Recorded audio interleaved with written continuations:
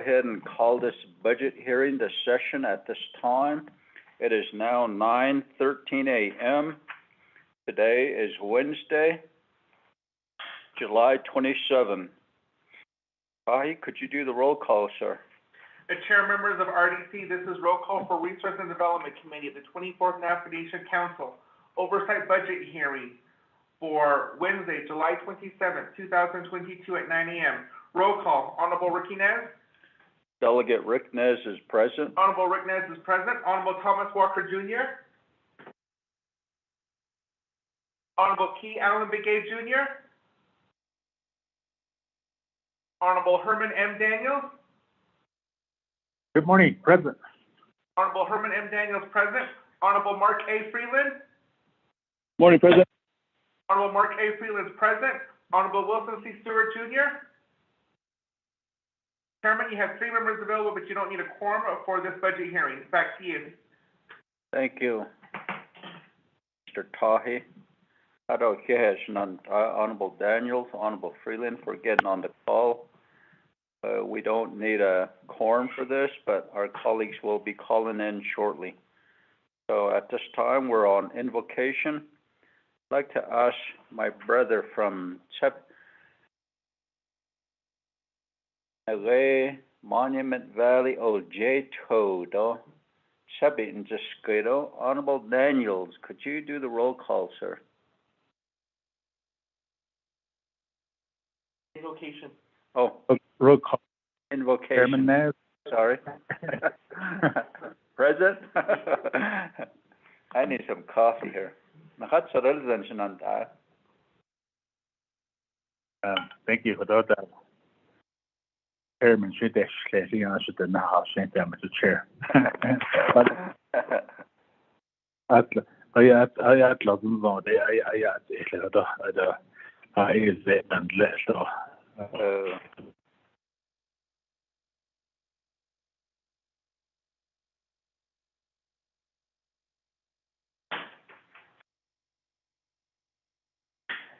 Honorable Daniels.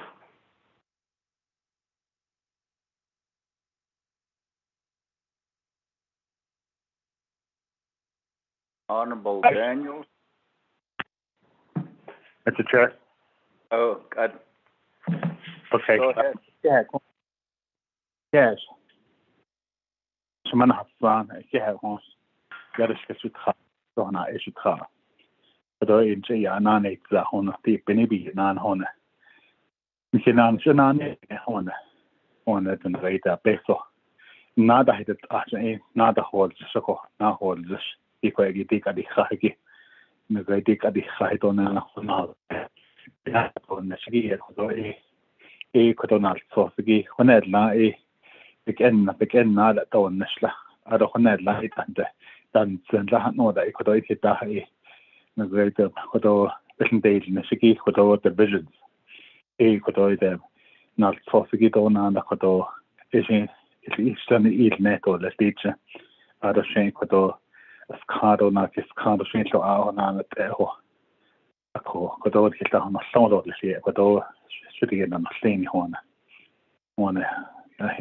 ansa har kæst der hun ja det kunne se kæst og det så de hun og då er du lade det så han ikke hen så nu ikke get i ting og det så då er du når hun helt til og så hun er du ja det så ja der ikke begge til og det så hun så ja det ikke begge så hun så då det hun er du hun der er næsten der hun Navajo Nation og då executive branch as of that at the nation to list state so the hagi hona should not let others just pass out of nada the sigi hona out of legislative branch speaker hodo besma has an yahnan dahagi I don't think besma has an leni the hona edo ho nashana with so ken hinal kid and he down tago hodo I don't get that go ye go hona di ka Ndot jahal hona edo khabsa hona hona hona bagan the هذا الشند شيء يتوان عنده هديكا بكيدا لأن كده بجاء ده هون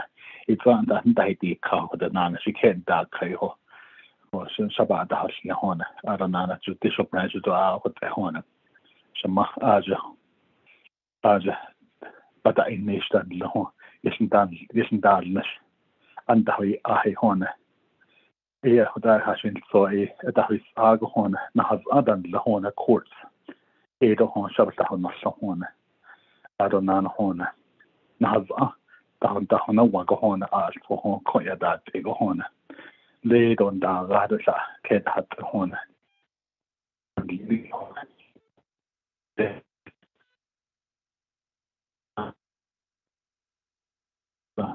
Laid on the yet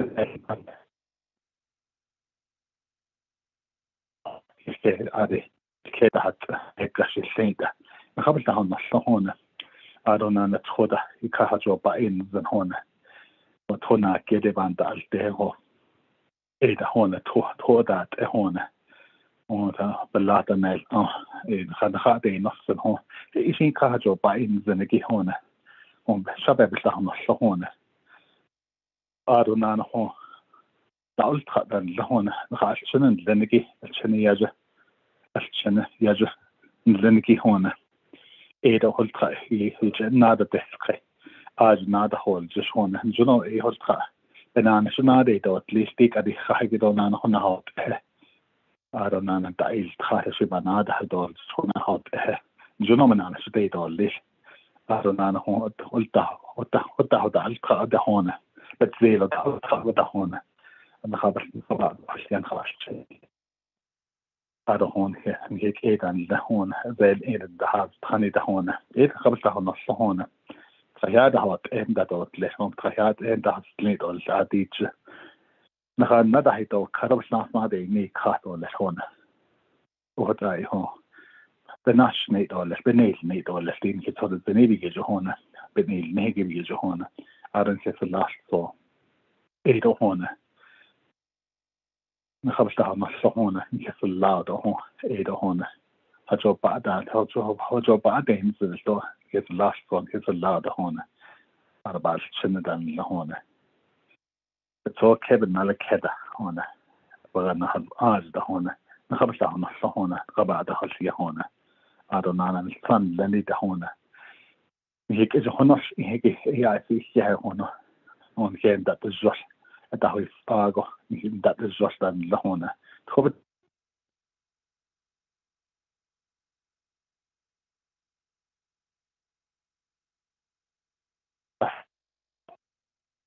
and played all it, kitchen, not hot load all it, chill trust, and the end of the less of net measure. Baby, Benani, Edo, less to Aja, not lost and the yen, ye, Hone. It's a non played all the speckers than the back. I don't know, saying, Kelly, in a whole Ago, I don't know. No, whole head at that. I don't know, the thought that none of you say, that is Ago. Ada Hone. I have a sound of sort of Hone, ask for Hone. I don't know. Jag är mig håll just då det jag har sagt lite och jag har när så det är så det så hon. Jag har så de hade så hon. Så det ni ben hit och läs hon och klabba det hon och landet I don't know vad det ben har hon Native American Church. Har det då anke och är hon. Inte åtla. Han hade det inte helt för alla. Kolla så där är så. Och så att är hon. Hon kostar hon så är det bara för det sen då det hon det är bygge hon och det är hon för det är snett då det hon där så det är en maskin och det är för det sen då det är bygge hon allt för den heter hon så då det hon så nattling och så nattling thank you chair Yes, Honorable Daniels. Jag tycker att den dagen att sin case då hjälpt gå kora sanitni då le. All jag kan hända hastra out in my area. Could it så hot eller There's just puddles of water everywhere, and it's just nice to see that. So it was nice. Thank you, Honorable Daniels, for your prayer. Mr. Tahi, do we have any announcements from you? Chair, members of our RDC, my announcement is that we will continue with the budget hearing on Thursday, July 28, 2022. We will wrap up on Friday, July 29, 2022, and revisit any of the divisions that need any additional appropriations, unmet needs. In addition, on Wednesday, August 3rd, RDC will take action on all the budget legislation that we will hear over the past 4 days. And on Tuesday, August 2nd, is Navajo Nation Primary Day as well as Arizona Primary Day. So encourage your community to get out and exercise their right to vote. Chair, members of RDC, that is my announcement. Back to you. Thank you, Mr. Tahi. Honorable members of RDC, any other announcements?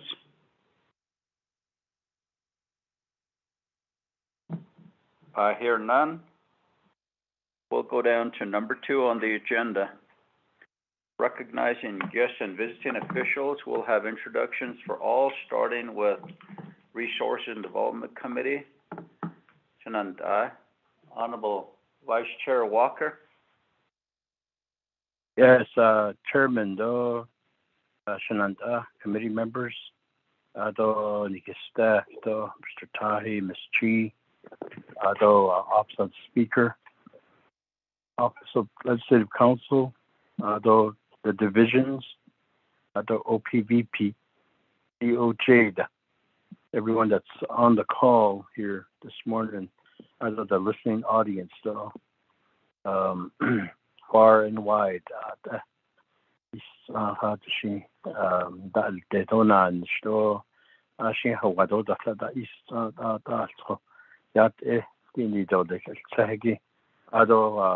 Thomas Walker Jr. Edition, the city to Nana Hassan, the Tony Hadley, the Tsako Hassan, the Holitas and the Liberal Hadahisto. Ibanash Chicago. Adon and Shiniki is Shin Hinshin of being Petroni, for the Chini Bashin. What's on the issue that is a tradition national? I could echo Ado Navajo Nation, 110 chapters, bandagenish. I could echo the credo in Baba John, the region that I am from. 5 chapters. A could echo and go question that non Shinada did Nico and not so desi, which Honorable Daniels could echo she bedid Nico bedan kitsil and seats. I could echo. Thank you, Chair. Back to you. Thank you, Honorable Vice Chair Walker, for that. Honorable Daniel.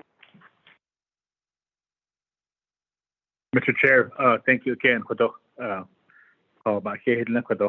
Herman Daniels Jr. ACZ. With Annie Insla, Adonana Kitchin, that's it. Ascahat Loho, that's another toy lane. Though not kind of net, that's a say. What I could can hit in it, though, that's deep in every year. All that to shot to not on. Other than that, I can ebanashnish. What I need to have made of that. Thank you, Chair. Yeah, Honorable Daniels. Honorable Freeland. Chairman, good morning. Colleagues and staff. Here along for that prayer this morning. Shizay Mark Freeland, the Shadow, Adolfini, Tutoni, Shona Kia, Ani, Quachis Chin, Sanjakin, the Shadow, Tenant Nation, let's be close to Christ in a shop. 8 chapters of the Eastern Agency, Crompoint, Nahadiski, the Senti, White Rock, Lake Valley, Herpano, and Mayeze. Good morning to one and all. Thank you, Chairman. Thank you, Honorable Freeland. Honorable Stewart. Good morning, Chairman. Vice Chair. I staff. Online this morning. For the prayer this morning. Hey, Wilson C. Stewart Jr. and Chiato Tso that Nasha. So, but Hadashagi is Tso Beck Hachi, Twin Hijid. But Hadashan, the 49th agency, is representation for the Resource Development Committee. And, otherwise, like Chairman said,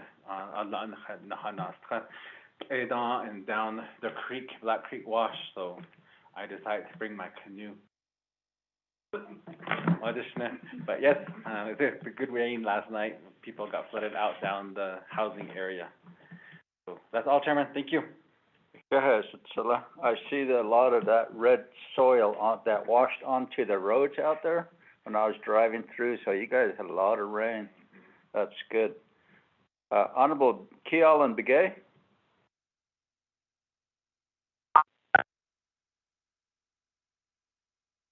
Good morning, Chairman.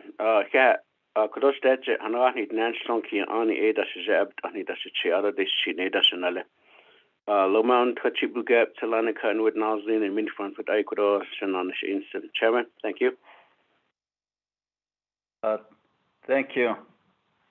Silla. Shay, her Rick Nazin, Shiga, on what son and Schla, or Zay Touchini, Bushes Chain, Sana Bitin that should shade okay on the Ada Shanalahot, and then Schlido, Nia, a Nagay, San Juan chapter, Tefnani, and the Hasnet, dog Quaggy, Aroe, Hania, Hastago chapter, Banash, Nishige, a San Juan chapter, the Hogbat, Ninahanzad, Upper Fruitland, Burnham, the Newcomb. Yat ben Arnold so quick Kojan that so Gizigidon hit one of Sonigi. Kachenas Nana staff, Mr. Tahi.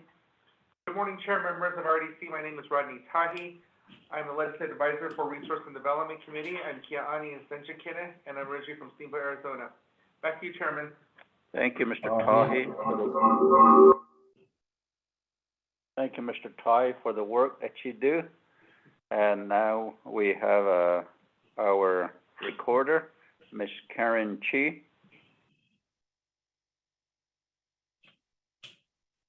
Hello, good morning, everyone. Shay Karen Chi, Shay. Donne, the Tachini, so my education, but she, Tabai, that's a Twitter, that's another. I am the legislative RDC reporter for RDC committee. Thank you. Thank you. We do have an attorney for RDC as well, Ms. Khan. Oh, Yad Ed Arnoldsville. Although a go shiaj. The prayer was so beautiful. Thank you, thank you. And she a Mariana Khan, the Shijine, Dona and the Slinigi a Tohiad leaning the Slimp Ahi Bashish Chin, Ashchid Dashid Shades and Jikina Dashanala. I will be listening from here in Winter Rock. Thank you.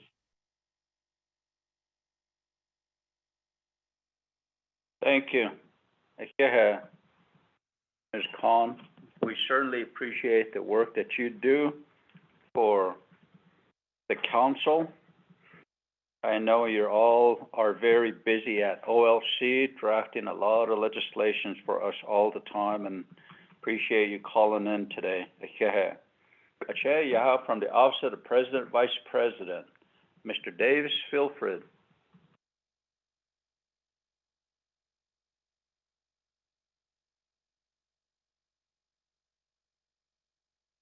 Mr. Filfred?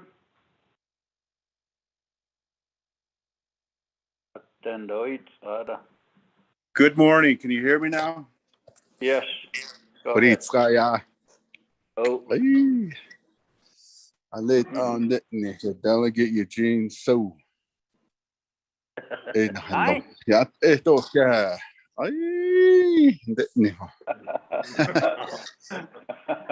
Good to hear from your chair, members of the Resource and Development Committee, and everybody that's listening in.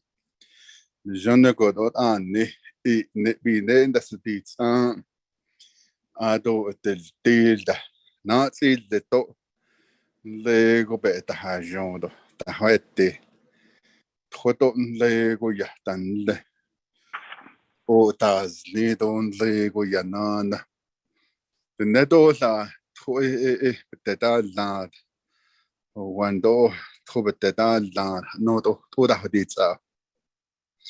Akunden Sheikh and based on that, the Asian Not of Lee. Davis Phil for Office of the President, Vice President, Executive Staff Assistant. Kilichin and she don't ask she was chimp and that's just check for the chin, that's Nella. I'll be listening in. Thank you, Honorable Wilfred. Teresita Clashen, are you on the call?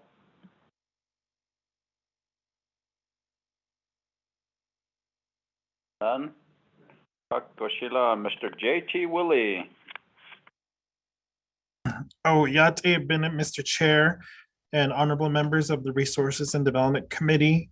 This is J.T. Willie with the Division of Economic Development. Adonai Eitka Baha Ainshle, Adot Kachini Bashichin, Ashihe Edashachedo Kia Ane Dashanale, Ado Bahas Adent ICA Nasha, Ado D Division Director Sali, Ado Aya. I'm also joined on the call with various leaders from within the division who will be assisting in our presentation today. So, yeah, Mr. Chair. Thank you, Mr. Willie. Your staff, Ms. Elaine Young.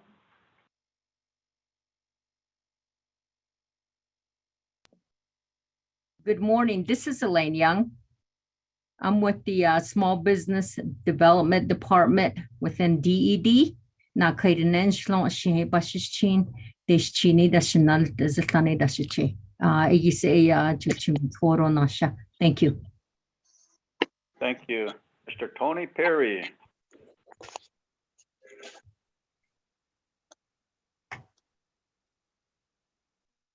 Perry? Yeah, good morning, everyone. Chair and members of the RDC, Tony Perry with Project Development. Thank you. Thank you. From OMB, Ms. Darlene Siam.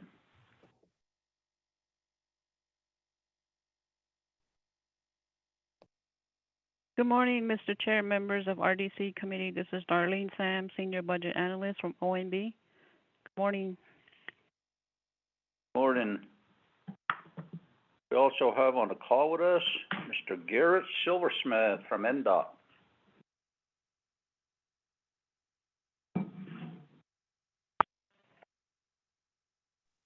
Good morning, Honorable Delegate Chair Nez. Can you hear me? Yes, sir. Go ahead. Good morning, Honorable Delegate Nez and Honorable Delegates of the Resources and Development Committee and all the participants on this call. This is Garrett Silversmith, Division Director for Navajo Division of Transportation. Thank you. Thank you, Mr. Silversmith. You have your staff on the call with us from Ndot? Yes, sir. They'll be joining me shortly, but I'll have on my call our Deputy Division Director, Ms. Norma Bowman, and also Ms. Sheila Clyde and Mr. Ardaniel Begay. They'll be joining me, sir. Thank you. Thank you. We have from Speaker's Office, Ms. Kirk.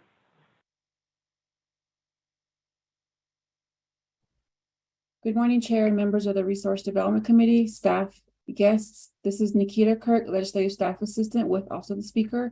Thank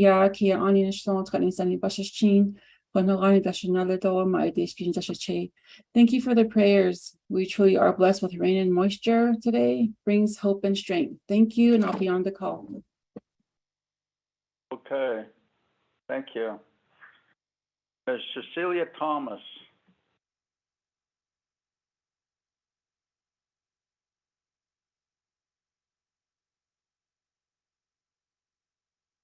Ms. Thomas?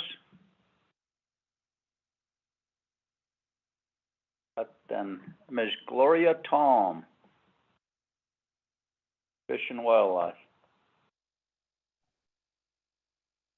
Good morning, Mr. Chair, members of the RDC Committee.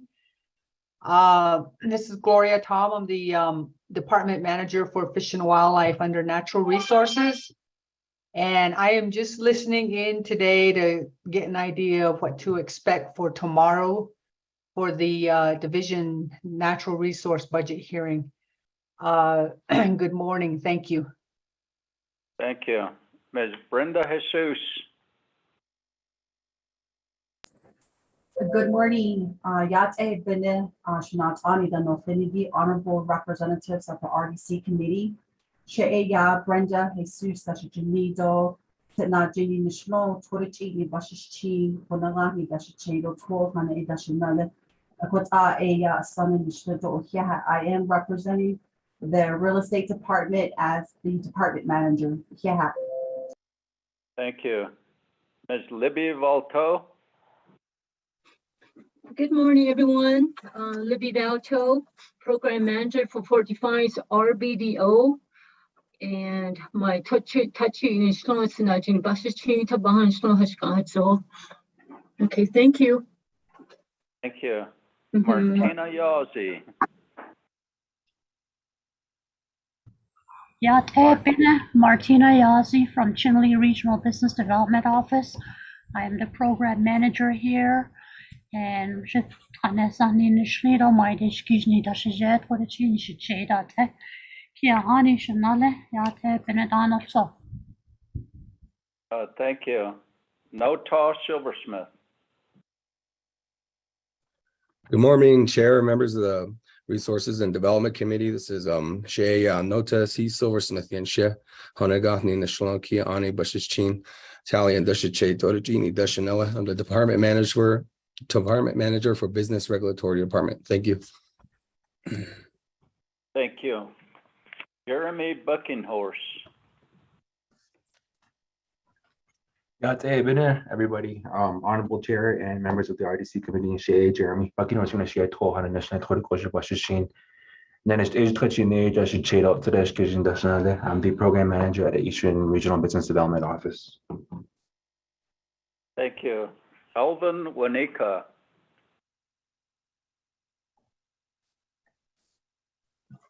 Good morning. My name is Alvin Wanika. I'm the Senior Economic Development Specialist for the Business Regulatory Department. I'm just listening in this morning. Thank you. Thank you. Douglas Capitan. Good morning, everyone. Douglas Captain Toglini Bashashin Kiani Dashache Nanish Dashanala. I'm the Department Manager for Support Services at the Division of Economic Development. Okay, thank you very much. Anybody on the call that wishes to introduce themselves? Good morning. Can you hear me? Yes. Good morning, Honorable Chair and Honorable Resources and Development Committee. My name is Margie D. I'm the Program Manager for the Regional Business Development Office. And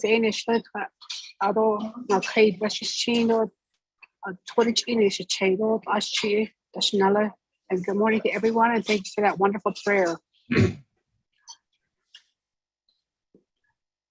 Good morning. Good morning, Chair, members of the RDC Committee. This is Janet McCabe with the Office of Management and Budget.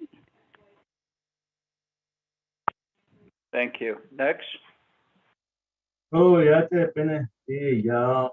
from Western Regional Business Development Office.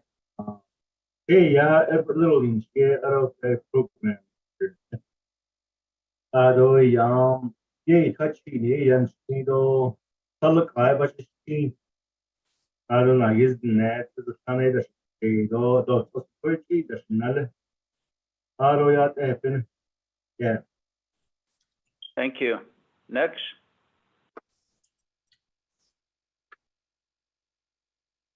Good morning. My name is Tyrone Chi. I'm Administrative Service Officers for Support Service Department. Thank you. Thank you. Next.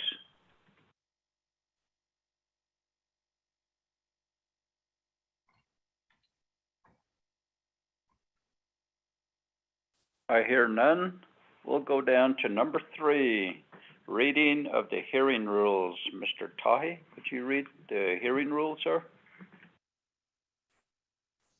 Chair, members of RDC, so the rules of order for conducting budget hearings. 1, the chairperson of Resource Committee shall preside over the hearings and maintain decorum and order.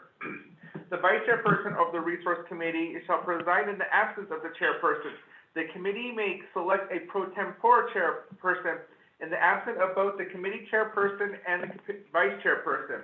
2, all members of the committee shall be allowed to ask questions of the presenters. 3, formal rules of evidence and procedures shall not apply to the budget hearings. The chairperson may exclude evidence that is irrelevant, immaterial, and unduly repetitious. 4, the Office of Management and Budget personnel shall read into the record the funding summaries for the divisions, departments, and programs prior to commencing the presentation by the presenters. 5, all presenters shall be sworn and present testimony under oath. 6, presenters shall be given a max of 20 minutes or less for oral testimony or may be extended by any committee member. 2, in addition to oral testimonies, presenters shall be allowed to submit written testimony, including any other documents and materials in support of their testimony. The presenters shall identify such materials and documents for the record. 8, testimony shall be pertinent to the issues identified by the committee. Testimonies shall not include materials that are currently in litigation or in grievance process, except as they relate to the financial impact of the budget hearing. 9, recommendations shall be rendered by the committee in accordance with the fiscal year budget manual for budget hearings and within no more than 30 calendar days after the conclusion of the budget hearing. 10, all hearings shall be open to the public except when the committee determines that issues and subjects presented to the committee are sensitive and confidential in nature, at which time the committee may convene into executive session. Chair, members of RDC, that is the rules of order for conducting budget hearings. Back to you, Chairman. Thank you, Mr. Tahi. On number 4, we have the budget hearings. The first on the list, we have Navajo Division of Economic Development. Mr. J.T. Willie, could you identify who needs to be participating in this budget hearing so we can do the oath? Yes, thank you, Mr. Chair. Myself, J.T. will be participating along with Mr. Douglas Capitan, our Department Manager for Support Services, Mr. Tyrone Chi, who is our Administrative Service Officer, and Mr. Patrick Yazzie, who is our Senior Accountant. Mr. Chair, I also am joined on the line by various managers throughout the division in the case that there is questions regarding their particular line item budget, but I'm going to be the main individual responding to the questions. So you can just go with the 4, Mr. Chair. Okay, thank you very much, Mr. Willie. At this time, we will go ahead and have the oath taken, and I would like for this to be done individually. So if you would, please stand and raise your right hand. Mr. Willie, could you state your name for the record? J.T. Willie. Do you swear to tell the truth in the testimony you are about to give? Yes, I do. Thank you. You may be seated. Mr. Douglas Capitan, could you please stand and raise your right hand and state your name for the record? Douglas Capitan. Do you swear to tell the truth in the testimony you are about to give? I do. Thank you. You may be seated. Mr. Patrick Yazzie, please stand and raise your right hand. State your name for the record. Patrick Yazzie. Do you swear to tell the truth in the testimony you are about to give? Yes, I do. Thank you. You may be seated. Mr. Chi, please stand and raise your right hand. State your name for the record.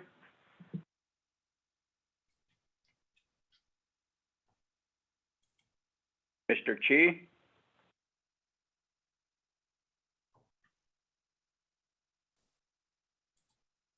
Mr. Tyrone Chi?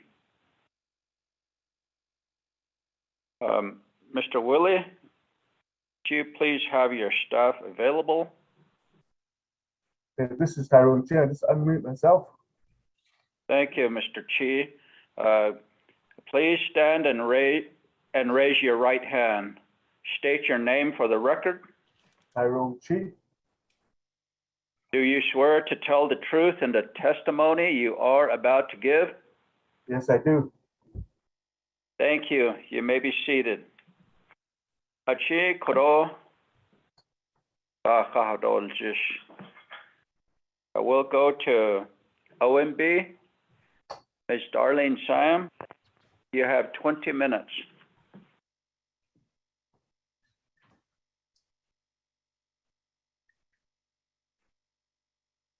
Good morning, Chairman Nez and members of the RDC committee.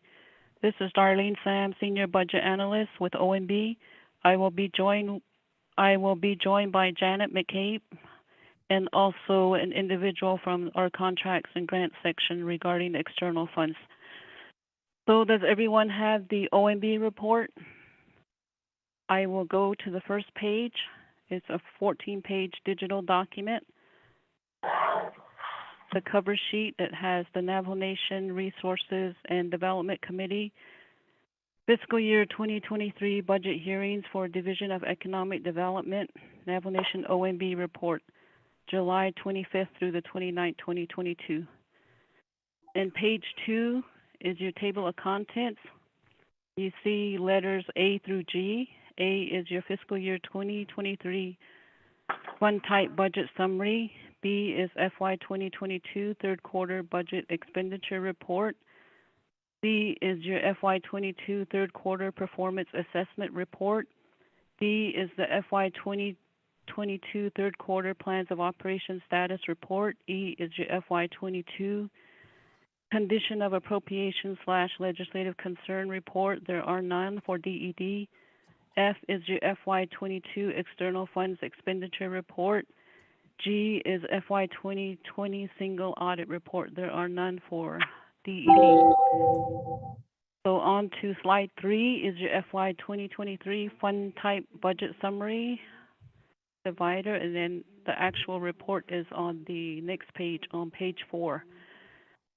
So for Division of Economic Development, the fiscal year 2023 budget summary by fund type, you have the business units listed, the program, and then the FY 2022 approved general fund budget. And then on the far right is your FY 2023 proposed budget.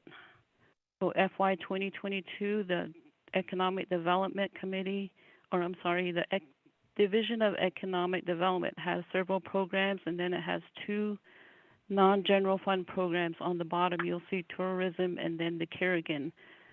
So the 22 approved budget is $5,493,887. And then for fiscal year 2023, your proposed general fund budget is $6,065,311. And the next column is your indirect cost fund. 3 programs receive IDC, and the total is $455,477. Next column is an allocation from the personal lapse fund. These are additional funds that were given to the divisions to cover the costs of their FY 22 general wage adjustment that they receive. So that total is $115,301. And the next column is your proprietary fund. That's the Kerrigan building for $300,000. Next column, fiduciary fund, there are none. And next column, special revenue internal, $400,000 for the tourism program. And the far end column is your special revenue external funds. There are 3 reported, and the total of $5,422,217,000 for DED. They normally don't report external, but for this year they have to report ARPA. So that will be covered by contracts and grants section. So the last column is your total that's proposed for FY 2023. The bottom line recommended budget is $12,758,306. On to the next slide is your quarterly reports for FY 2022 third quarter. On page 6 is your budget status report as of June 30th. That would be third quarter ending June 30th. For economic development, you have the top portion the listed programs are your general funds. And then the bottom are the two special revenue or the non-general fund programs. So your original budget for general funds for FY22 was $5,671,449, and the two non-general fund programs $428,576. So the grand total on the bottom is $6,100,025 original budget. Next column is your revised budget. I will just read the grand total of both general fund and non-general fund, which is $7,349,918.04. Actual expenditure is $3,919,571.07. Encumbrance of $650,991.25. Budget available $2,779,355.72. And last column shows your expenditure rates. And you note two notes are on the bottom. One asterisk represents under expenditure by $65,000 or less. Two asterisks represents over expenditure by 85% or more. And this is third quarter. Program should be at 75%, but we give them 10% or 8 minus or plus 10%. That's how we arrive at 65 and 85 off the 75 normal rate. So you'll see that there's 3, 4, 5, 6, 7, 8 general fund program that are under expending. So overall, the general fund expenditure rate is 60.40. And then the non-general fund, the tourism program is overexpending, but at 95.6, but it should be on track. So together, the expenditure rate for DED is 62.19%. And then the following slide are your performance assessment report, and Janet will go over that. Thank you. Thank you. Go ahead, Ms. McCabe. Moving on to tab C, which is your program performance assessment report. There are 13 business units under the Division of Economic Development, and I will give the quarterly average scores. Below is the scoring, which indicates 3 exceeds their goal statement, 2 they meet their goal statement, 1 is not meeting their goal statements, 0 indicates the program did not report the actual results to OMB. Beginning with the first quarter, the average score is 2.26. Second quarter is 2.30. Third quarter is 2.35. Moving on to tab D, the Plan of Operation Status Report. Again, there are 13 business units.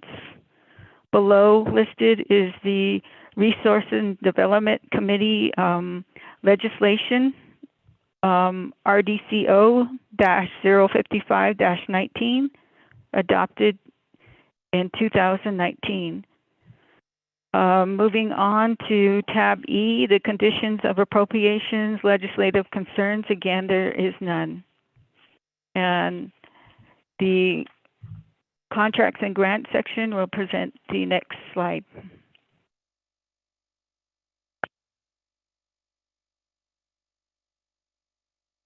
Good morning. Can you hear me? Yes, go ahead. Good morning, Chairman Nez and members of Resource Development Committee. This is Jermaine Jones, Deputy Contracting Officer. I'll go ahead and read in tab F, which is FY 2022 External Funds Expenditure Report.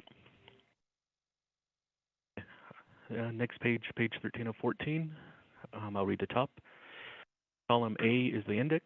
Column B is the company number. Column C is the contract ID number. Column D is the start date. Column E is the end date. Column F is the number of business units. Column G is the number of company numbers. Column H lists the business units used. Column I is the description of the business unit. Column J is the revised budget. Column K is the expenditures.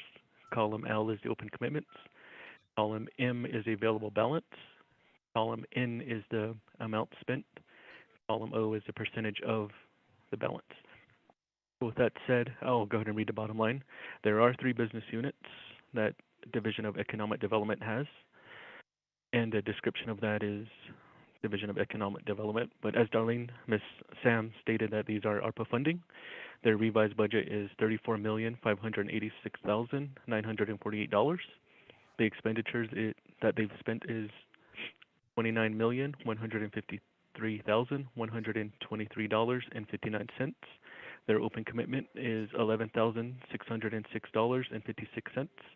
The available balance that they have is $5,422,217.85. They've spent 84% of their amount allocated, and they only have 16% left. And on to the next tab is tab G, which is a FY 2020 single audit report, which Division of Economic Development does not have. Thank you. Thank you. OMB, are you done?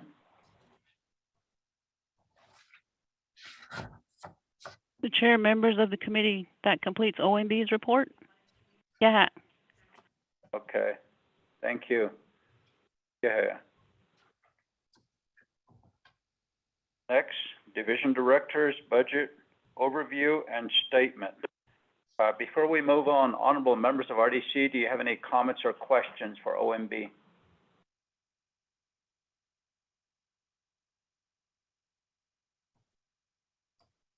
I hear none.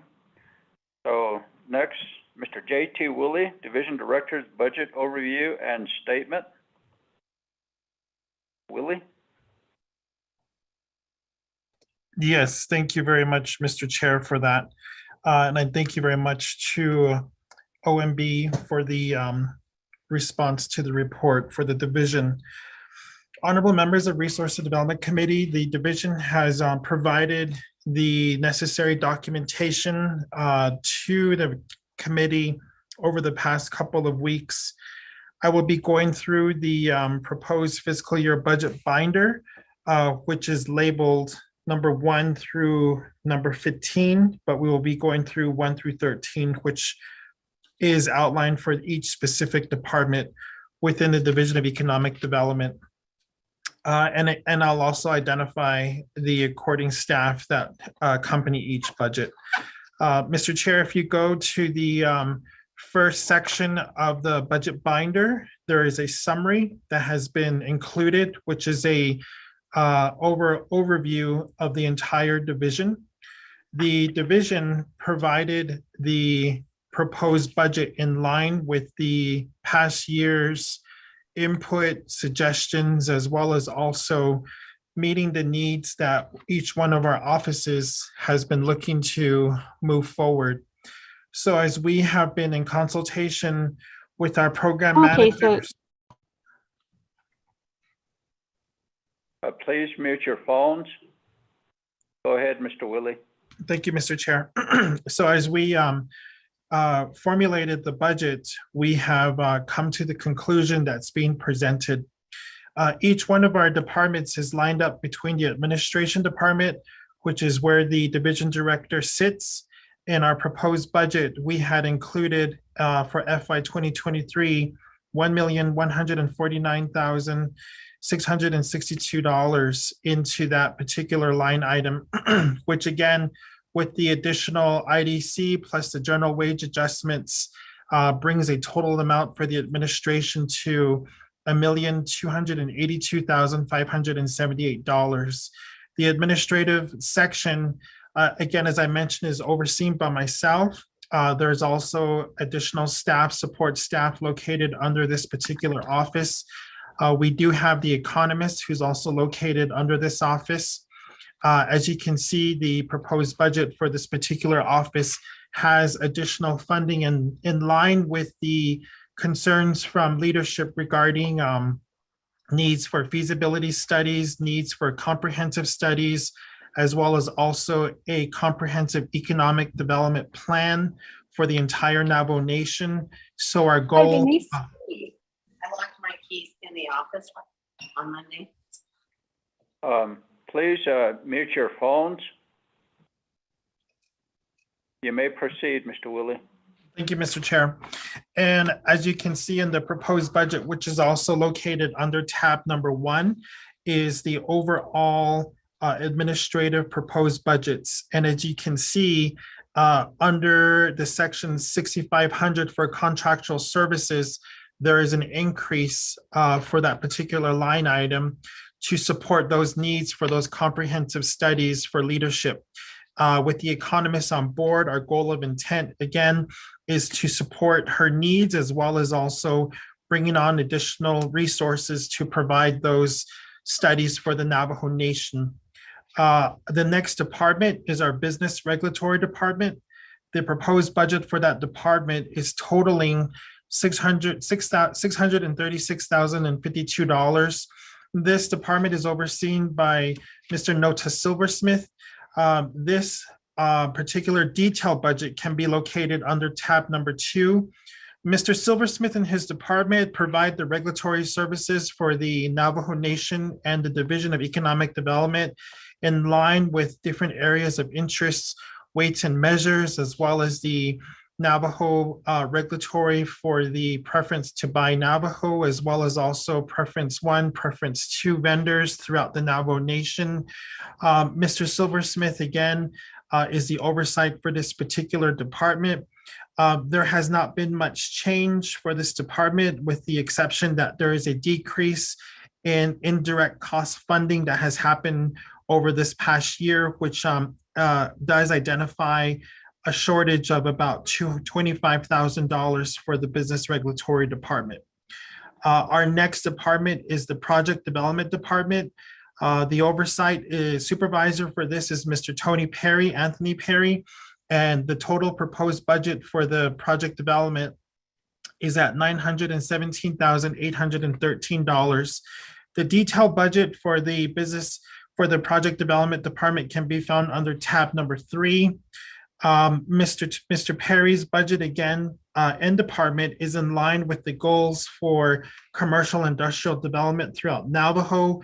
There has been an allocation that has been provided to Mr. Perry, and so therefore the department has a minimal increase of $4,472 from our recently proposed budget to this year's proposed budget. Mr. Perry's department, again, with all in line with their vision and goals, has been based off of the need to provide additional services for commercial and for industrial development throughout the Navajo Nation. Our Chinle Regional Business Development Office, I'm going in line with business unit numbers assigned in numerical order, and our Chinle office is overseen by Ms. Martina Yazzie. Ms. Martina Yazzie was selected over the past fiscal year as the incoming supervisor for the Regional Business Development Office there in Chinle. We did have a vacancy there with the retirement of Mr. Tony Little, and so therefore we are glad to do an in-department promotion with Ms. Yazzie, who applied for the position. The total allocation for Chinle Rbdo is at $364,027. Ms. Yazzie's budget and the Chinle Rbdo is located under tab 4. Very detailed budget again. There is an increase of support to this particular regional office of $12,075. We are looking again to support Ms. Yazzie's efforts for concerns to provide additional services throughout Navajo in regards to the central region, particularly to leveraging as well as offering support for entrepreneurs and working with them when they come to develop businesses in the area. I will go into further detail when we get to the small business department as to what those initiatives also include. Under the next office, which is our Eastern Regional Business Development Office, this office is overseen by Mr. Jeremy Buckinghorse. Mr. Buckinghorse as well has filled this position over the last fiscal year, and Mr. Buckinghorse's efforts as the incoming leader for this department, his budget, detailed budget, can be found under tab number 5. Mr. Buckinghorse, again, has been given an allocation which has resulted with the proposed budget of $370,412. Mr. Buckinghorse, again, goals and initiatives to support the region's efforts within Eastern Navajo. There is a decrease this year because of again, our goals and of intent as we move forward to strategize with our economists on certain areas of need throughout Navajo. So therefore, I will go into more detail when I get to our small business development's proposed budget. Moving on to the next line item, we have our Shiprock Regional Business Development Office, which is overseen by Ms. Margie D. Ms. Margie D also has an allocation proposed for this year at $455,953. There is a difference of $1,026 less from last year to this year. Again, in line with our goals and initiatives for each Rbdo, we will be looking to support some of the cleanup and also restoration efforts throughout the regions. Our Western Regional Business Development Office, overseen by Mr. Edbert Little. Mr. Little's department plus the Western Regional Office's detailed budget is located under tab number 7. And under the regional office for the Western region, we have a total allocation request at $415,290. Again, in this line item, in this particular detailed budget, Mr. Little has an increase proposal looking at $169 for the Western regional area. And lastly, our Fort Defiance Rbdo, which is overseen by Ms. Libby Balto and located under tab number 8. Ms. Balto has a proposed budget for this year at $345,965. Each area, again, focused to continue to support their needs for all of our regional business development offices.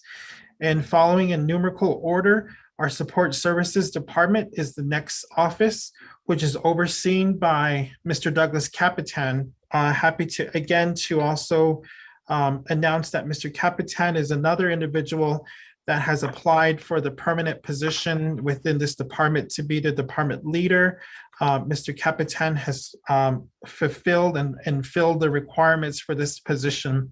So therefore, this position has been a delegated position over the past year since I've been appointed as the division director. I really would like to extend my appreciation to our administrative services officer, Mr. Tyrone Chi, who has done great efforts to continue his delegation into this office and now supporting Mr. Capitan. Support services budget is located under tab number 9. Tab number 9 details our support services and again, proposing to support their efforts at $626,107. The additional increase of $51,517 is in line with the intent to support an incoming chief financial officer. As honorable members know, we have the Business Development Infrastructure Fund that we are looking to move forward. And one of the needed components is that CFO position. Moving on into our Small Business Development Department, this office is overseen by Ms. Elaine Young, and the proposed budget for the for the Small Business Development Office is at $722,039. There is an increase in here that I would like to highlight, which is in line with line item number 6500 for contractual services.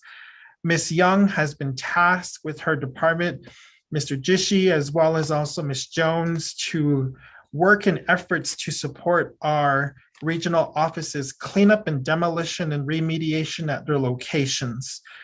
Because of the timeline that we are in, we have put everything under the Small Business Development Office, and we'll be coordinating those efforts with my office as well as our economists to provide those needs to enter into those contracts for cleanup purposes. So the additional funding was allocated to the main oversight office for the Small Business Development Department. The next office is our Navajo Real Estate Department, which is overseen by Ms. Brenda Jesus. The detailed budget is located under tab number 11. Ms.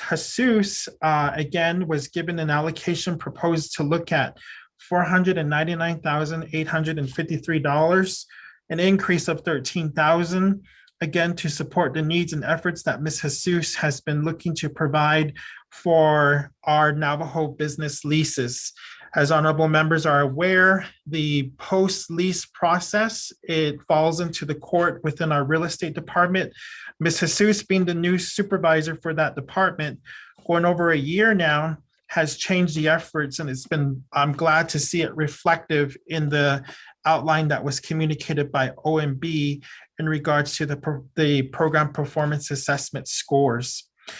As we move on here, our tourism department, overseen by Mr. Arvo McCabe, as the honorable members are aware, the allocation for tourism is done through an external fund. And so therefore, the hotel occupancy tax allocation is at 400,000, which in all honesty does not meet the needs of this department because of the low allocation that we have received.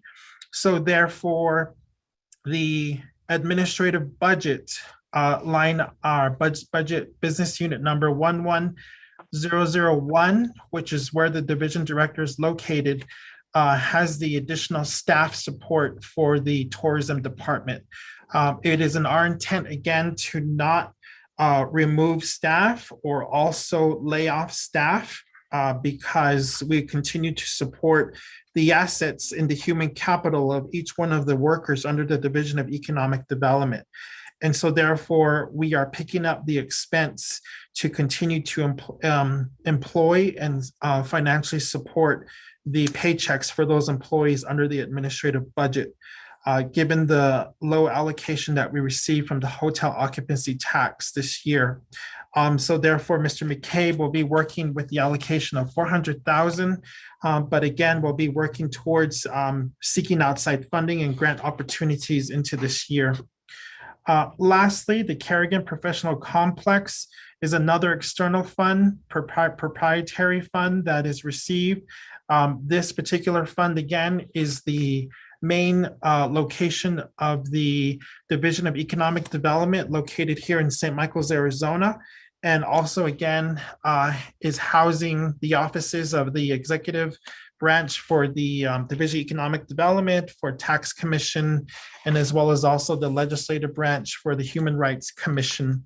As you can see there, the proposed budget stays the same at 300,000. This is mostly due to fixed cost allocations for rent and leasing throughout the division's offices. Mr. Chair, that concludes my report in detail for each one of the areas within the division's administrative budget. And I stand for questions or input at this time, Mr. Chair. Thank you very much. Thank you, Mr. Willie. Thank you. Hiroshi, you did both the budget overview, your statement, as well as the budget presentation. I believe that at this time, Hiroshi and honorable members of RDC, any comments or questions?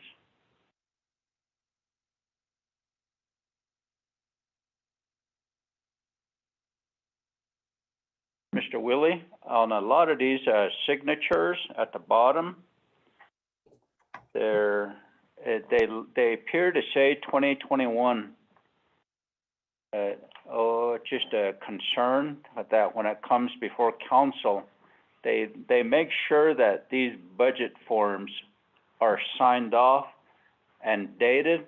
So when you look at, let's say, program support services, Akagi on number 9, Mr. Capitan, Mr. Chi Kwagi. There was a signature down there at the bottom, and it's dated 7/12/2021 if I look at it. And Mr. Willie, yours does say 7/12/20, and then I can't tell what that says there. So just be careful when you all are doing the dates on this. They want to make sure that it's 2022. Tabakago. Do benandet og killat så besparsane Dilachait, 2021, this is all non-hit that need all late, even Nadishna, Yohada seed. So just for your information, Mr. Willie. Thank you, Mr. Chair. So, honorable members of RDC, any comments or questions? Mr. Chair, this is Delegate Daniel. Honorable Daniels, you have the floor. Mr. Chair, yeah, I don't know Vice Chair should say. I don't know colleagues, RDC members. It's a little I don't know should say. I don't know OMB without that. I want to thank you for providing the budget, and also without the Division Director for Economic Development, Mr. Willie, along with your workers there at Division Economic Development, as that in Michigan, real estate, as in small businesses, as that in this, as in the Quidona grade, that is Rbdo, in Michigan. So Quidona grade, I was trying to look for the presentation Quidona grade and get into Aliage. Quidona in Quidona, yeah, about net, I don't know, moving forward, I'm pretty sure we're going to read it on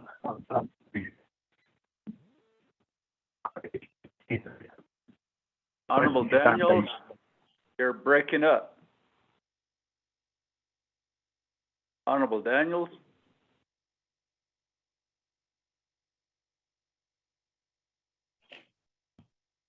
Honorable Daniels. Mr. Chair, Go ahead. Okay. I think I asked you but Quidona grade, Oslina Bisco had on name.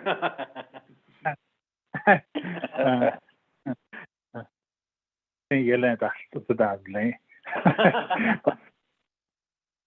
But Quidona grade, moving forward, Quidona grade, we're going to do revisit sheet on this Quidona grade, I don't know Quidona, but this kid on it, Quidona grade, economic development. So, are you okay with it? The budget Quidona grade, Quidona base, Quidona bed, he's not for snaggy.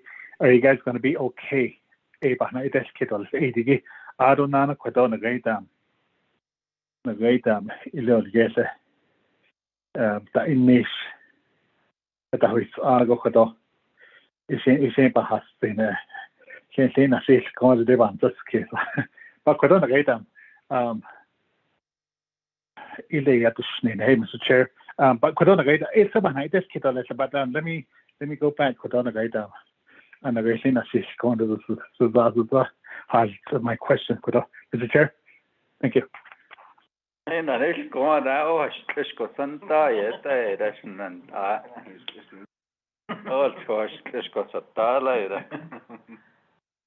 Mr. J.T. Willie, there's a question. Are you okay with the budget?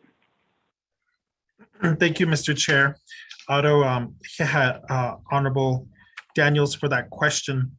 It seems like a trick question, so I'm going to say I could always use more funds. But my main concern has been the support for our tourism department. Our tourism department comes from an external fund. And before we were coming to present today, our division was looking to get consultation from the tax commission, and Mr. Capitan had met with the tax commission on the formulation as to how the allocation is transferred over to the Division of Economic Development. However, the results of that will not come into fruition until this upcoming fiscal year. And understandable by how the law is written, our tourism department receives their external fundings based off of those allocation.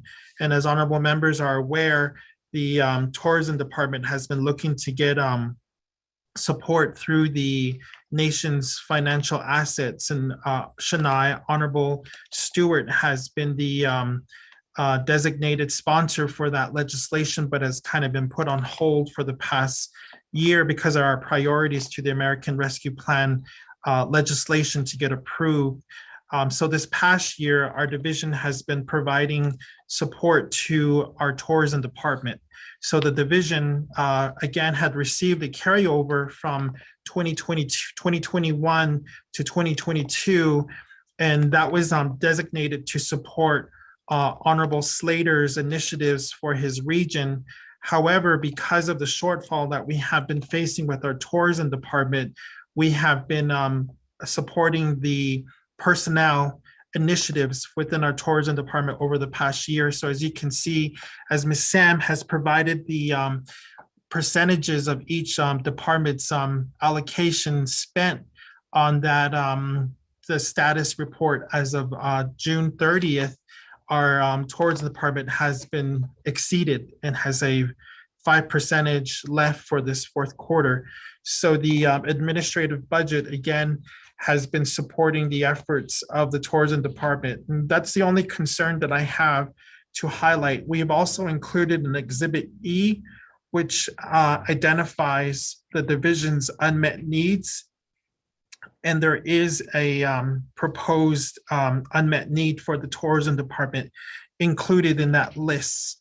And the division has prioritized those unmet needs. So the first one's has the most priority, and then of course it goes down in regards to each one of the areas needs as identified through the Exhibit E. So that would conclude my response, Mr. Chair, but I also would like to add again that we are appreciative to the continued support that we get in the budget allocations, particularly in line with the efforts to support those comprehensive studies that our economists will be moving forward for this year, as well as also the demolition cleanup remediations identified throughout Navajo. And then lastly, again, for leveraging purposes at our regional offices to support the efforts to kind of have that additional funding to meet the needs for some of these entrepreneurs in their efforts throughout building throughout Navajo. That concludes my response, Mr. Chair. Thank you.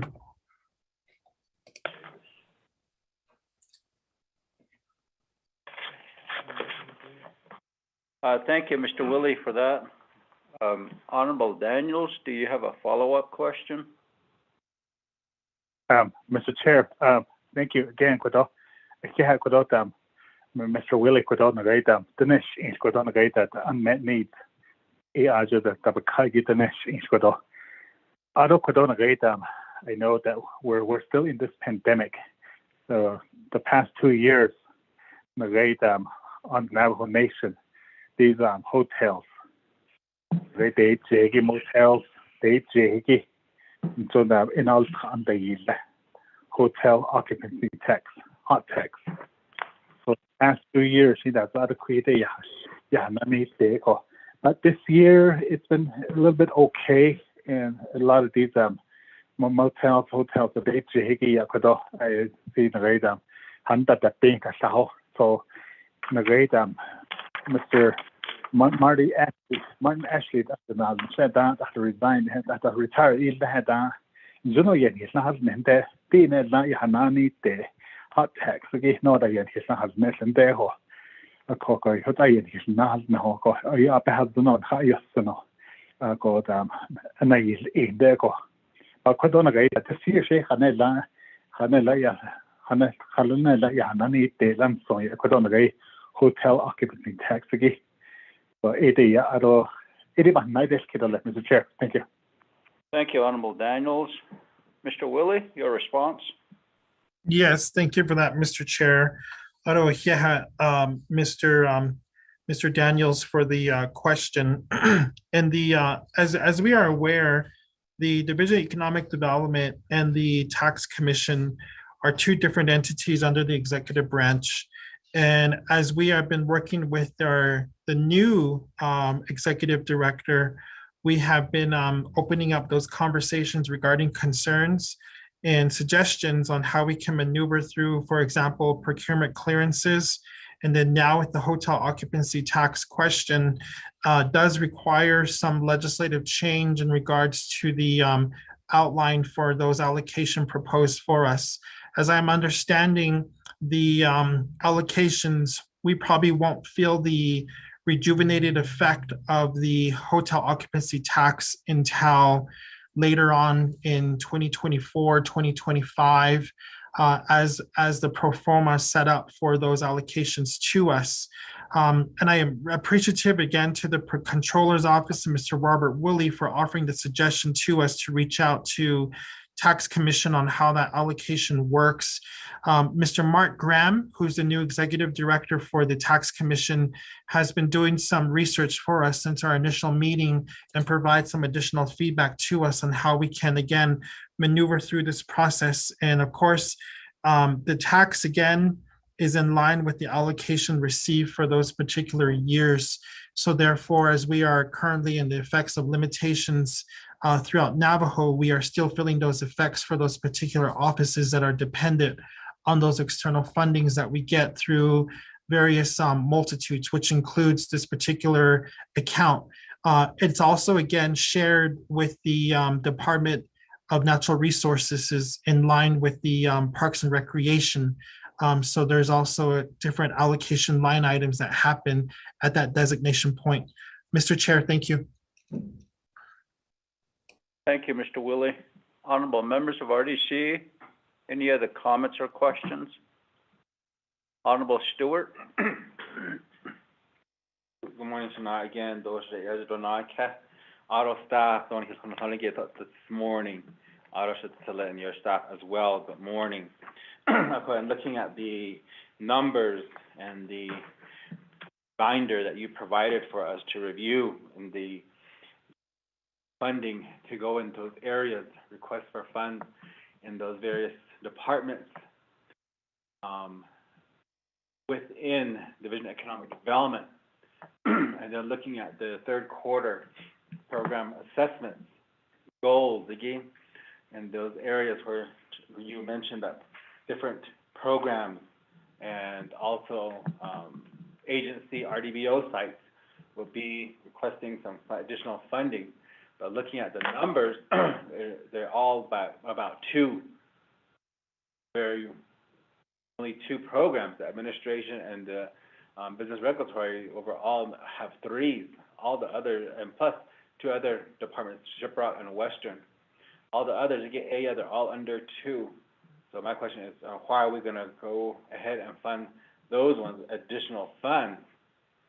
And the other one is under the Project Development Department.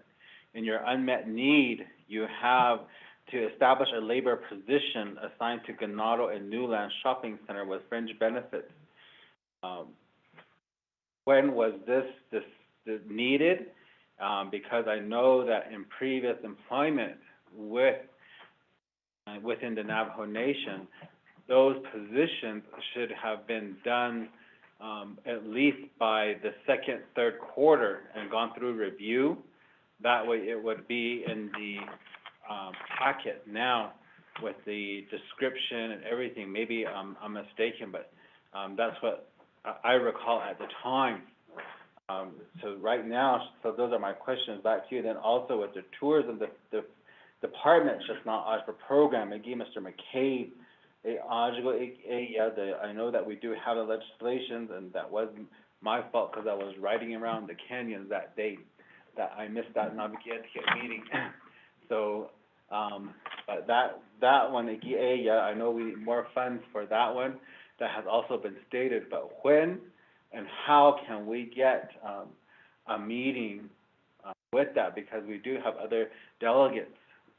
You are aware of that. We do have delegates that have raised concerns regarding their communities and tourism sites. I don't know how we can do that so that we can get more assistance from them as well, knowing that the ARPA funds have gone through now.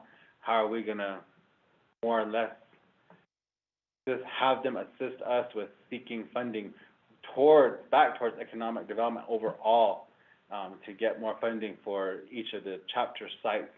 And then also my last question would be the feasibility studies that have been done on these communities.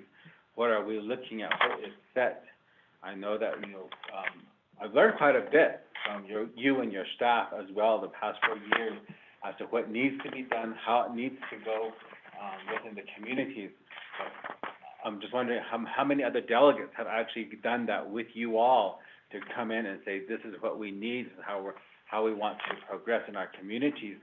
So how many of those are ready to go within this time frame that we have less than a year to provide, and how can we assist as RDC to make sure that those delegates are aware of what needs to be done to get them submitted? That's it, Shatila. Thank you, Chairman. Thank you, Honorable Stewart. Mr. Willie, your response, sir? Yes, thank you very much for that, Mr. Chair. Honorable Stewart, for those questions. Going back to the first one regarding the quarterly reports from 2022, which Ms. Sam has communicated to us. And going through each one of the divisions, and I'm appreciative that you have recognized each areas of interest for our various departments through the division. Within the past 2 years, we went through a review which changed the goals and initiatives for each one of our offices to be very realistic in goal setting. Each one of these offices submit those quarterly reports in line with the requirements for the budget allocations every year. And of course, I leave it in the supervisor's responsibility to take those goals and ensure that they are accurately met to the needs of their specific areas of interest, for whether regional offices, whether they are a bigger department like business regulatory. And with our incoming supervisors, for example, business unit number 11006, which is our Eastern Rbdo and overseen by Mr. Jeremy Buckinghorse. Mr. Buckinghorse comes to us from the Tax Commission, and now as the supervisor for that department has really aligned his initiatives as far as what those opportunities are for us. And of course, with the averaging to kind of not meet the needs as indicated for goal statements, that's again reflective on us at the Administrative Oversight plus the Small Business Development Office to continue to support the efforts for Mr. Buckinghorse's regional office. So as you can see the scores, yes, our administrative budget sits a little bit higher because those areas include specifics for, an example would include internal orientation, internal updates, internal processes for each one of our offices for support, but it also reflects back on us to continue to support their needs. So the averaging of 1.75, 1.5, 1.4 is also a reflection on my leadership and our leadership moving up. And so therefore we share that responsibility. And it's again in our goals and initiatives to ensure that everybody meets their goals outlined, whether it's at a number 2 or whether they exceed those goals. And so Mr. Buckinghorse is an example of that, and following by the book and ensuring that they are adamant about how they report those scores to us. The same goes for our Small Business Development Department and our Real Estate Department with Ms. Brenda Jesus again, and where we need to meet those expectations for them to continue to provide services throughout Navajo. And so therefore, each one of those offices, and I don't want to use the word more strict, but adhere to those requirements outlined. And so therefore, as they propose the new budget and the new goals for this year, have kind of reflected and changed those to be realistic for them to meet those opportunities here moving forward. In line with the labor under our project development office, they did request for the unmet need under exhibit number 2. However, this particular request, as I understand, unmet needs are one-time allocations. So therefore, I really don't know if that would be much to support. And as you have reflected, is that these should have been done prior to the budget formulation. This particular department uses a laborer to meet those needs located at the locations, for example, at the Burnside commercial site plus at the Sanders commercial site. The division's goal and initiative is to promote and build these locations. However, these locations currently do sit under the Navajo Nation. And as you are aware, the division also provided a build out for all of the other shopping centers throughout Navajo, which were handed over to Navajo Nation Shopping Centers Incorporated after a period of time. And so therefore, these two are very similar. However, these two assets still sit under the Navajo Nation's jurisdiction and we need to continue to provide the support and services. So Mr. Perry sometimes will be going out to these locations to kind of report some of the needs that a landlord would do respectively. And so therefore, we are that landlord right now for these two commercial sites. And maybe in a long-term time frame would be where the division would hand over those commercial sites to one of our enterprises to manage on behalf of the Navajo Nation. But at this point right now, with the investment interest that is currently put in place for this particular two commercial sites, and plus the earned interest back from the allocations that these businesses provide to Navajo, we still have them under our jurisdictional support. So therefore, the labor position was requested as an unmet need located under the Project Development Department's office. However, if that need is not met, we still have the continued administrative support staff to provide those services to those locations there. The next question that was asked was regarding tourism allocation and seeking funds for each sites that have come of interest to honorable members of the 24th Navajo Nation Council. Each of the members of the council have sought our support in regarding each one of these areas of interest. The most recent one includes support to Western Navajo. Mr. McCabe and his staff had, I sent them out to the Cameron location to meet with the officials. However, there is some confrontation that has happened with local leadership. So therefore, we're going to have to come back to meet with local leadership to share our plans as well as listen to opportunities in supporting the local area. Mr. McCabe is very, very resourceful in grant resourcing. And some of these project development sites for tourism related have received external funding to do feasibility as well as infrastructure support for some site locations. We did include some of them in the American Rescue Plan proposals that honorable members have received. However, because of the change in allocations, we are looking again to continue to support those projects as we move forward. And we did propose some of those in the 5-year planning as well. And at some point, we do need to revisit those with honorable members of the Resources and Development Committee so we can continue to share those plans and ideas and kind of formulate and finalize them for opportunity and support. So again, Mr. McCabe also does seek outside funding if there is a shortfall somewhere. Well, I'm very appreciative to the state as well. They've been partners with us in New Mexico and Arizona, and now with Utah, and regarding some of the requesting for tourism-related projects throughout here on Navajo. The other one is the feasibility studies. With our new economists on board, I still use the term new because Ms. Murphy has been working diligently on developing that plan. And her goal since day one has been to formulate what that economic plan would look like for Navajo.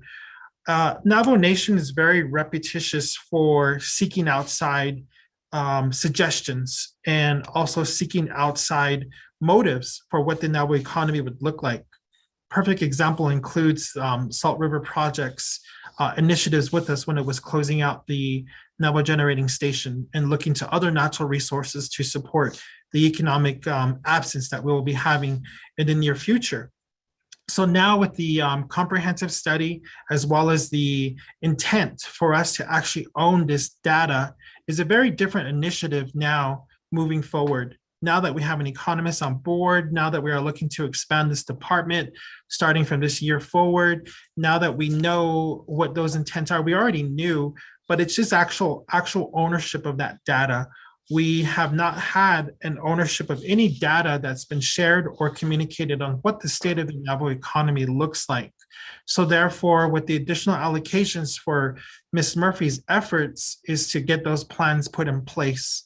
Of course, those are on a timeline, and we are looking to have some of the initial reviews finalized within early of fiscal year 2023 and have those readily available for leadership when it comes time.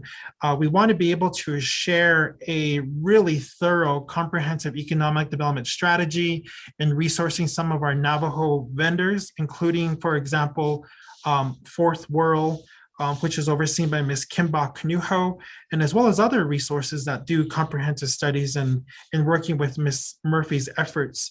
Feasibilities are very common. We receive feasibilities, whether they're done from an outside entity, and that again is also part of Ms. Murphy's efforts for feasibility to provide those for each area and region. We are starting with kind of looking at those growth zone opportunities here on Navajo and grow from there on feasibility. We do have also some feasibility in place in line with the highway corridors, including I-40, 264, 491, and also the Grand Circle throughout Western Navajo, and to project and move those forwards for us in this next upcoming budget year. Very excited that we are picking up our efforts here again and changing our focus to strategize through these necessary documents and data needed. Previously, before, the Navajo Nation did not collect much data. And so therefore, putting those strategies together to do actual data collections through our various entities, including enterprises, as well as also traffic studies, traffic counts, also including our partners with, even in those including from the health industry, epidemiologists look into social determinants, and those are also part of our initiatives moving forward.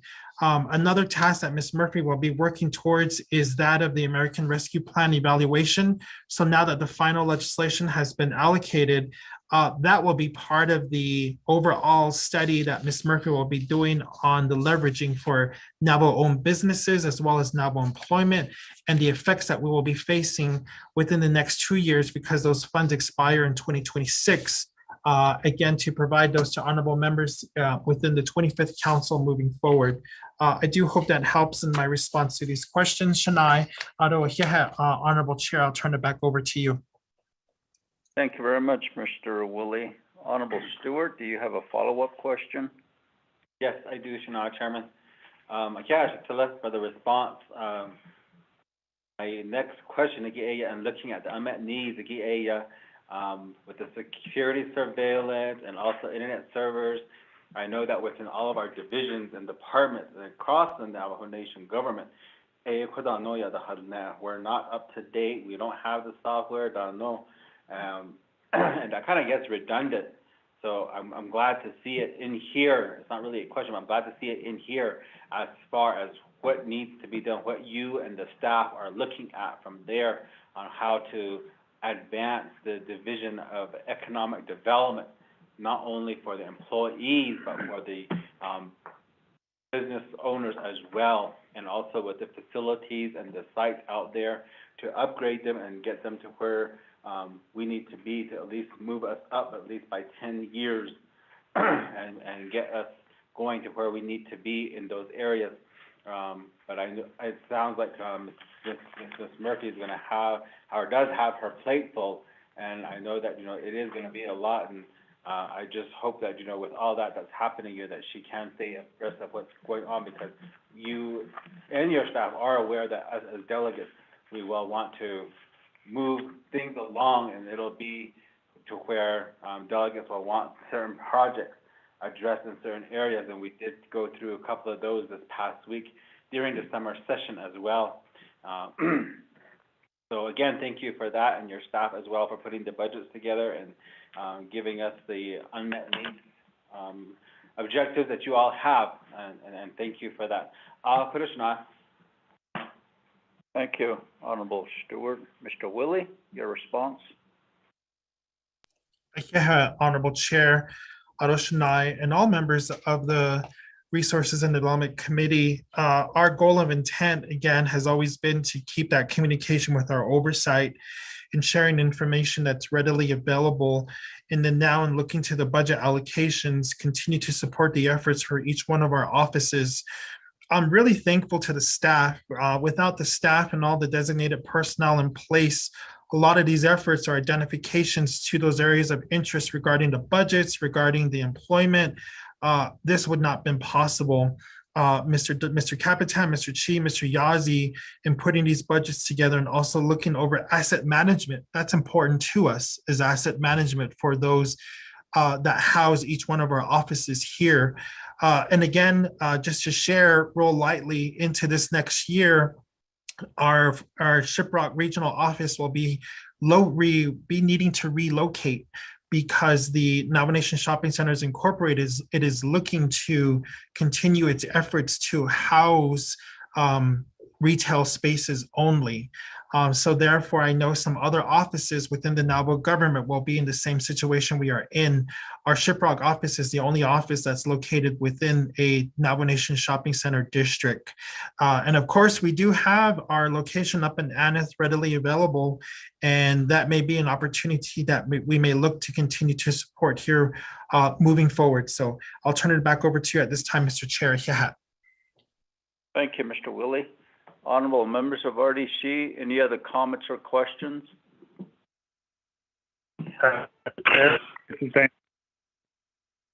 Honorable Daniels, let me go to Honorable P. Allen Begay Jr. first, and then I'll come back to you, Honorable Daniels. Honorable Begay, you have the floor. Chairman, from the Division of Economic Development. The one area, the Inish, a lot of time I always say that, okay, where's all these activity happening, and within my region and from the agency that I represent, what specific is in progress or what specific is complete and what specific are in motion for planning.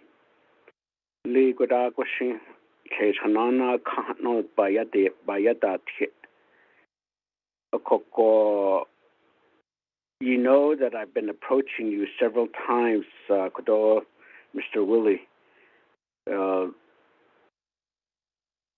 Once, I believe it was at Twin Arrow, and another at a different location, asking, respectfully asking, Lache in my area, out the Aj Sato, Shabkan Liedo, Aj, out the program, Ki, Benikan Lied, traditional Bahanas, a coco, Trito, Sachuko.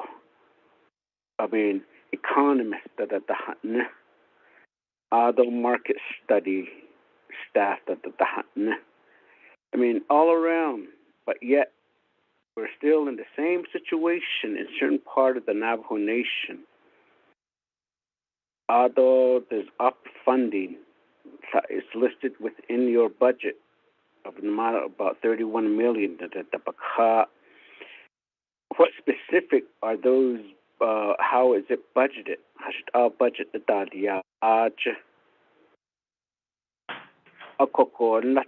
the hotel occupancy tax based on not for staffing that I'm not sure if that is still the same.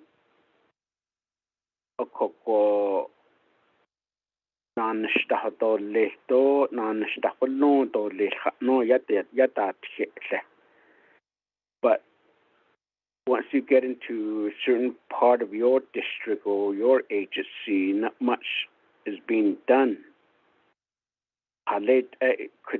Chairman, could I specifically request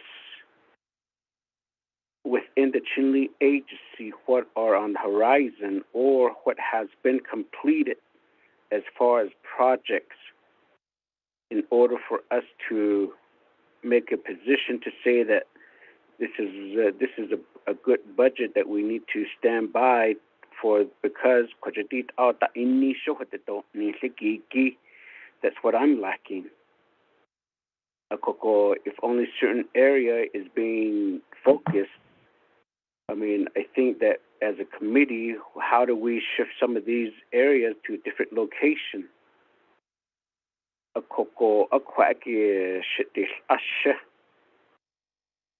How much in total are we dealing with? To some extent, a lot of time, the support staff at the local level are much in tune of not getting what they need or what's needed out there.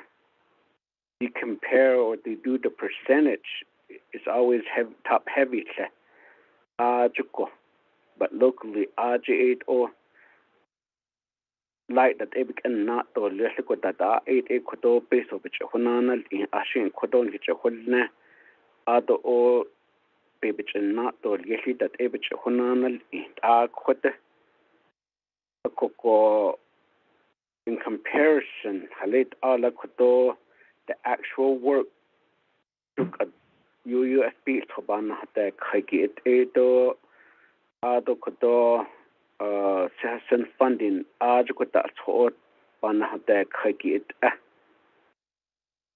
a co elahit ala Ajid Nihisato Dikat Nanish Ninigigi specifically Aj Beta Inisto Ajukot the plan Nigilahit Katsa specifically with the central agency, and then more specifically the 5 region or the 5 chapters that I represent. How are they being or scheduled? That's all, yeah. If we're more in the effort to attract or accommodate tourism, Ajadid ab lagan honela hail de don hitana in the Kahat North and Yagushing Hotel that night and yet I had net door de nis, but yet couldn't hit naked at the end non shita then do up a bogan has the shika should all you that hot and not as now Ajo on has and let them lagan I got it that it is but a hotel Joban Kai Aj a call other quaggy the crossroad in this in many farms. Going to Monument Valley, going to Canyon de Chelly or Canyon de Chelly to Four Corners. I mean, this is the crossroad for those areas. But yet, I did the Naye Nhandat Ido, the Naye Shanat, a quack the Quid She bench a hasi verbally, and I believe I sent a memo as well. Our market study in Linki Kudru Ajayal Bani Nil. Eslato the based on Habaka what Lego Quagabi Hat the Don Nil. The snow are quid she the office baby has see a coco a quaggy dish shade at on the Hot Edo on cat teacher. But this is what plan that we have. Our should need the dot at in the what the hot arts for Ado at the chain hadne stop from another that's all, yeah. From many farms to Chinling. We're a state down Ashon Aja, a Tiniki daily. But what end the quaggy?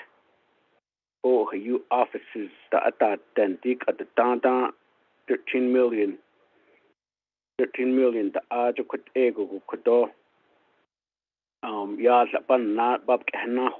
for ADA accessibility of these all facilities. She ananadna alate all that kodo as far as economic development the ninigi elahit all kodo sato nishe facility bita inish bitota inish because these are the services that provides funding to the community.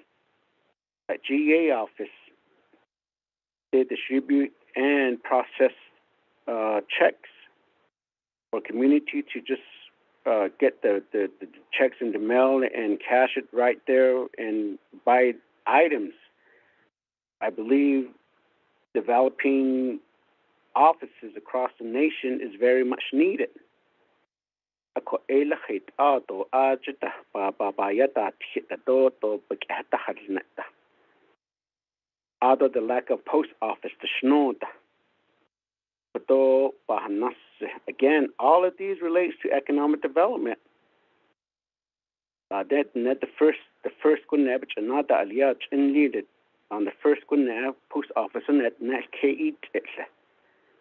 Once they get their check, they probably just walk across their bashes and then they cash these checks.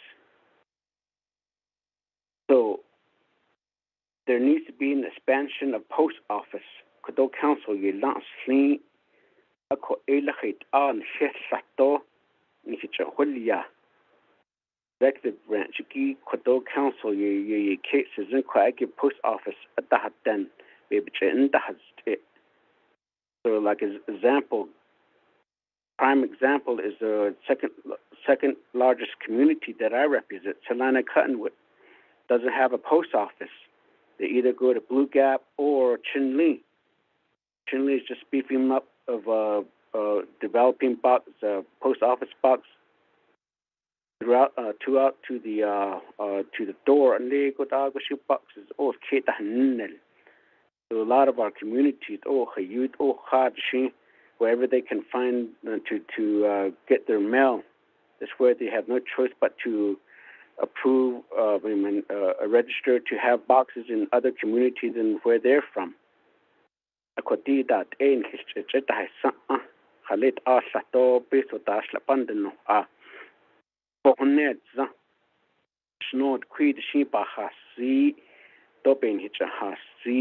are the very local needs that people or the administration is really overlooking.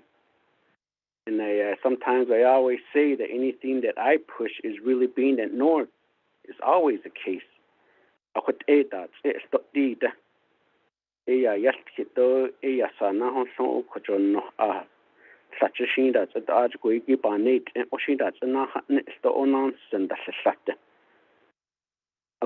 What more can I say to say that there needs to be a focus of development within the region of the central part of the Navajo Nation?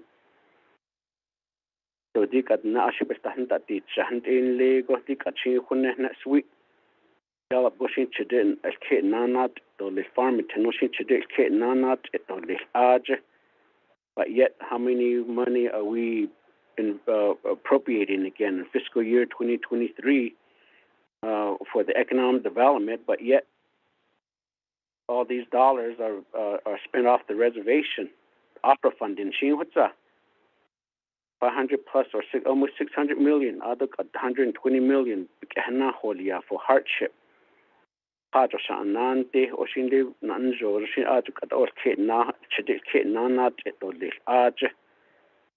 he could have the don nisto, have the don no opa yet you are quite it nothing else. What the hot, I don't say, that it's not that the in the check could do by Bahamas solid waste. Then you convenience stores that do markets that get you packages you had that ye. But yet could the consumer need clinic could do trash opo lo ya not he solid waste management sabi ya ho could do management plan get I don't what no constant up how what on nitty chase not nobody wants to operate a solid waste management. But could they go shindo basa honey clodo other could it no bolon trash and not yiki or the no other yanani tiesto. So Ela Hajipetet, that's the solid waste management. I mean that's part of economic development, the store. Recycling processing. So what I think we're really missing the point. This is just windrot talk added then. What's it now across the office not that's what's setting up not not you see by here. But you see the never so what and all your bossy not to be see now. When Kate o Kodobe, Kate Nick Hato Kodo Yard Linigi Kodana Obanana Nick Oshina Hot O Kodona not of Hashing Ohins and the fact I could a call quacky Kadahutza 4 years. I've been advocating for certain areas to be developed within the community. within the agency. But yet look at all the stores. Like look at you, why can't we help our Navajo people that are running these stores? The bag or store run it and look at their facility. But yet let them like on a gato franchise going that go base up our own Navajo people trying to restart a convenience store.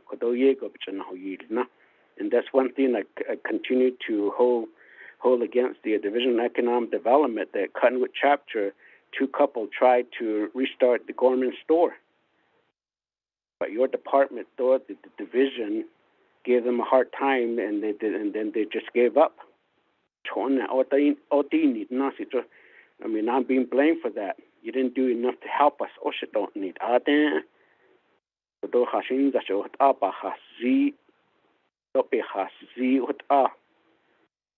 So what good is it for me to really say that yes, I support this, but yet of course I'll be probably maybe outvoted on it for support. But the issue with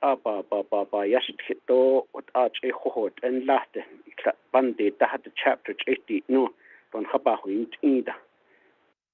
out of cell tower and I'm sure it's part of economic development.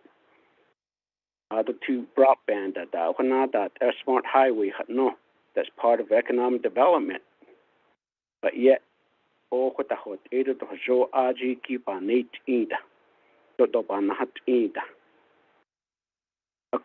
how do we really accommodate our Navajo people that's going to be utilizing these services or facilities on a daily basis? I mean, why do people have to go into the town just to do laundry? Why do people have to go into town just to get propane? Why do people have to go into town just to purchase the necessity of a daily life? Could never start to and he could it at it nada has no time at hot that and the no the maybe in the she economic development that ego base of abandon watering point. The shin hit a be just at the need of the shin because everywhere the infrastructure, electricity and water line that's needed and then broadband they're all needed for the economic development. But yet so how can I say that I fully support the budget? I mean, I'm not sure. I mean, it probably backfire on me again because of a situation that's going to happen next week.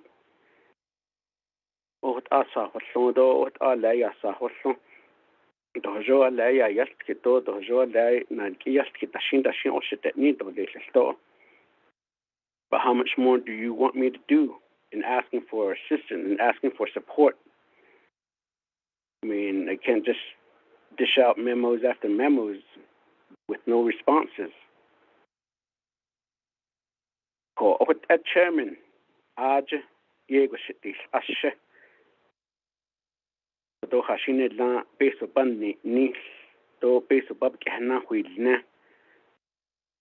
but it seems that other regions, part of the Navajo nations, are more benefiting than the area that you represent or I represent.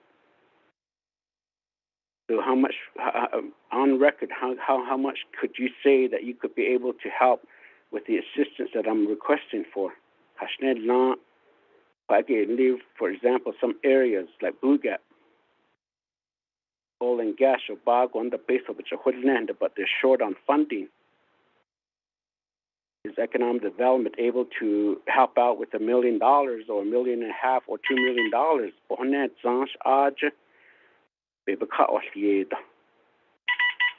So that ego and that has a shortfall that the call elahate ajiko. Other than that base of banata eat niche. Other than the base of chocolate, especially artists. Don't that sedita. Ego which end has got out a big and that the Kerrigan to Yego, but Kai, that's the arch. Nahot to Yego. at the end of the again. They all go into Gallup. They all go somewhere else to sell. Even our own Navajo arts and craft don't even. I mean, look, go in there. Go into our Navajo Nation arts and craft. Not much of our Navajo people products are in there. At then.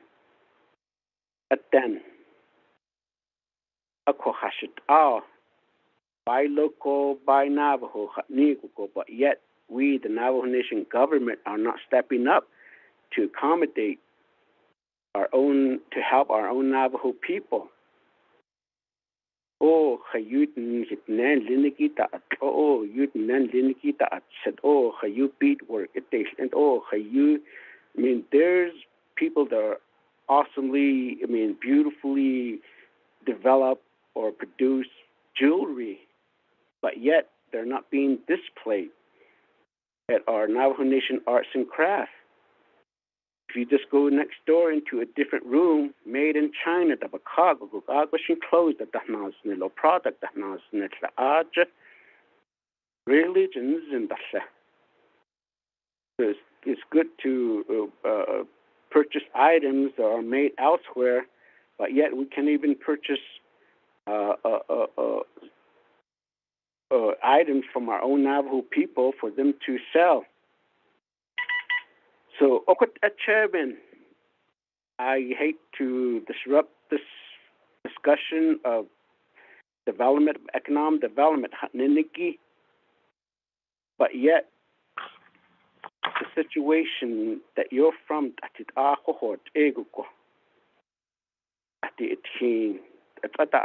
to the store, never another alwot at it hot ego. Halate ensign to Satte. The Ashisid another contract at the Carta. But yet, campaign rally had not and they could it all your division directors did don't need it. They'd rather go to a campaign rally than going to resolve a situation in each of the community. That just tells you that, I mean, they rather have a priority of a situation. Ajige to yegun haban saha kesta. But that ego tatas the Kali hashed out quite a hot hegido bata hosens and the jinguda. Arden that chapters that Sandajatli to Lisanki at them. Same way with farming. Buy local, buy Navajo. No, but yet we're trying to revitalize a farming activity within a certain region of the Navajo Nation. Why isn't that part of the discussion as well? Why aren't you working with the Department of Agriculture and saying that this is a great need of producing products on the Navajo Nation that we can sell to local grocery stores? Yes, that hey, don't corn, don't melons, that a compound, the Junle, they finished the Denjaga, what a hashing. But I get my Bahazin, Ajapachi, Yankee, Quacky, I'm sure some of these companies or local grandma's grandpa stores, they produce items and they sell them to the local market. You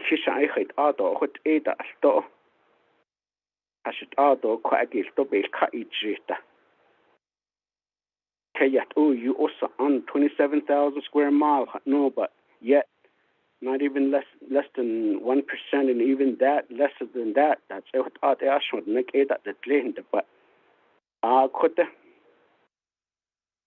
farmers market that no the bayata to the shit 8 and dates and the during the fall. The Zolda has link at Lego.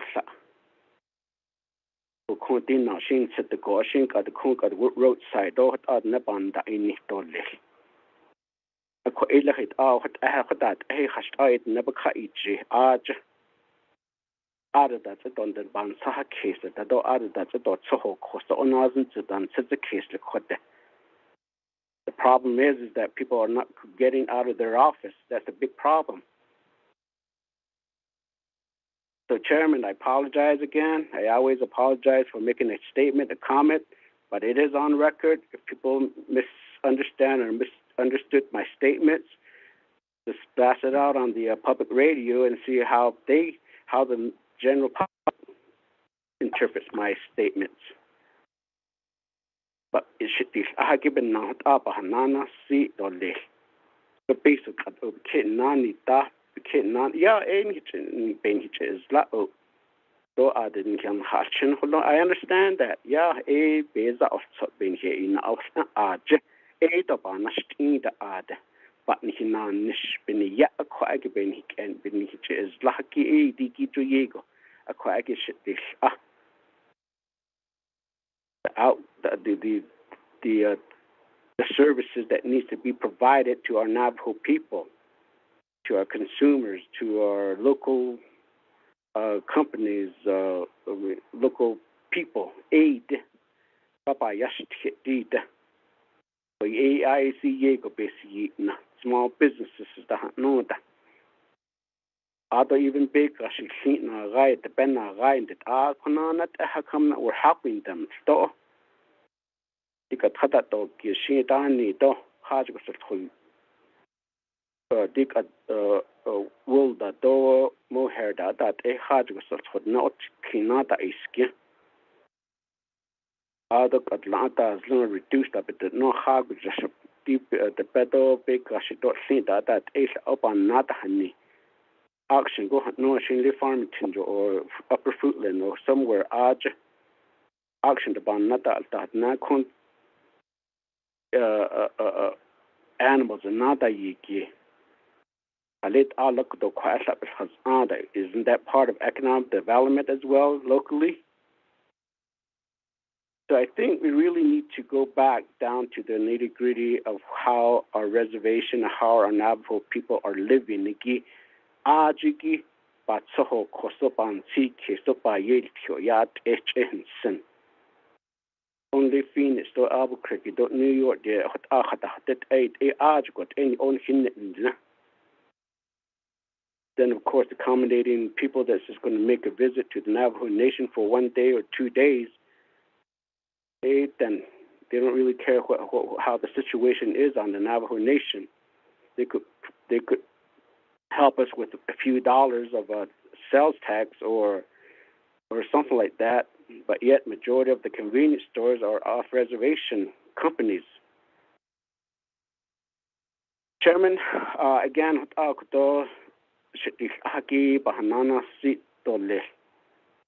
so again, like I said, I'm not sure how the Division of Economic Development or those people that are listening are interpreting my statement.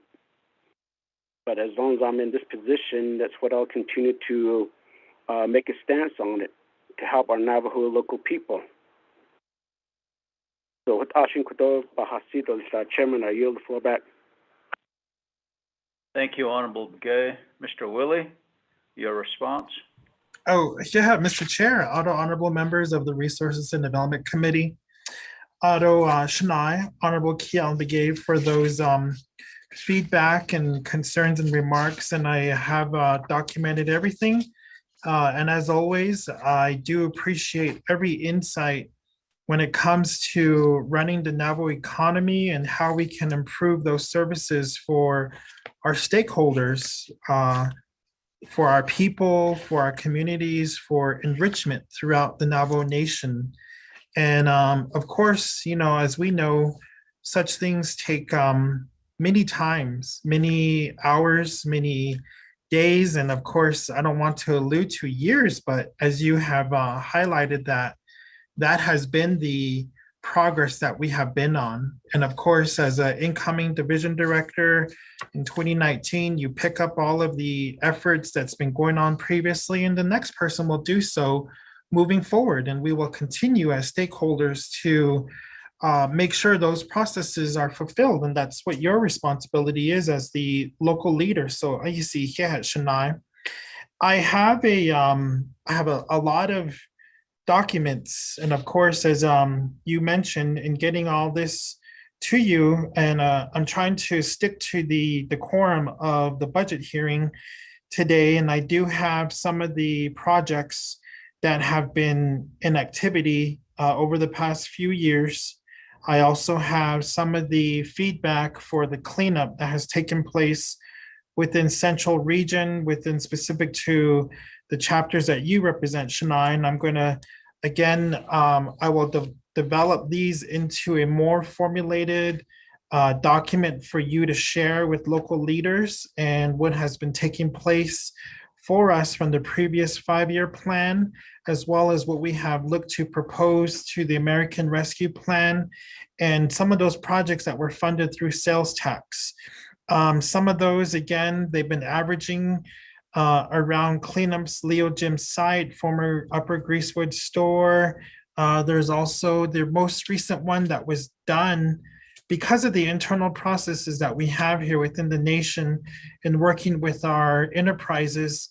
We have now got that final allocation for 2.4 million to Naval Oil and Gas for the Blue Gap store location. And of course, as we know, they're taking the lead. They're going to be going into designing and construction. But as you have mentioned, a lot of those areas when it comes to open communication with our enterprises, as us as the division and our local stakeholders needs to improvement for the better for development. And as I mentioned, when we were talking about feasibility studies and comprehensive studies, including those in this region and what those market studies would look like, because they haven't been working to the benefit of the region from other previous market studies, traffic studies that I understand and what I have seen that was been produced. So therefore, it results in individuals or companies and entities not wanting to invest their financially into some of these build outs. But of course, the last few years have been focused on remediation and cleanup of some of these sites, these former sites, because of those limitation of land designation that we have for some of these regions.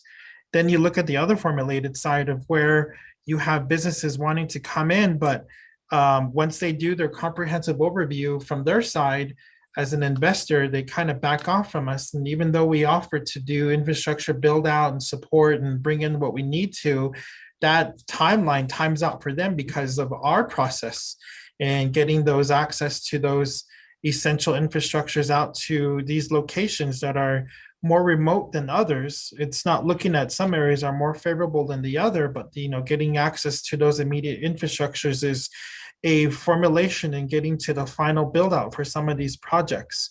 So we've been doing those cleanups. And of course, as we do the contractual process within the nation, we combine those into one contract that has to go through the process. And I'm really discouraged because of the timeline it takes to get those through the, what we know as 164 process, and then through the legal review, then lastly going through the Office of the Controller for their final review and getting these awards funded. Of course, it does take some time, but of course that allotment that took place over the past couple of years is about $1 million. I'm only speaking to it now, but when I'm going to gather all this and put it together and put it in writing for you, and what are we looking at for the horizon and coming up for these regions. And we've included such projects as Rocky Ridge Store, Jedito Marketplace, and of course in the actual Chinle area, there's more projects there because of the availability of those development commercial sites for us to look to benefit for build out. And of course, as I got some notes from our Small Business Development Office, as well as from our project development, it's combining all these together now so that I can share it. We have shared the 5-year plan, the very initial pre-development of what we want to finalize. We do need to sit down and go through and get more input, whether something should stay, whether something should be removed, and look to see how we can meet some of those needs for development here. And of course, that project planning and processes for us to look to continue to support. I'm really glad that Shania brought up the conversation of the former Gorman store. Somebody came in and had interest. Our own Navajo businesses want to build here on the nation. And of course, as we want to encourage them and do the build out, we face issues when it comes to asset management, as well as financial support from a lot of these entities wanting to come in from our own Navajo people. and we begin to be the own barrier to those successes or even to those conversations to actually turn into an actual construction, because we don't have the ability to provide individual investments to these small businesses that need financial support, and they can't use the nation's assets in seeking outside financial support from private entities, because the banks always again will highlight those businesses as a risk because of where the land status sits for some of these to use for their benefit for financial input from an outside entity source. The solution to that, as we have been speaking about too, also involves the need to bring in our own external funding resources for us to have a financial institution that we can look to support our own project build outs here. And of course, those infrastructures are a major barrier, and they have been, again, for us to include big variables so that we can allow for ourselves to continue building out some of these projects. And I'm glad there is conversation when it comes to agriculture, when it comes to other areas of interest, when it comes to farming. I need those other divisions to work with us in those collaborative efforts. And there needs to be a separate entity set up for us to do such things to continue to support. A perfect example of that has been our relationship that we have had with Naval Oil and Gas. We give them the money, they take it from there, and they build out. I can't do that with a private business, but because of what we've been learning from other projects that, for example, we have Crown Point Hotel, we have some other locations located in Eastern Navajo. I'm not saying those areas because it's not favoring your region, but I'm only using it as an example, is that we want to continue to support those projects, and that will be used as a foundation example for us to move forward on other areas where we can get some entrepreneurial or private partnership support from the Navajo Nation's investment with a private partner. Right now, we don't have that. We don't have an area that will allow us to do such things from the main government. Government will always build its businesses until we release that responsibility in some capacity. We're looking at state support, we're looking at federal support, we are looking at to privatize the land status so that the trust responsibilities removed so that these businesses can use that to their benefit when it comes to building out. Until then, we have to work with the system that we have set up in order for us to continue to support these initiatives for those individual privately owned businesses here on Navajo. You have such locations such as shopping centers that need to be part of the conversation so that we can, again, invest in them to do build outs and then have pad sites available for private entrepreneurs. That will be another dialogue that we would need to have. It's continuous. You know, you have the Burnside location as an example of that. You have the location over at Ndot, which is an example of that. The other part is you look at, as you have said, nitty gritty of these business developments, and you want to invest monies and put more monies put in place to it. And we can fund, we can build, we can change the areas to remediate and to rebuild infrastructure up and have it going. But we don't want to face a time when, and as you mentioned, and I'm going to interpret it into this as consumer behavior, is that our people and us are traditionally used to going off the reservation to do those shoppings, to purchase those goods and to buy those services. It's been learned, it's a learned culture. And we can again have these locations set up out there, which is good. We want to be able to limit travel. We want to be able to have local resources available, but at the same time, you bring the risk of these outside entities coming in, and then they end up having to limit their services, or even you have businesses fail. In a lot of these locations that have closed over the past decades is because of less consumer attraction for us, because everyone prefers to buy those services that they have there off reservation or buy a product that's located here, and they would rather. And as I have seen the dialogue over the pandemic, you've seen the conversation change over the course of the pandemic. You saw the fluctuation in product and pricing.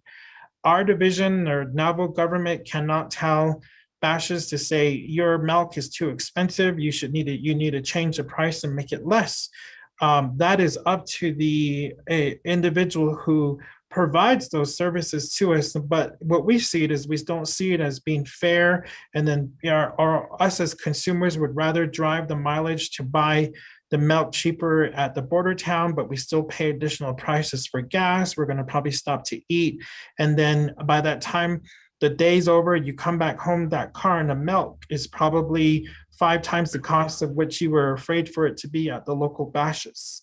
So those are some of the behaviors of consumer spending that we have to change. We have to change how we interpret that for our constituents, for our people, and supporting the local economy. Very limited, I understand that. But again, a lot of these things do take time for build out. They do take time to remediate whatever land is available to us in order to support those opportunities here. Again, I'm not saying that we're favoring some areas over your areas, but where some are located now, for example, you're here in Window Rock at the corner of St. Michael's, that recently sold to a Navajo entrepreneur who had the financial capital to do it. And that's a perfect example of investment opportunities from a private business who's Navajo owned, who has the financial capacity to do such things. So that recent location has sold over to a Navajo owned business now.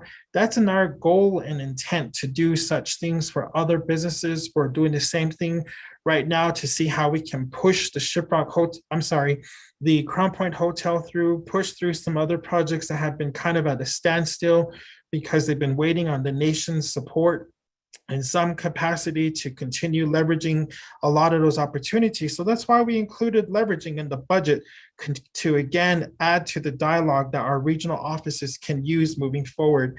I want to go into more detail. I want to talk about each one of the remediation sites that have been completed. I want to include what was proposed through the past couple of years and also look at the 5-year planning for us in regards to each of these regions, particularly to Shania's concerns that he has brought up to us. We also need to include the enterprises. The enterprises, again, being the oversight, I'm glad you brought up Naval Arts and Craft Enterprise. There's still, again, concerns over the products that they carry that is not Naval owned. There is concerns that the enterprise has been going in a different direction. It's concerning to us. And of course, these entities are at the oversight authority of our Resources and Development Nomination Council. We can again sit down and reconvene on how we can do some of the opportunities for these bigger enterprises of Navajo to support our local Navajo-owned businesses, whether they're private sole proprietors, whether they're artisans who sell their products, whether they're the local farmer that is growing right now and they're going to have a crop available by the time fall gets here, and working with NEPI and working with anybody else, gaming enterprise. I mean, there's ideas that we could share with them to really look to provide and have Navajo businesses, Navajo soul entrepreneurs, Navajo artisans, Navajo farmers, Navajo contractors as part of the formulation for us to unify some of these opportunities moving forward.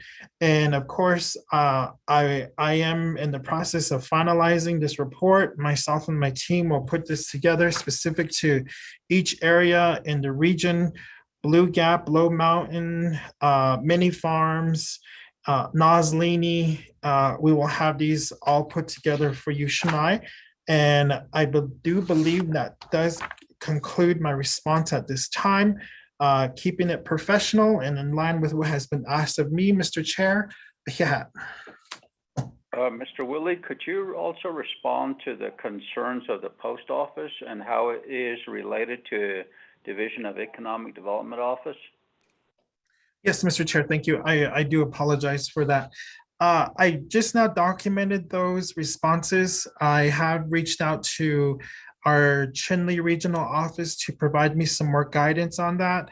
I will include that in my response here so that we can have that readily available. I know our overall budget is up for consideration next week, so you will have those responses put in place, available in written format so that you can, and then of course we can provide further guidance moving forward. Mr. Chair. Thank you, Mr. Willie. I'm going to go to Honorable Daniels. You have the floor.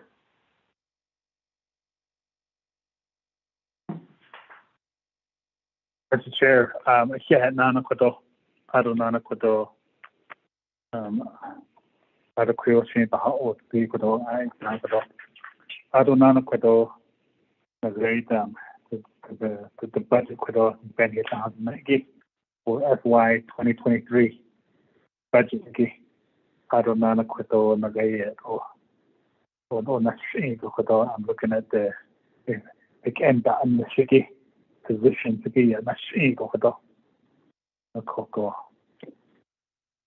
Laya Lava Cargo. Oh, the end of Kodo. Kodo.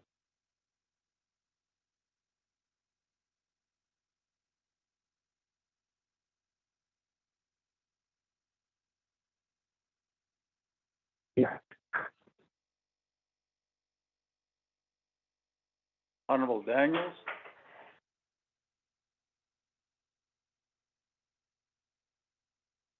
Mr. Chair. Honorable Daniels, go ahead. Yes, thank you, Mr. Chair. Yeah. Kodo and a great Division of Economic Development in Michigan. I knew what Kodo dam. Jahedi Ninhal Kodo. Ninhal Kodo. I don't know Kodo Shansi, Niki Kodo. And I don't hit that. And now it's later Kodo. A quaggy, or you should be Kodo. I'm looking at the position Niki and a great the salary given and the mission of an shall be set a cocoa. Oh, yeah. Oh, yeah, those genre to get that in Nisla. So, and I know about Hunson or what this FY 2023 budget. Oh, cocoa. I see this Akodo. I don't know what to say. Has in for your heart, see what I need. But I guess I had a lot of don't let them. But she could have that in Michigan for the past 2 years. I know that pandemic. I think it's a cut on the AD could have and but could I get area we are not nature holds. But what end the could on every day in the Department of Health. The economic in kitchen not for a number of new cases that crowd. So the banana killer. So Kodo the great Kodo economic development no Kodo one of my chapter Kodo I don't know Kodo delegate public gave the chapters. There's 3 chapters in his area. Or you but that or did very Halita a peso El Edo for the Navajo Nation and for the chapters. It's a economic development as on Costco. So these chapters so the NGF and these was I don't know Peabody. They Peabody Coal Company in the center. It has been so a Navajo Nation a peso. It's a hundred in the called Kerrigan and cost a antique.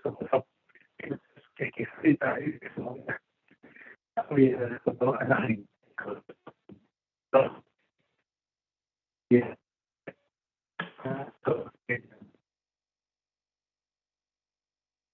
Honorable Daniels?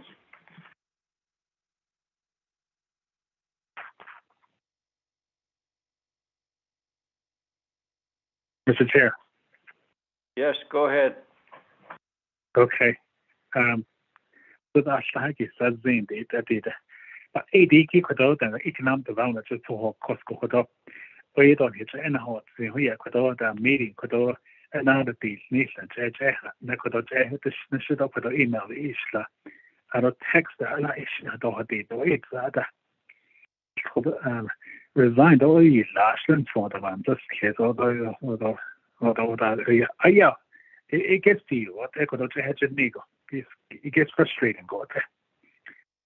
So AD I don't know the position a non but that's a because kid I don't know that net age I don't know for council delegate they got the chin kid hold because they not understand they need to be the never nations they what about that case or be the net and the nations so I don't know here that is kid so ba passion go I don't know and oban this case of economic development as about for cost revenues, generating revenues as about case. So I believe we should have like a meeting with the divisions. I see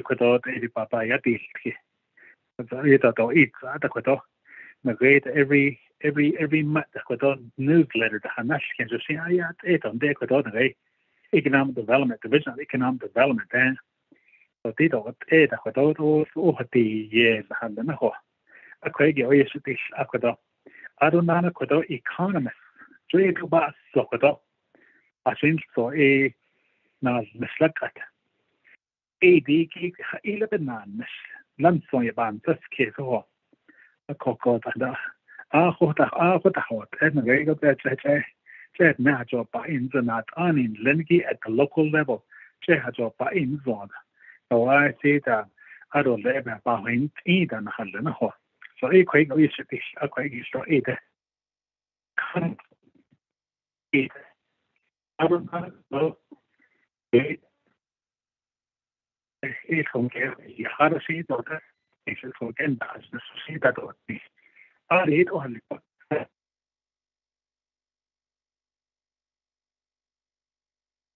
Honorable Daniels. Honorable Daniels. No, Mr. Chair. We're losing you. You're breaking off again. Okay. I'm going to stop there, Mr. Chair. Get to a place where there's better signal, Thank you. Akushila, Honorable Daniels, thank you for your questions and concerns. Mr. Willie, your response? Yes, thank you, Mr. Chair. Mr. Daniels, for that, and also your response to the presentation this morning, or kind of. So as we are moving forward here, we have, again, projected each area of interest to support the needs and relying to the operation of the division. We do need, and I will say this again, the review for us to look at the 5-year planning for each one of these areas. We do have a meeting set up on August 16th at the Chi in regards to the local regional development for economic planning, which is specific to the rail line that has been of concern for us. Of course, with the entity that we are working with that provided presentation to us, that took some time in July. And then looking at my calendar, we were set for some meetings that were to take place, but the honorable members of the 24th Council did have a meeting set up for the American Rescue Plan. So that kind of pushed us back for planning purposes because of the need to be presented here on those particular discussions that took place. And of course, at that meeting, we will also have for discussion the redevelopment of the Navajo generating station and working with the entity that has come in to work with us, that has occupied one of the warehouses there and doing employment. And right now, the employment number for Navajo is looking at 20, but of course, the entity that has come in will be advancing their motives in planning and operation within the next year, which will add on additional workforce for that particular location. And again, we are looking for a lot of these positions here. A lot of them have been pretty much fulfilled throughout the past of the year for us to provide opportunity and support. Now we are looking at operational support for these particular offices to move forward. And then again, as you look at the 5-year planning, where we are looking to project some of the opportunities for proposal and project build out. I'm going to resend that particular document out for members to review. And I do am requesting to continue those efforts for us to support a lot of those regional plannings for each one of our offices, plus local conversations and development of those proposed projects that we are looking to advance here for the next 5 years from 2022 to 2027. And from there, allocations that can take place from within the division or either tasks for outside investment opportunities. Mr. Chair, turn it back over to you. Thank you, Mr. Willie. Could you respond to Honorable Daniel's question about what is the job of an economist? Based on Navajo. Thank you, Mr. Chair. I do apologize. Right now, the Navajo Nation has not had an economist part of its operational at the government level. And previously, the nation has received surveys, feasibilities, as well as other projections of related to employment data, related to unemployment data, related to the poverty level. A lot of those are communicated to us from third party or outside entities. That also includes data that comes out from the US Census and also includes the data that's shared at the regional levels for chapter districts. And an economist does those projected overviews to provide insight and guidance for us to look for investment opportunities for related build outs, whether it's for commercial development, whether it's for industrial evaluation of investment opportunities, return of investment rates, return of investments for interest for human capital, or even looking at a bigger horizon when you look at the local demographic as far as the poverty level versus the opportunity level for business development and how that can fluctuate based off of recommendations for business development. What's pretty unique for us is the fact that that will also include a dialogue for infrastructure support for some of these project build out, because that's a need, a basic need that the nation has that's a readily available asset off reservation, such as access to water, availability of electricity, and the availability of broadband. But again, that changes the dialogue for us, because if you bring broadband, then the economist's evaluation will include such things as job growth and opportunity, or even business development based off of broadband availability, what it would look like for some regions, evaluation of market studies that are completed for some regions, whether they're feasible for investment, also include, again, traffic studies when they get completed, and how that can be interpreted for growth development for some regions here on Navajo. Again, the topic being tourism will also be of that dialogue for investment opportunity that the economists can work towards or provide suggestions to us. Kind of the individual that is stays neutral in dialogue and conversations and add a additional insight based off of data.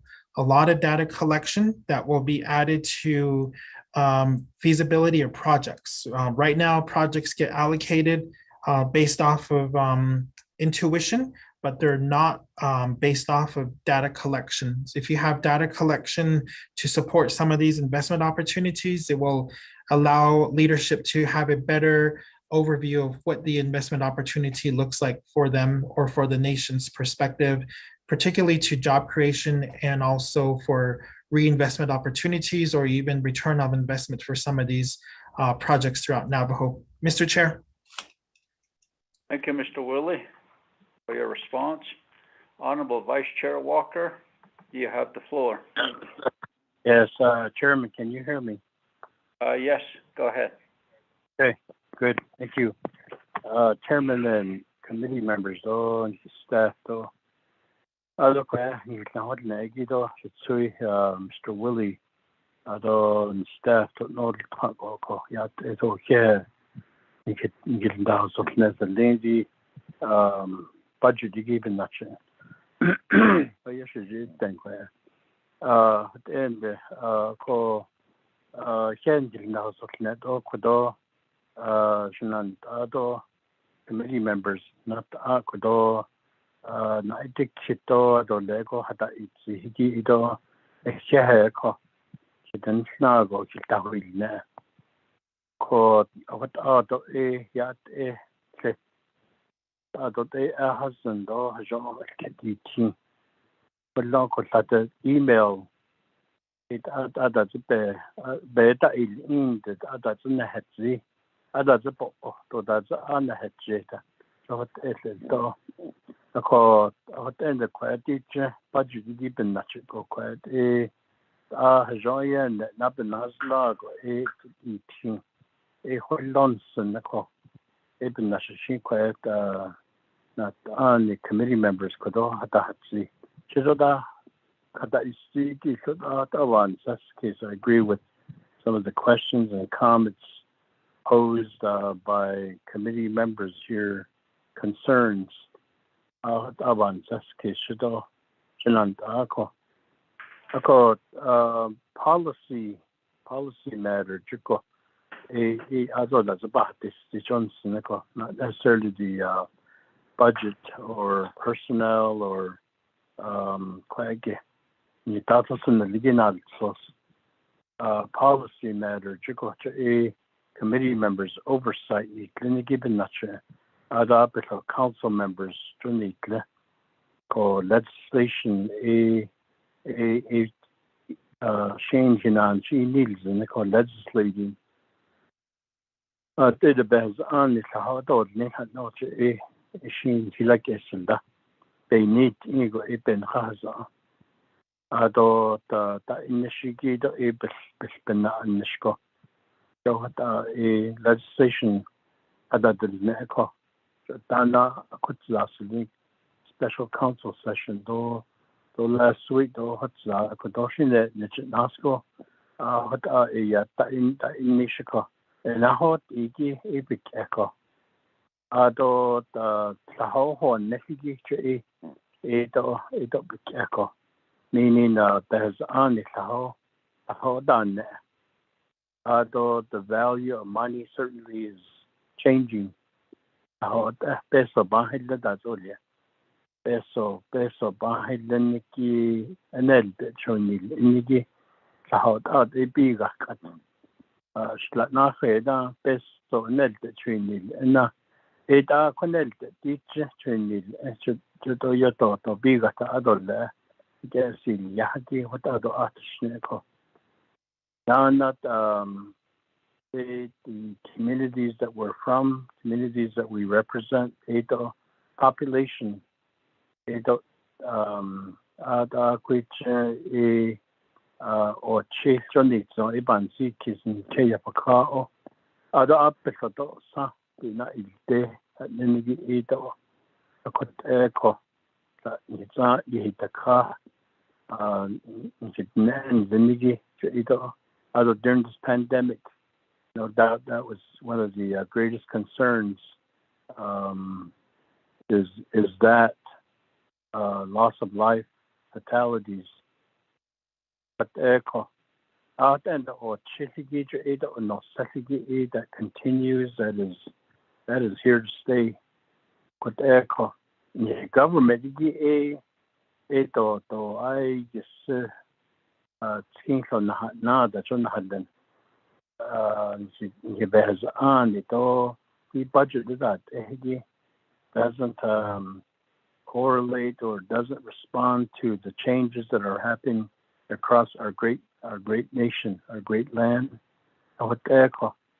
Without not kitty and some deep budget in the hot which policy the the tourism need about the she isn't on Cameron, Arizona. Yet, Jico. I should chat ya, Jins Link.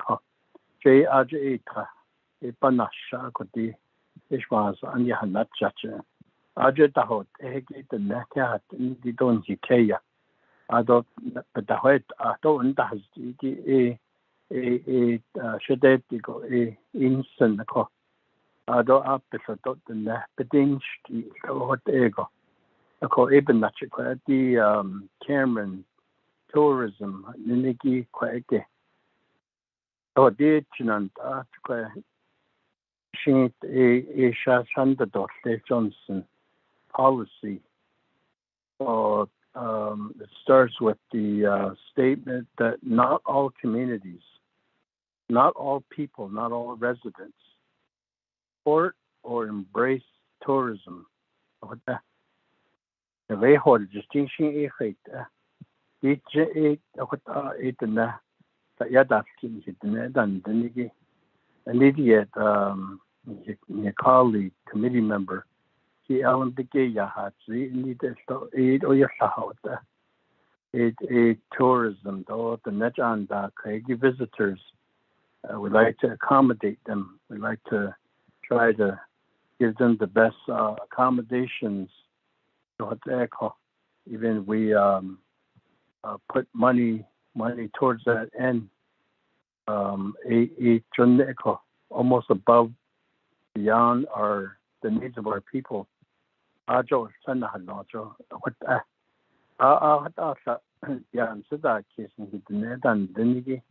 Tourism, but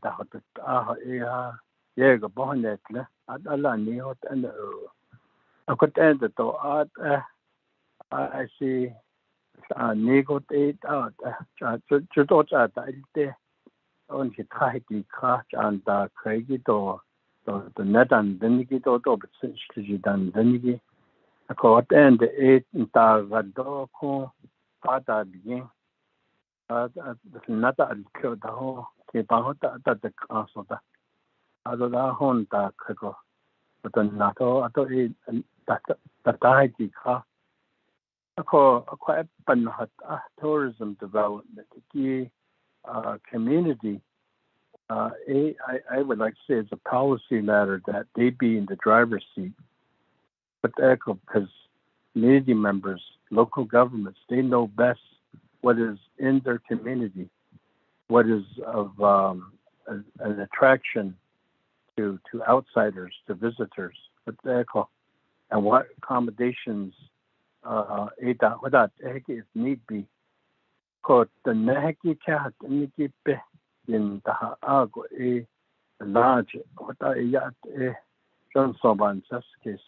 Today government, the tourism department, I thought that consultant and not issue could the couldn't hire it or the teeth out that or so did the I thought and just Jovan case the netis a in that as a matter of policy and I should be discussion that the need a tourism that Navajo Nation government the in Michigan Division of Economic Development is a tourism department. I think that Ninigishi is tourism is benata. I could only could the never carried Nigi just that I see Lana Danzunda. Bended has bended carried bended John Dalte. I don't have it in the Danzi Kaya. So Nigi what are you about this decision and that or a benched or the Schneider just the net and then a large sheen ban case a quite a dancing the clock. Chinan I don't know now navigate a bit the local government, local communities, leadership, time to time they change, there's transitions, incoming and outgoing leaders. This year we're going through that election process again. No doubt in January there'll be incoming leaders. How many, we don't know. There'll be outgoing leaders. Okay, that transition time. So after transition, there's an adjustment. Set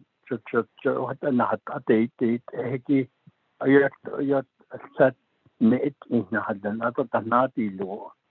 The initiation that you wait I don't know how I answer that case that in being hosting how yes the quite the local chapters the Joe Hadan so Edo ye go ban si kisu ya ko did say like economic development planning, strategic planning, tourism planning. If something's in progress, something's in motion, they changes. You're not ready for the changes. If you don't include or incorporate, say like transition in governments, leadership, they're called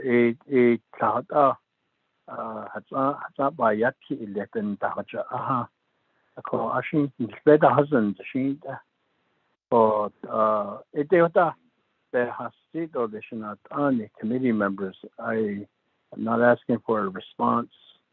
Policymakers, so oversight.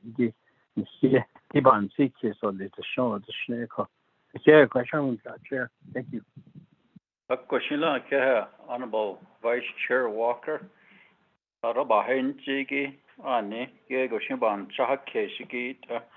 Economic development planning, strategic planning. Ende kida det na nishan chado base otador ne given hat ahaki the never nahas job kage. So there's a banana. Any other comments or questions? Mr. Willie, on tab 12, page 7 of 12, Tourism Department, Ado Building Space, Bakagi. On tab 12, page 7 of 12, Building Space, 5320, Baka. Meeting space, staff and RDC meetings at $150, 8 months, $2,000 per car. RDC, Resource and Development Committee, has its own budget to use our own funding for renting. Like if we have a meeting out at Twin Arrows, we utilize our own funding. I'm just wondering, could you clarify what this means here? Sir Willie? Yes, Mr. Chair.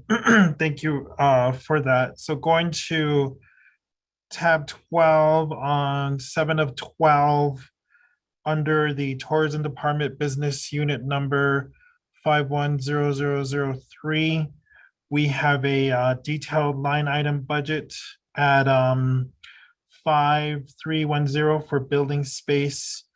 And we have a subcode of 5320 for the meeting space with RDC.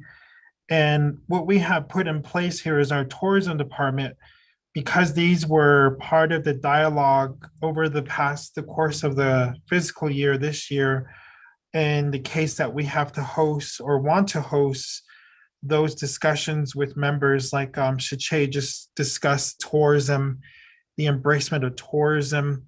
And Mr. McCabe, in working with his staff, wanted to create that availability for dialogue. And I understand honorable members of the committee have your own funding resource to host such meetings, but these would be specific for tourism-based conversations should we need to have that. That is part of our goals for the upcoming fiscal year, because with the formulation of a comprehensive plan, the big component of that also includes tourism. So therefore, Mr. McCabe had set that up for workshop planning, as well as for communication purposes, that we are going to look to open up that dialogue with our oversight committee.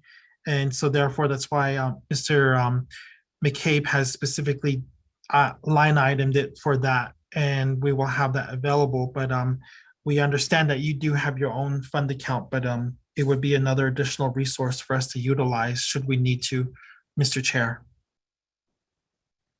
Okay, thank you for making that clarification. Honorable members of RDC, any other comments or questions? Any follow-ups?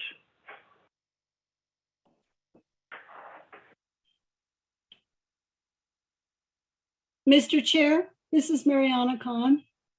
Ms. Khan, you have the floor. Yes, thank you very much, Mr. Chair, Mr. Vice Chair, members of the Resources and Development Committee. I just wanted to make a brief explanation about the exhibit having to do with the unmet needs. The legislation for the Division of Economic Development is posted on the Navajo Nation website, and that is legislation number 0135-22. That particular legislation has a few exhibits attached to it, and Exhibit A and Exhibit B. Exhibit A is the Navajo Nation Fund Type Budget Summary, and that was read earlier. And also Exhibit B is the General Fund Comprehensive Summary. Now, these are essentially summaries of the budget binder information.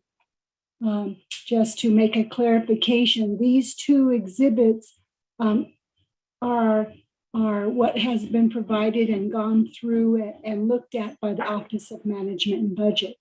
If for some reason the committee learns that there is a typo or the information on these particular exhibits it needs a correction, then the committee can make that switch out an exhibit, in this case, Exhibit A, at the regular RDC meeting when the committee hears this legislation and votes on the legislation for this particular fiscal year 2023 budget for the Division of Economic Development. And I understand there is a request to change out Exhibit A, and that can be done at the regular meeting, of course, after an explanation of why it should be done. As for Exhibit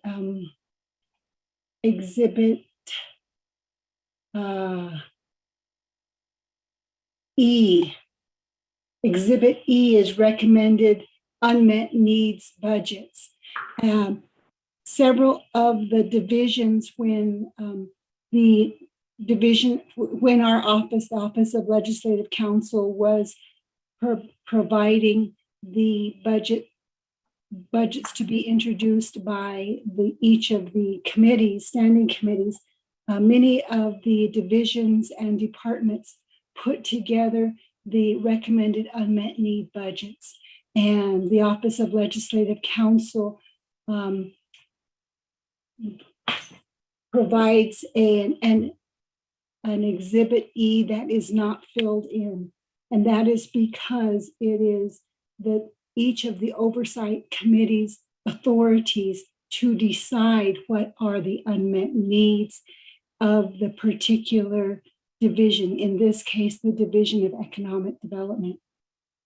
I have seen a filled in copy of this Division of Economic Development unmet needs, and some of you have also seen that copy. In order for that particular exhibit to be exchanged, the committee should, I suggest, go through those unmet needs and determine whether or not the committee as a whole is agreeable to list those as unmet needs that are recommended by the Resources and Development Committee. I do not have a copy myself of that document that was filled in by the Division of Economic Development, and I am not sure whether the other members of this Resources and Development Committee have a copy of the Exhibit E that has been filled in by the Division of Economic Development.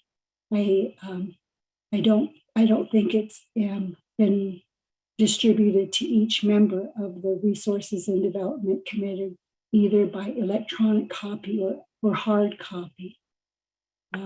This is something that you would need to discuss, Resources and Development Committee members, as to whether or not to adopt each of those unmet needs suggestions that has been gathered together by the Division of Economic Development. And you would vote on that at your regular meeting when you vote on this particular legislation. But it would be key for each member of this committee to get a copy of the Exhibit E that has been filled in by the Division of Economic Development. Again, the posted copy of this legislation has an Exhibit E that is not filled in, and that is because the Resources and Development Committee has not decided on what the unmet needs are. That is the authority of the Resources and Development Committee. Mr. Chair, I just wanted to share that information with you at this time. Thank you. Thank you very much, Ms. Khan. We will definitely consider that during our regular scheduled RDC meeting. And perhaps at that time, we could have that dialogue on making sure that these exhibits are correct, typos corrected, as well as having the proper exhibits in place, whether we change them out. And Mr. Willie, if you could review what you have submitted from your office with your staff and make sure that all these are corrected, Mr. Willie. Yes, Mr. Chair, I took note of that, and I did send the exhibits to Mr. Tahi, and we will have those corrections also in place, Mr. Chair.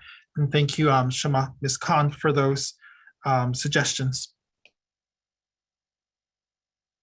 Thank you, Mr. Willie. Honorable members of RDC, any other comments or questions?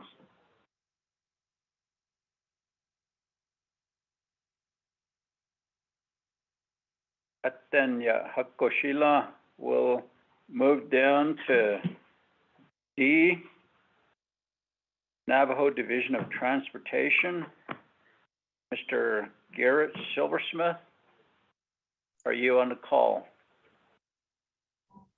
Good morning, Chair. This is Norma Bowman, Deputy Division Director. Can you hear me? Yes. Mr. Silversmith is currently at the Casimiro Lake County Road 19 celebration along with Honorable President Nez and Vice President Leiser. So I will be doing the budget presentation on behalf of Navajo DOT. Okay, Ms. Bowman, which staff members will be participating in this budget presentation? It'll be myself along with our Daniel Begay, Sheila Clyde, Florinda Lynch, and Janelle Benali. Okay, I'm writing the names down because of the oath. You stated are Daniel Begay, Sheila Clyde, and who are the other two? Florinda Lynch and Janelle Benali.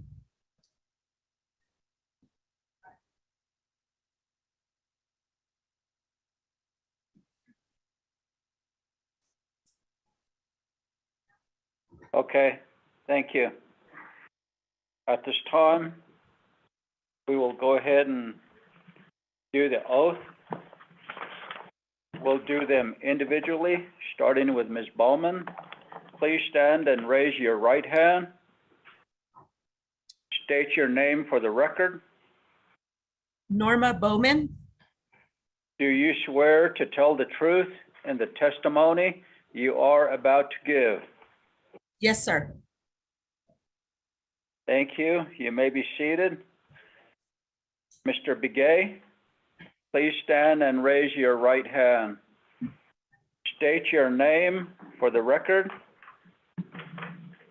Daniel Begay. Do you swear to tell the truth in the testimony you are about to give? Yes, sir.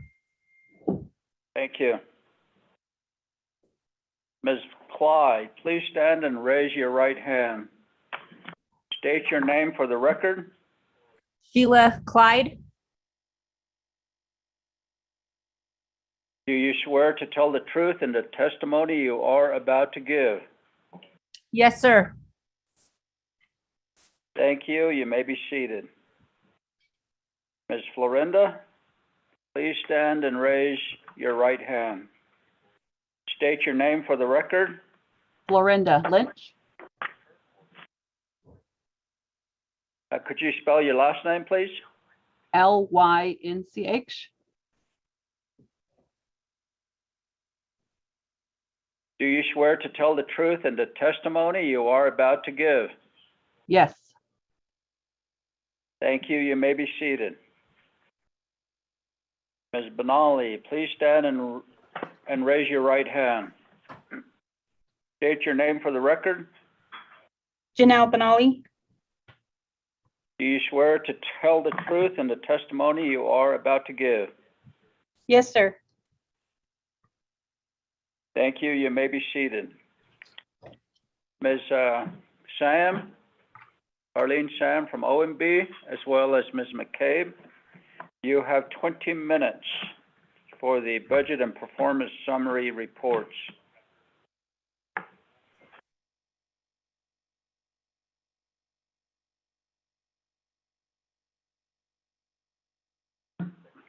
OMB?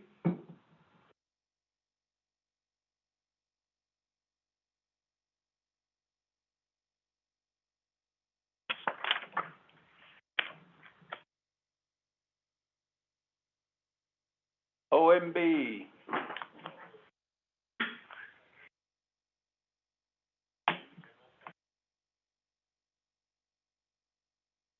Please be patient with us as we contact the Office of Management and Budget.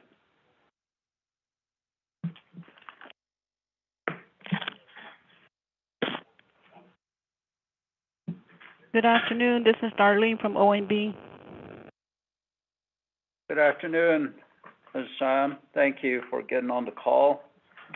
You have 20 minutes to present the budget and performance summary. Okay, so did the committee go on to Ndot? Yes, for Ndot. Okay, I'm sorry. We have we have all the oversight committee meetings too, LOC, HESI, and then we have other meeting calls that we're on. So we understand. I So had you may proceed. Okay, let me find Ndot. Where is Ndot? Are you on the call?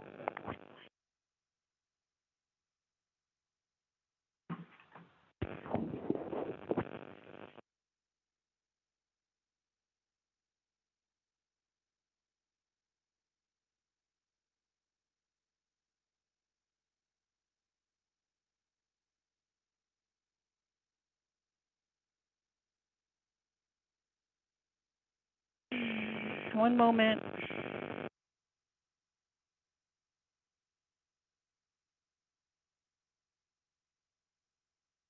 Okay. Chair, Ms. Sam, I put up the fiscal year 2023 budget hearing for Ndot on the screen for screen sharing. If you have it in front of you and you just go through the slides, just let me know what slide I need to move to next. Okay, I'm ready to go. Okay. Okay. Good afternoon, Chairman Nez and members of the RDC committee. This is the report for the Naval Division of Transportation. The OMB report, you have the cover page there, the Naval Nation Resources Development Committee Fiscal Year 2023 Budget Hearings, Naval Division of Transportation, July 25th through the 29th. And the next page is the table of contents, letter A through G. And we can go straight to the third page or the fourth slide, the budget summary by fund type for Naval Division of Transportation. Fiscal year 2023 budget summary by fund type. You see the business units listed for the general funds. And then on the bottom is your non-general funds, which is your proprietary fund and your road fund. So fiscal year 2022, grand total both funds, general fund and non-general funds, $9,662,719. Proposed for fiscal year 2023, proposed general fund budget, $2,459,519. Next column is the indirect cost fund, $176,936. Next column is your personal lapse fund, $17,859. Next column is your external funds cash match for $778,760. Next column, proprietary fund for $24,000. Fiduciary fund, 0. And the next column is the special revenue internal, which is your road fund. Oh my God. That should be $7,900,000. And then the special revenue external fund, $201,438,700. And recommended budget of $209,733,856. The report that I have, it's missing an amount, so I'll send the revised schedule shortly. So the next slide is your B, FY 2022 third quarter budget status report. Budget status report as of June 30th, 2022 for Division of Transportation, general funds, and your special revenue original column, grand total $7,274,302. Revised budget $8,392,885.60. Actual $3,587,887.65. Encumbrance $1,580,607.57. Budget available $3,224,390.38. Overall expenditure rate 61.58%. Which is under expenditure by 65% or less. The next slides will be covered by NCDA with management policy section, and the external will be covered by Rachel Arvizo. Thank you.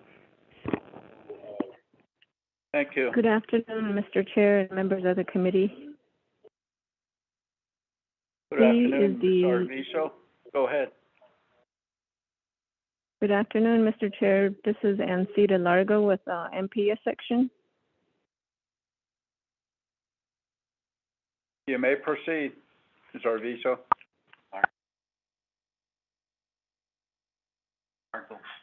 Largo. Mr. Chair, can you hear me? Yes, go ahead. Oh, there he goes. Good afternoon, Mr. Chair, members of the committee. My name is Ancita Largo. I'm the Senior Management Analyst for OMB Management and Policy Section. Going on to see the 22 third quarter performance assessment report for Division of Transportation. 2 programs are not meeting their goals for third quarter, and the average score for the Division of Transportation is 2.57 for third quarter. Going on to D is the third quarter plans of operation status report. They are all up to date. And for the E, the FY22 condition of appropriation legislative concern report, they don't have any. That completes MPS report.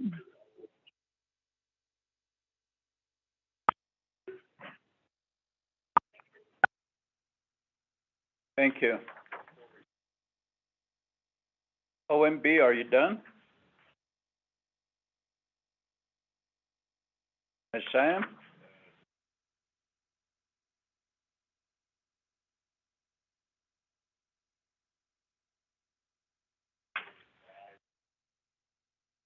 We still have the fiscal year external fund expenditure report. Hello? By OMB. Yes. Can you hear me? Yes, we can hear you. Okay, sorry, I was trying to unmute myself. But this is Jermaine Jones, Deputy Contracting Officer with OMB Contracts Grant Section. I can read into the record the next 2 sections. Section F is, Section F is FY 2022 External Funds Expenditure Report. Next page, page 13 out of 17.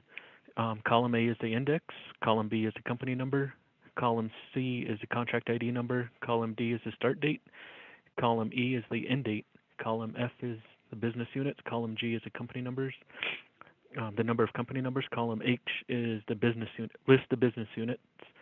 Column I is a description of each contract and their business units. Column J is the revised budget. Column K is expenditures. Column L are the open commitments. Column M is the available balance. Column N is the percentage spent, and column O, column O is the percentage of balance. I'll go ahead and read the final number, which is on the bottom line number, which is on page 16 of 17. Column F has the number of business units, which is 97. Column G is the number of company numbers, which is 32. Column I for Division of Transportation is the external funds that they receive.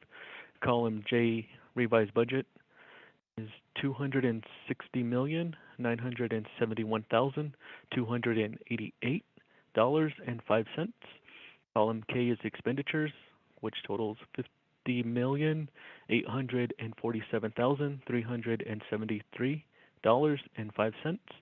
Open commitments, column L is $14,261,088.32. Column M for available balance is $195,862,826.68. The percentage spent is 25%, and they have 75% available. Moving on to Section G, which is the FY 2020 Single Audit Report. There is none, and that concludes CGS's report. Thank you.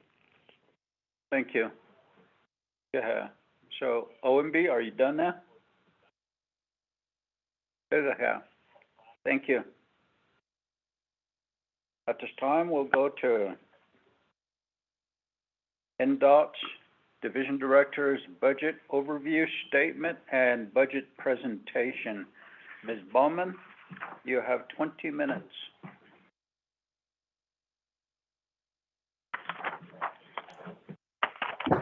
Good morning, members of the Resources and Development Committee. Again, my name is Norma Bowman. We'll be presenting Navajo Division of Transportation's General Funds Budget to you today on behalf of Mr. Silversmith. As you can see with the binders that were provided for you this morning, under tab 1 is the major accomplishments of which the Navajo Division of Transportation completed within the last year. And some of those projects are pretty significant projects that we were able to accomplish, and we give a lot of kudos to our staff who were out there doing the work in the meantime, dealing with the different elements that we have, such as the amount of rain that we've been receiving the last week or two. We're always thankful that we get rain, but the aftermath at times is very challenging for the communities, and we're aware of that, but it's also a challenge for us as a division. And so within preparing these budgets, what we did was we allocated most of the programs and departments within the division who received general funds the same amounts from the years before, and definitely looked at starting with what we needed and what we felt was the bottom line, meaning that we built from the bottom, which is personnel. We need folks to do the work to accomplish all of the goals and objectives that we have as a division. So we started with the personnel, and then went into our travel budgets, which includes the fleet management charges that were assessed, and then built our budgets from there. The challenge, of course, was to see that there was an overall increase to the fringe benefit rate that was assessed for our budgets. And so we had to look at the budgets carefully to decide what amounts that we were going to need to place in the various business units. And so with that, we were able to accomplish the goal. Our strategy now is to look closer at our federal highway funds and the new allocation that we will be getting from our direct funding to offset some of the amounts for the programs, so that we can fully operate for the upcoming fiscal year. I will just give an overview of each and every business unit, starting with tab 5, which is the business unit 1210001, which is our Navajo Division of Transportation executive budget.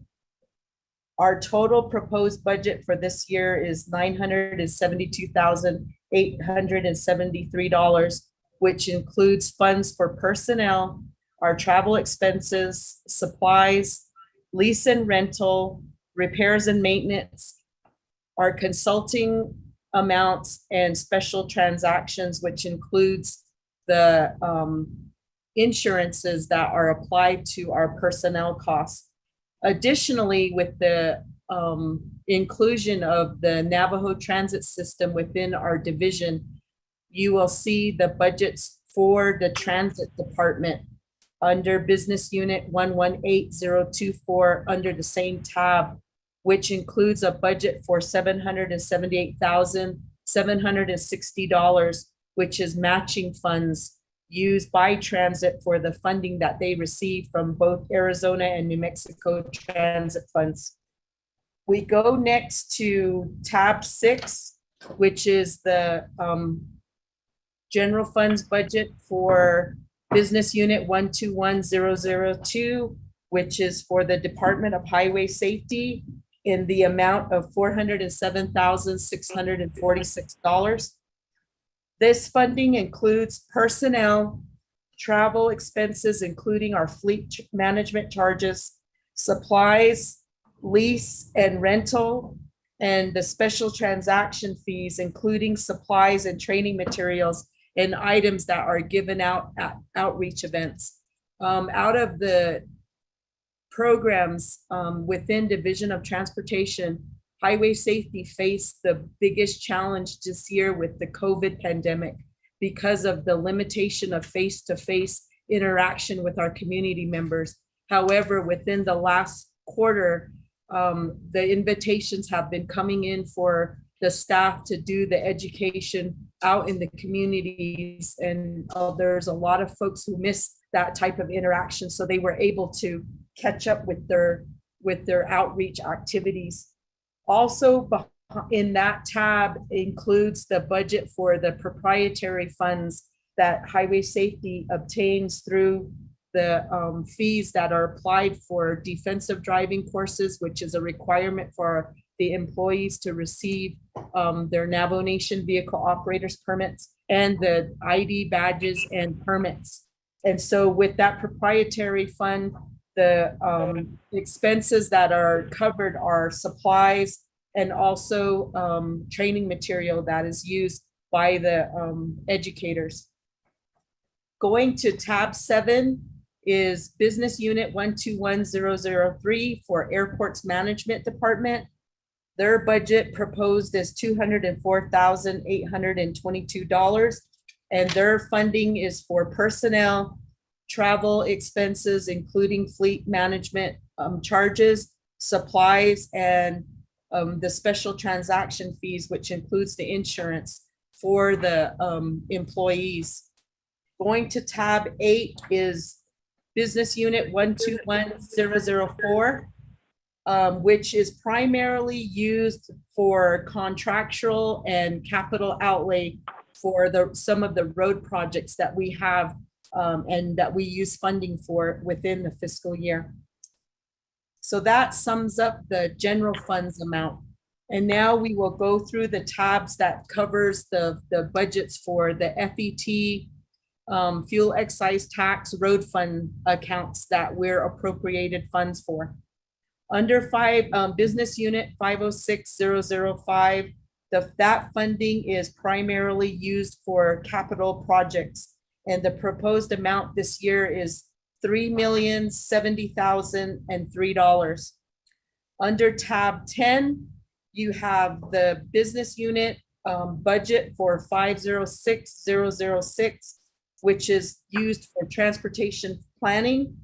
That funding covers expenses for personnel, supplies, contractual services, and special transactions, including insurances for the personnel expenses. Under tab 11, you have the budget for business unit 506007, which is used for our Department of Roads. The total amount proposed this year is 3.2 million. And a primary part of that funding is used for the many different positions that are under Roads Department to conduct all of the maintenance and project activities out throughout the Navajo Nation. So there's personnel expenses, travel expenses, including fleet, supplies, lease and rental, communication and utilities, repairs and maintenance costs, contractual services, and special transactions, including the funding needed for the insurances for the personnel. Going on to business unit 506008, that business unit is used for the Department of Project Management. Proposed budget is $676,769. The funds there are used for personnel costs, travel expenses, supplies, and special transactions. And finally, in tab 13, we have business unit 506011, which is for the Department of Airport Management. We have funding proposed at $163,228. A part of that is used for personnel, travel expenses, supplies, and the special transactions. We also want to point out that under tab 4, we have a proposed unmet needs budget in the amount of $2.4,616,813, which is going to be used for road maintenance activities, project amounts, and contractual services for those projects. And sir, we also would like to make a point of saying that in our OMB performance report, we wanted it noted that we had an overabundance of individuals who left the division.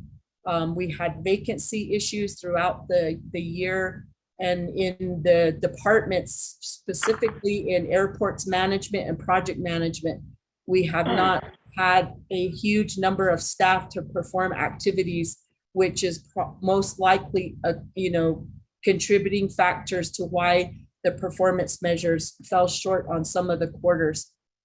We also wanted to point out that the unspent funding that is available right now, a big portion and percentage of that is also for vacant positions.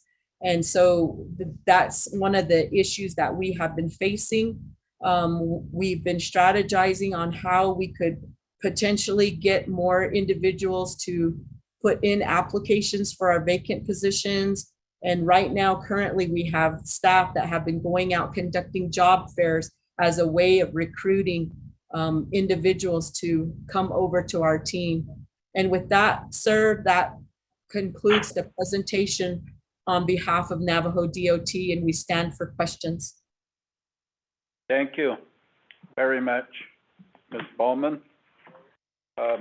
Right before we gave the time to Ndot, our attorney had reminded Oversight about the corrections and change out of exhibits that need to be made.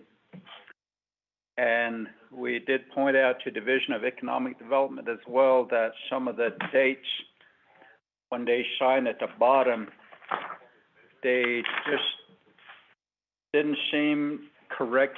It looked like 2021. Where your signature goes, there's a signature but no date on it.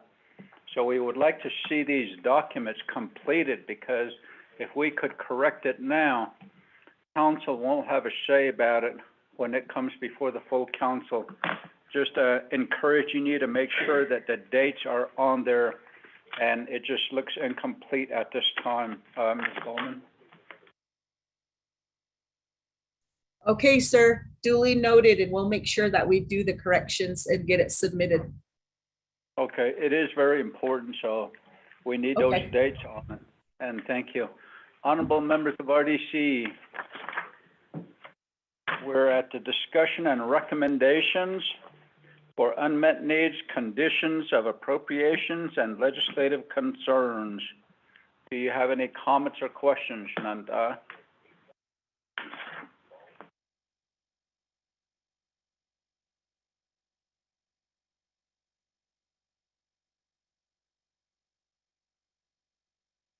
Going twice. Honorable Stewart, you have the floor. Okay, good afternoon, Chairman, Arunda, Vice Chair, Arunda, good afternoon. So staff, those in the good afternoon, Arunda, Ms. Bowman, thank you for the report and the update as far as Ndot goes and the number of vacancies within Ndot as well. And then also looking at the unmet needs portion within Ndot, Roads Department, requesting for materials and product utilization for road projects and whatnot, with the cost of fuel, the rising, and also the equipment and materials needed and the clearances needed. And as you stated, I was looking at the vacancies, and there is 38 positions, like you stated, a really high number in the roads funding department.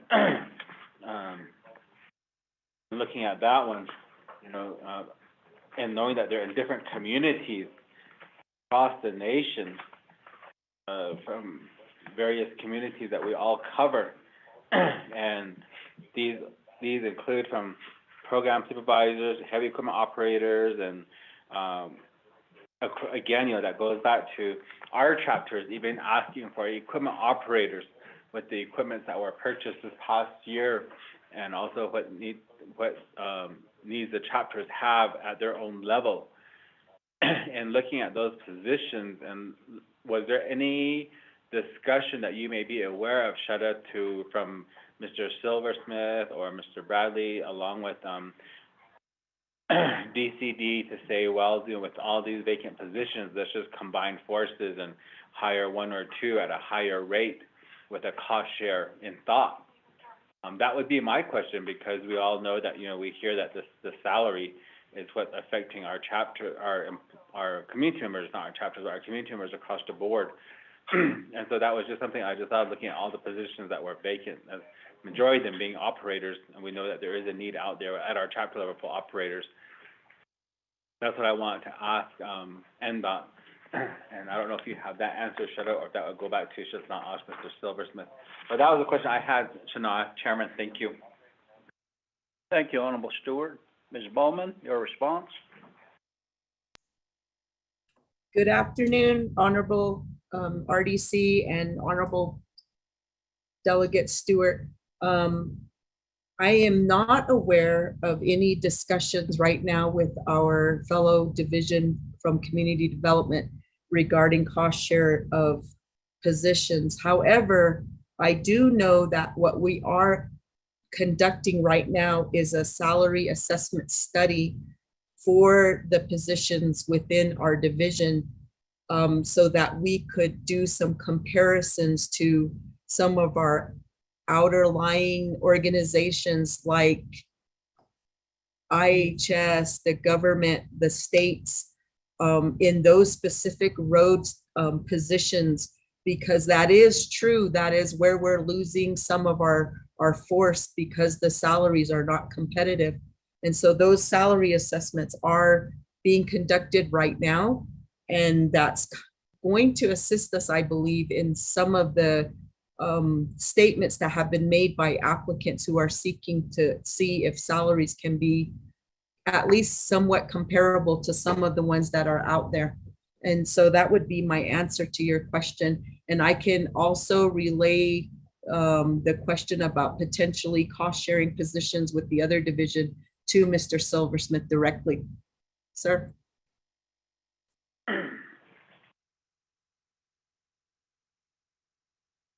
Thank you, Ms. Bowman. Honorable Stewart, do you have a follow-up question? Yes, Shana, Chairman. Shut up, Ms. Bowman. Another question I have is with the airport. Been looking looking at the budget part of it, are there any matching funds, or grants that are being written for the airports, for federal or state grants, and funding in those areas? I'm trying to flip back to that page. That'd be my question. Ms. Bowman? The matching funds are to answer your question, the matching funds that are generally utilized for like the airports submitting applications for external funding is obtained from the road fund account. If you'll look at the budget for business unit 506005, that is the funding that is utilized for the matching costs for these funding applications.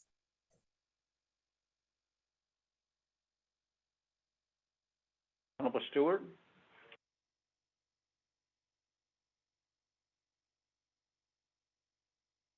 Yeah. Okay, thank you. Honorable Daniels?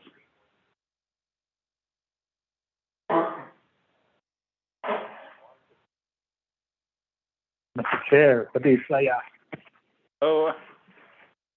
Okay. Thank you, Mr. Chair, Vice Chair, RDC, Adelaide Bahon, Navajo Transit. Back in 23rd Council, I started off with HES Committee. I got on the transit bus. They came to them, and we came this way. Chendley. The transit bus was a mid-sized bus. When we got to Fahilly, there's people coming on board. When we got to Navajo,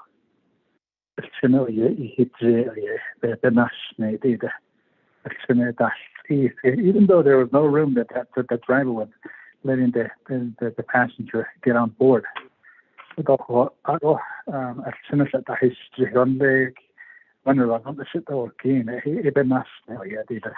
Transit. So, Mr. Chair,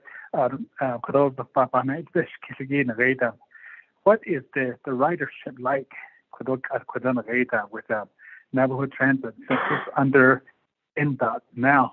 It was under this committee oversight. Just in there. But ridership. I don't know how much dollars are generated from the ridership. I don't know from the state of Utah. The state and at that time they used to provide them buses too for the transit. Is that still happening? Mr. Chair, thank you. Thank you, Honorable Daniels. Ms. Bowman, your response? Honorable Chair and members of the committee, I will revert that question over to Florinda Lynch. So Florinda will answer that question on behalf of Transit. Thank you. Ms. Lynch? Good afternoon. This is Florinda with Navajo Transit. I'm the senior accountant. As for the question for ridership, our ridership numbers have not returned to pre-pandemic levels. Our average ridership per month is about, beginning of this fiscal year, we started about 2,500 passengers, and that was limited routes, smaller buses. We've increased that to close to 5,000 riders per month now, but we are still operating smaller buses, limited seating. Not all routes have not been fully reinstated, but ridership has increased recently with the increase in fuel costs. So we are not back to our pre-pandemic levels, but ridership is increasing as far as this current year. As for the question on state funding, Navajo Transit does continue to apply for the state transit grants from New Mexico DOT and Arizona DOT. And we do receive funding from both states as well as directly from the Federal Transit Administration. And those funding sources are what we utilize to operate our public transportation services. And we also, our buses continue to operate with no bus fare, and that's for safety measures to minimize direct contact with passengers and to somewhat try to keep everyone safe. So the bus fare is waived, continues to be waived. Unsure when exactly we will return to charging a bus fare for now.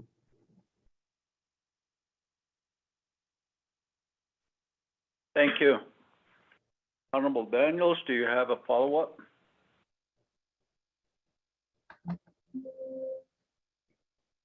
Mr. Chair, yeah, that answers my question in regards to transit rate fair the look up at the Bahon Echo. So it is just a wave that so that means our Navajo transit as that program is helping our Navajo people that way could AIC and could so it is could so I'm sorry about my Mr. Chair. Thank you. Thank you, Honorable Daniels. Honorable members of RDC, any other comments or questions?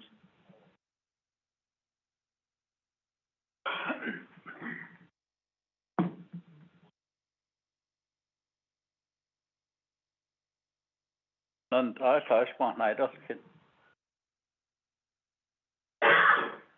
hear none. Thank you, Ms. Bowman, as well as your staff. Mr. Chair, this is Mariana Khan again. Ms. Khan, you have the floor. Thank you, Mr. Chair, and members of the Resources and Development Committee. I was wondering if the committee would like to see the budget forms Exhibit A and B with the signatures for the follow-up. RDC's follow-up meeting for the budgets, or do you want to see that at the regular RDC meeting? And another question is, does the Division of Transportation have unmet needs that they want to put into Exhibit E? If so, please provide that. Have them provide that for all committee members and for myself so that we know what we're talking about, referring to if they want to add that particular unmet needs to the approval of what RDC will recommend to Budget and Finance Committee. Mr. Chair, thank you. Thank you very much, Ms. Khan, for that.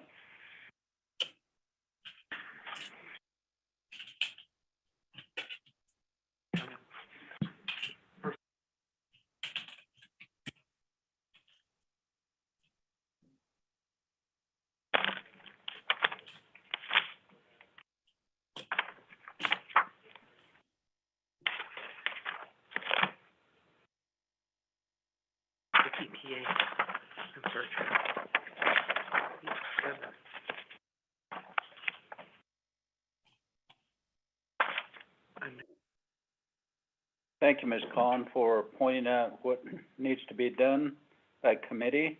And there is Ndot does have their unmet needs. And if you wish to do so, we could address it at the regular scheduled RDC meeting. And any objections? Mr. Chair, this is Daniel. Honorable Daniels? Yes, I'll be that, Mr. Chair. Also on the forms, the budget forms that AD issued them for find that so it is. Thank you. Thank you. Ms. Bowman? the concerns that you're listening to.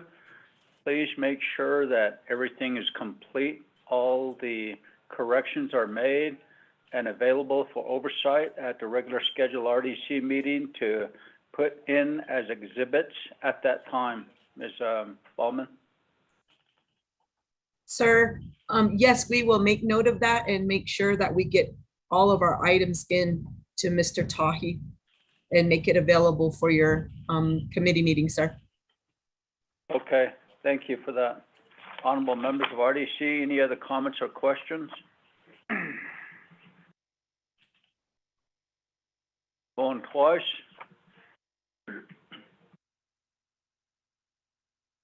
Going 3 times. Thank you, Ms. Bowman, you and your staff, for your budget that is presented today. Thank you. Thank you, sir, and members of the committee. Have yourself a great and safe day. Thank you. Okay, we're moving down to E, Navajo Environmental Protection Agency. Presenter, Ms. Valinda Shirley. Are you on the call with us?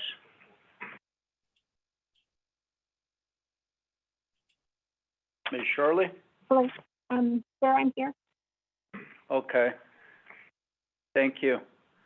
Ms. Shirley, how many staff will be assisting you this afternoon from EPA? Sir, I will have three staff assisting me today. Could you name them, please? Yes, sir. Ms. Eugenia Quintana, Mr. Warren Rowe, and Ms. Yolanda Barney. Ms. Shirley, you mentioned, Yes. you indicated Eugenia Yes, come in. Quintana. And Yes, who sir. is the next one? The second one would be Mr. Warren Rowan. Warren? And Warren Rowan. Rowan? And And Ms. Yolanda Barney. Yolanda Barney. Okay. Thank you very much. At this time, Ms. Shirley, we're going to take the oath and just follow along with me. I will instruct you and then you can respond. Ms. Belinda Shirley, please stand and raise your right hand. State your name for the record. Belinda Shirley. Do you swear to tell the truth in the testimony you are about to give? Yes, sir. Thank you. You may be seated. Ms. Quintana, are you there? Yes, sir, I am here. Please stand and raise your right hand. State your name for the record. My name is Eugenia Quintana. Do you swear to tell the truth in the testimony you are about to give? You entered 6. This meeting ID does not exist. Please re-enter your meeting ID followed by pound. Yes, I do. Thank you. You may be seated. Please have your phones on mute, everybody. Enter your participant ID followed by pound.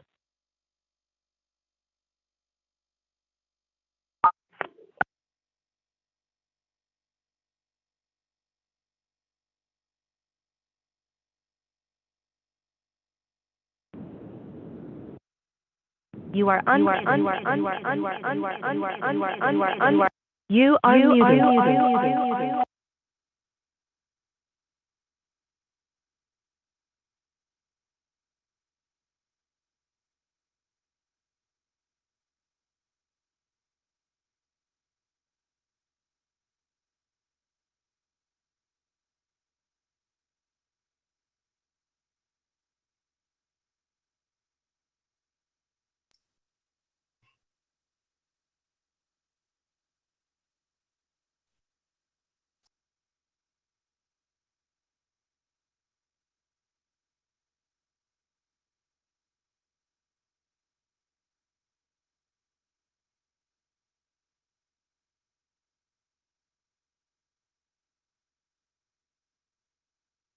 Ms. Shirley?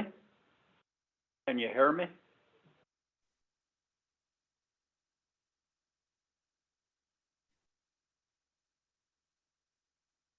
Chair, members of RDC, I asked Ms. Melinda Shirley to unmute her phone. Her phone is unmuted.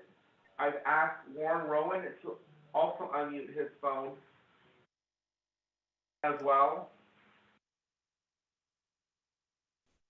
Okay. Colleagues, can you hear us? Hi, Mr. Chair. This is Chair Nez, yes, we can hear you. Okay, thank you. Ms. Shirley, are you on the call now? I am, sir. Forgive me. I had to switch audio. Okay. We couldn't get a hold of Mr. Warren Rowan or Ms. Yolanda Barney. Do you have anybody else? Hi, this is Warren, Mr. Chair. Okay, thank you.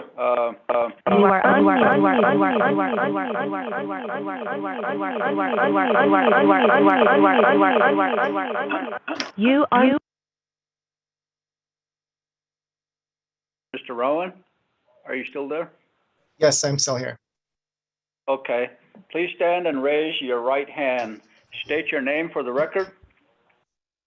Warren Rowan. Do you swear to tell the truth in the testimony you are about to give? Yes, I do. Thank you. You may be seated. Ms. Yolanda Barney, are you present?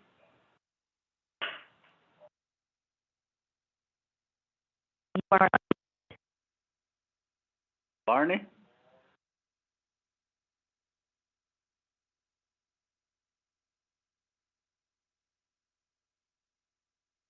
Barney?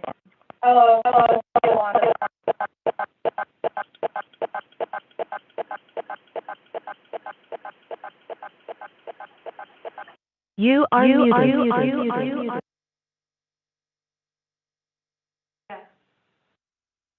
Ms. Barney?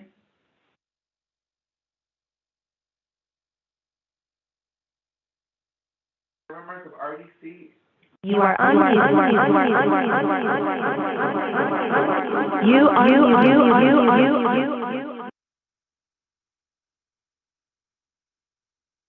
Chair, members of RDC, Ms. Barney has two phone numbers that's registered on Zoom. That is what is causing us to get the feedback. Okay. Ms. Shirley, are you on the call with us still?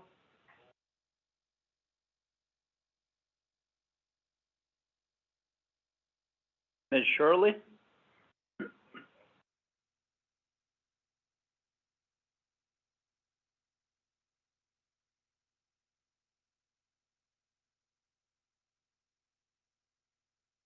Ms. Shirley?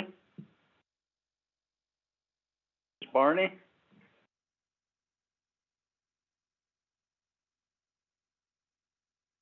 Mr. Rowan, can you hear me?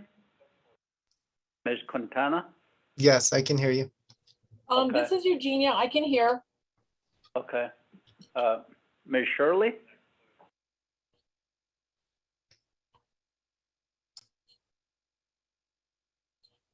I'm here, sir.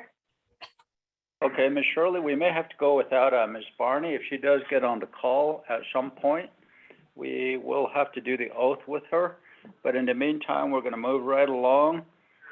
Ms. Darlene Sam from OMB, are you on the call?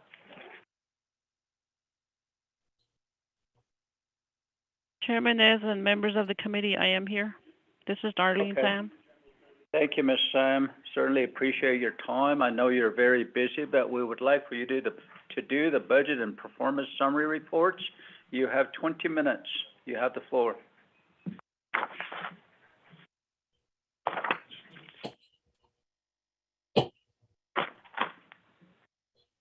Good afternoon, Chairman Nez and members of RDC committee.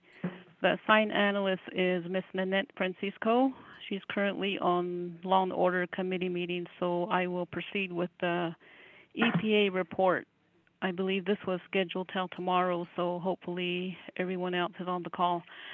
Okay, so moving on to the OMB report. You have the cover sheet. It's the same format. The Navajo Nation Resource Development Committee Fiscal Year 2023 budget hearings for Navajo Environmental Protection Agency, Navajo Nation OMB report for July 27th. And the next page is your table of contents. Letter A through G. Letter A is your fiscal year 2023 fund type budget summary. Letter B, fiscal year 2022 third quarter budget expenditure report. Letter C, FY 2022 third quarter performance assessment report. D is FY 2022 third quarter plans of operation status report. E is FY 2022 condition of appropriation / legislative concern report. F is your FY 2022 external funds expenditure report. G is your FY 2020 single audit report. Next page is your A, fiscal year 2023 fund type budget summary. And this is for the Environmental Protection Agency, fiscal year 2023 budget summary by fund type. You have the business units listed, and then you have the programs listed and the FY 2022 budget. So the business units listed there for EPA, it includes the general fund and then your special revenue funds and then your matching funds also that are listed. So FY 22 approved budget, bottom line total $5,479,982. For fiscal year 2023 Navajo Nation funds, the proposed general fund budget for EPA is $1,312,945. Indirect cost fund, which is the next column, is $106,728. Next column is your personal lapse fund, $29,502. Next column is your cash match fund for $394,154. Next column, proprietary fund, 0. Next column, fiduciary fund, 0. Next column, your special revenue internal, $4,296,028. Next column, special revenue external funds, $11,115,519 for a total recommended budget of $17,254,876. Next is B, your FY 2022 third quarter budget status report. And this is as of June 30th, 2022 for Navajo EPA. The general fund business units are listed on top and your special revenue internal are listed on the bottom. So the original budget for the general fund and the special revenue grand total is $5,195,849. The revised budget, $6,259,711.46. Actual $2,028,404.70. Encumbrance $880,220.54. Budget available $3,351,086.22. And the expenditure rate, the last column, overall, the general fund is 41.54%, and your special revenue is 48.15%. So the two together is at 46.4%. Note the asterisk on the bottom. 2 asterisks represents over expenditure by 85% or more. 1 asterisk represents under expenditure by 65% or less. If you look at the general funds, there are 6 business units that are under expending, and then the special revenue, all 7 business units are under expending. And the next report will be covered by Ms. Encita Largo. Mr. Chair and members of the committee, members. C is the third quarter performance assessment report for EPA. There are 14 programs under the Environmental Protection Agency. 3 programs are not meeting their goals for third quarter. And the average score for the Environmental Protection Agency is 2.34. And these reports are updated and disseminated each quarter. Going on to D, the third quarter plan of operations status report. The plan of operations for environmental protection for all programs are updated.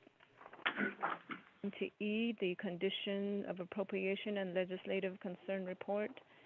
They have 2 legislative concerns. On the legislative concern number 1 was due on second quarter. They respond for third quarter and they're non-compliant. Legislative concern was due the end of third quarter. They had one and they're uncompliant.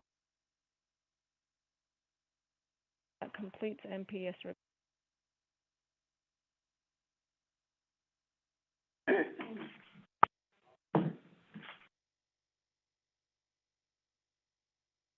Thank you very much. Ms. Good Sam, afternoon. go ahead. Good afternoon, Chairman Nez and members of Resource Development Committee. This is Jermaine Jones, Deputy Contracting Officer. I can go ahead and read the next 2 sections. Section F, FY 2022 External Funds Expenditure Report. Column A is the index, column B are company numbers, column C is a contract ID for each contract, column D is the start date, column E is the end date, column F is the number of business units, column G is the number of company numbers, column H lists the business units, column I is a description of each business unit, column J is the revised budget, column K is expenditures, column L is the open commitments, column M is available balance, column N is the percent spent, and then column O is the percentage of the balance. I'll go ahead and read the bottom line, which is on page 15 of 16. Column F, there's 22 business units. Column G, there's 16 company numbers. Column I for Navajo Environment Protection Agency. Column J is the revised budget, which totals $24,619,996. Column K, the expenditures is $10,114,090.28. Column L for open commitments is $2,280,841.04.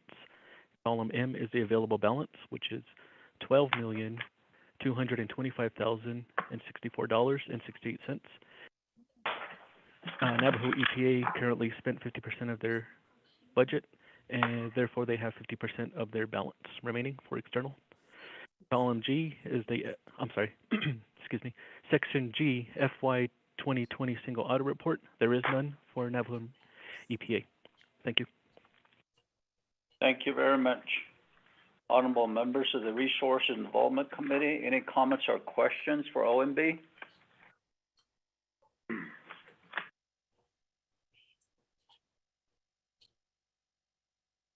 I hear none. Before we move on to Navajo Nation EPA, we have with us here in person Ms. Yolanda Barney. So she will be taking the oath. Ms. Barney, please stand and raise your right hand. State your name for the record. Yolanda Barney. Do you swear to tell the truth in the testimony you are about to give? Thank you. You may be seated. Go ahead, Ms. Barney, in person. At this time, Ms. Shirley, you have 20 minutes to present Navajo Nation EPA's the Director's budget overview and statement, as well as budget presentation. Shirley? Thank you, Shaham. Yat nana asin ado bikajete kiri biyajent yat ado honorable members of RDC yat shinat ani nosini yat ado adet da isnos agi do koigidan hinasigi yat ado shina Mr. Delegate Herman Daniels the Shahab and Datnaha Sadins and so ado thank you to ONB Nanette and Mr. Jones for their help while putting together our budget here. I am sharing my screen, and what I wanted to share with you all is contained in a couple of slides several slides that I prepared. So this is our proposed budget for fiscal year 2023. And one of the first things to note is that our allocation for this year, as far as general funds goes, it's $1,312,945.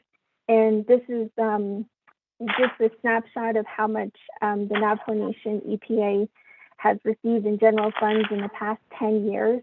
You could see that there were some increases and some decreases throughout the last 10 years, but our allocation has always been within the 1.3 million range here. And then one of the other, the third slide to share with you all is our Exhibit A. And what I wanted to note here again is that 7% of the overall Navajo EPA budget is general funds. And 90% of the overall Navajo EPA budget is coming from external and internal sources, such as grants and then special revenues that Navajo EPA collects. So 90% of it is, I want to say in a way, is self-sustaining. And then 7%, of course, again, Navajo EPA receives general funds.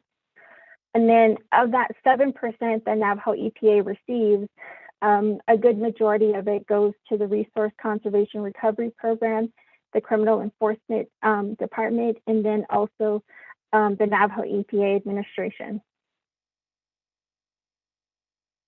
So this year for the allocated amounts, we have $239,397 going to Navajo EPA administration, and then $112,680 going to the Air and Toxics Department, $193,938 going to the Surface and Groundwater Protection Department, $107,205 going to the Waste Regulatory Compliance Department, and then $332,237 going to the Resource Conservation Recovery Program, and then $287,514 going to the Criminal Enforcement Department, and then lastly we have our Radon program with $37,974. Again, just as Ndot noted, it was the 10% increase in our benefits cost this year. We had to kind of reconfigure our budget to make things meet. And some of the decreases that we've had to make is travel and supply costs. So some of the programs within Navajo EPA had to decrease their travel and supply costs. And then again, just to note that the Resource Conservation Recovery Program and the Criminal Enforcement Department is receiving the most due to the need to respond to illegal dumping reports coming in from across the nation. So that's two programs within Navajo EPA that certainly takes priority and takes the majority of the 7% that Navajo EPA receives. And then just to go into some of our unmet needs, we have the Navajo EPA Minor Source Permitting Program. We're requesting $182,063. And the purpose for this unmet need is to track and maintain oil and gas emissions from wells, create and maintain a database, community outreach, and education. That's what we are looking to do with that $182,063. And then due to the increase in the fringe benefits and our decrease in travel and supply expenses, the Navajo EPA Resource Conservation Recovery Program, we're asking for $11,614. And the idea behind that request is to put towards, we're requesting for the travel and supply expenses so we could continue to respond to illegal dump reports from across the nation. And then within administration, within Navajo EPA administration, the request is also for $50,000, and this would go into a contracting service to help us prepare a competitive grant application for a lot of the infrastructure bill funding opportunities that are coming up on us real soon here within the fall and spring of this coming fiscal year. And then lastly, Criminal Enforcement Department is, we're requesting for $17,299 as far as an unmet need. And then this would go to the travel expenses for the different officers that would respond to environmental violations, spills, and other public emergencies. And then on slide 6, I do have a request for a carryover. The purpose of the carryover would be to conduct illegal dump abatements. This past year, within the Waste Regulatory Compliance Department, there has been 6 illegal dump abatements within McKinley County. And the way we were able to fund that was through a RAID grant with the state of New Mexico.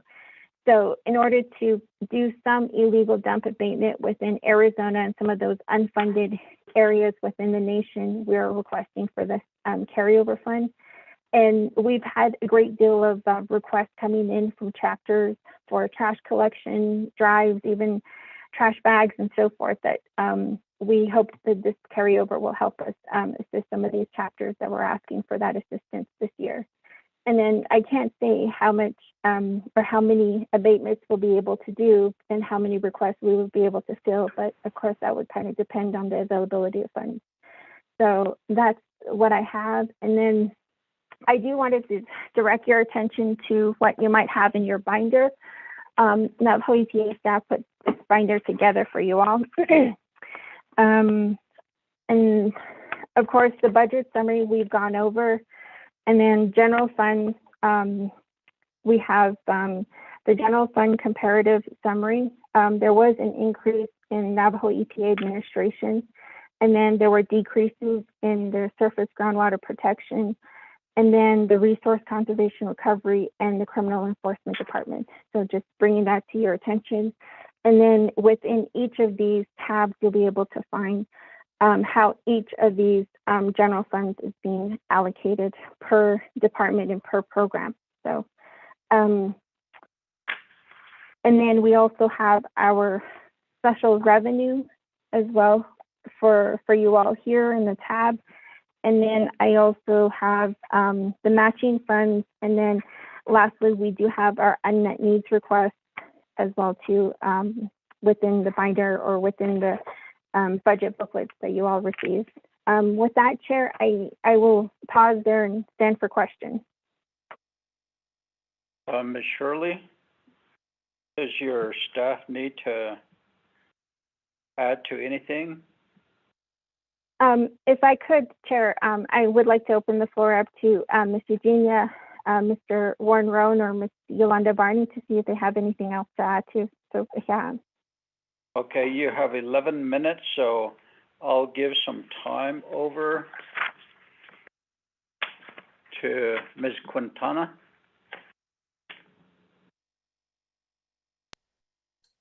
Good afternoon. Thank you, Chair and other members of the Resources Committee. My name is Eugenia Quintana. I'm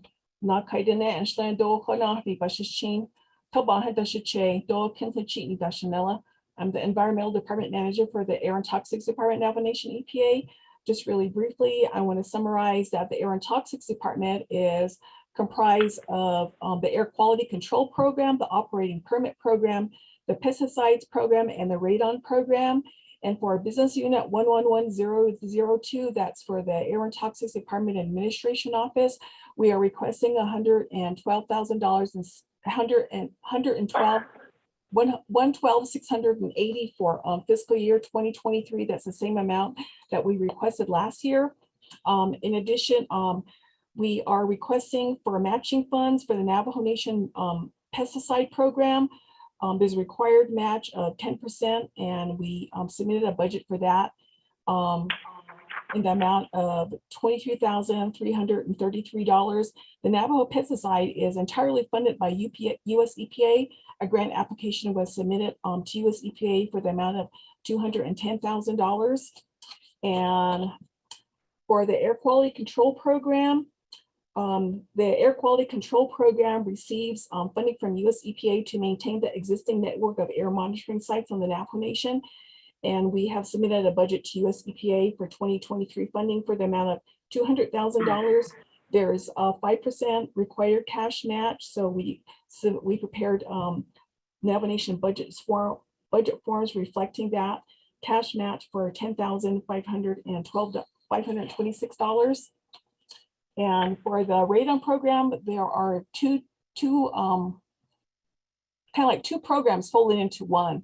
And that's because for general funds, for business unit 111016 in FY 2021, we received $37,974, and that basically just went for funding one technical position to address broader indoor air quality issues that are not identified in the federal work plan.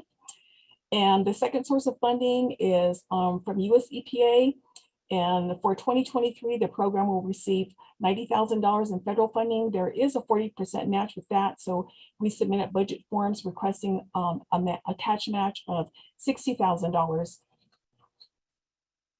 And the operating permit program for 2023, the program has prepared a special revenue budget for $1 million, a little bit over $1 million. And I wanted to add, kind of like tie in the work that the operating permit program does, is also going to tie in a little bit with the continued development of the minor source permit program.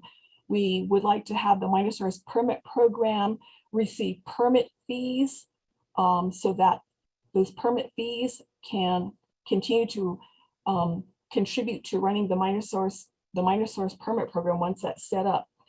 By way of an example of the incoming permit fees and how they are used for the Title V program this year to date, the Title V permit program has received $394,334 in permit fees. And in FY 2021, the program received $416,942 in Title V permit fees. So we plan on operating the minor source permit program much in the same way. And for that reason, we submitted a budget for startup costs for the minor source permit program. So that concludes my summary of the needs and the use of general funds. Thank you. Thank you, Ms. Quintana. Mr. Rowan? Thank you, Mr. Chair and members of the committee. Belinda pretty much covered the Waste Regulatory Compliance Department budget needs. So thank you. Thank you, Mr. Rowan. Ms. Barney? Good afternoon, sir. This is Yolanda Barney, and I am Environmental Department Manager for the Surface and Groundwater Department.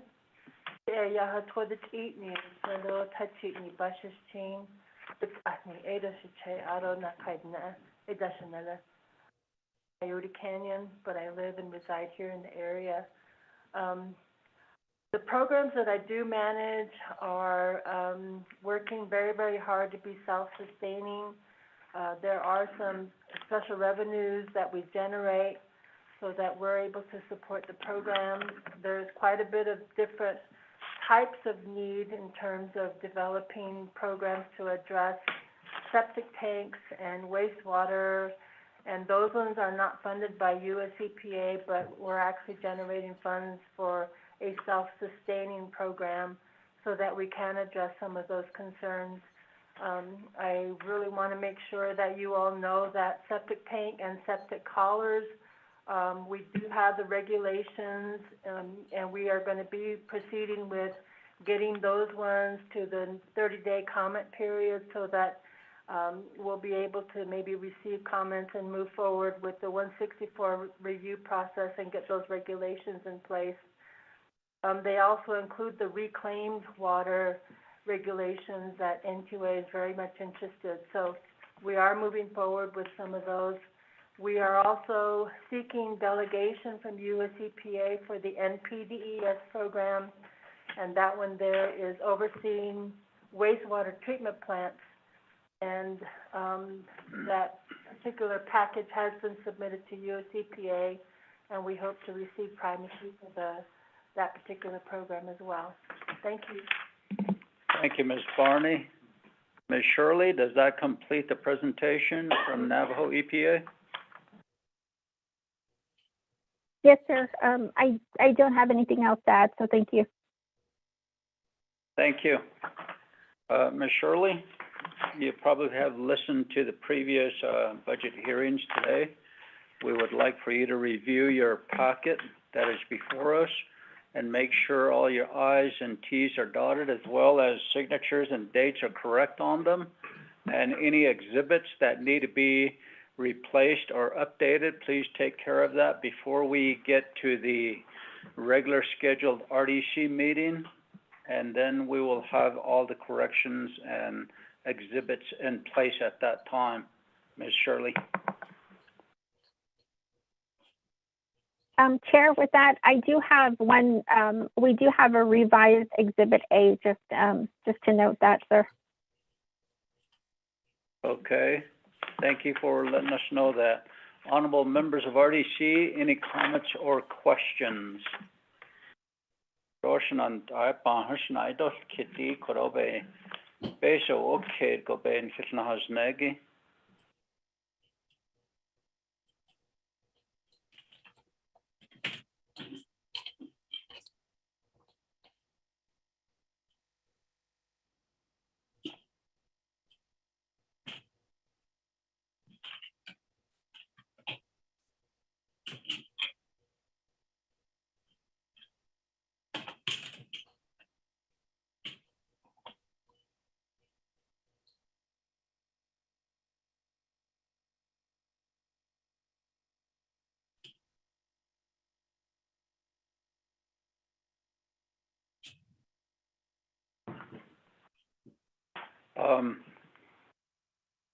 And honorable members of RDC, any comments or questions?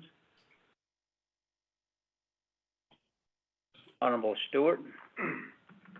Question tonight, I run the colleague, I run the vice chair, I run the so this afternoon, the EPA budget, and that's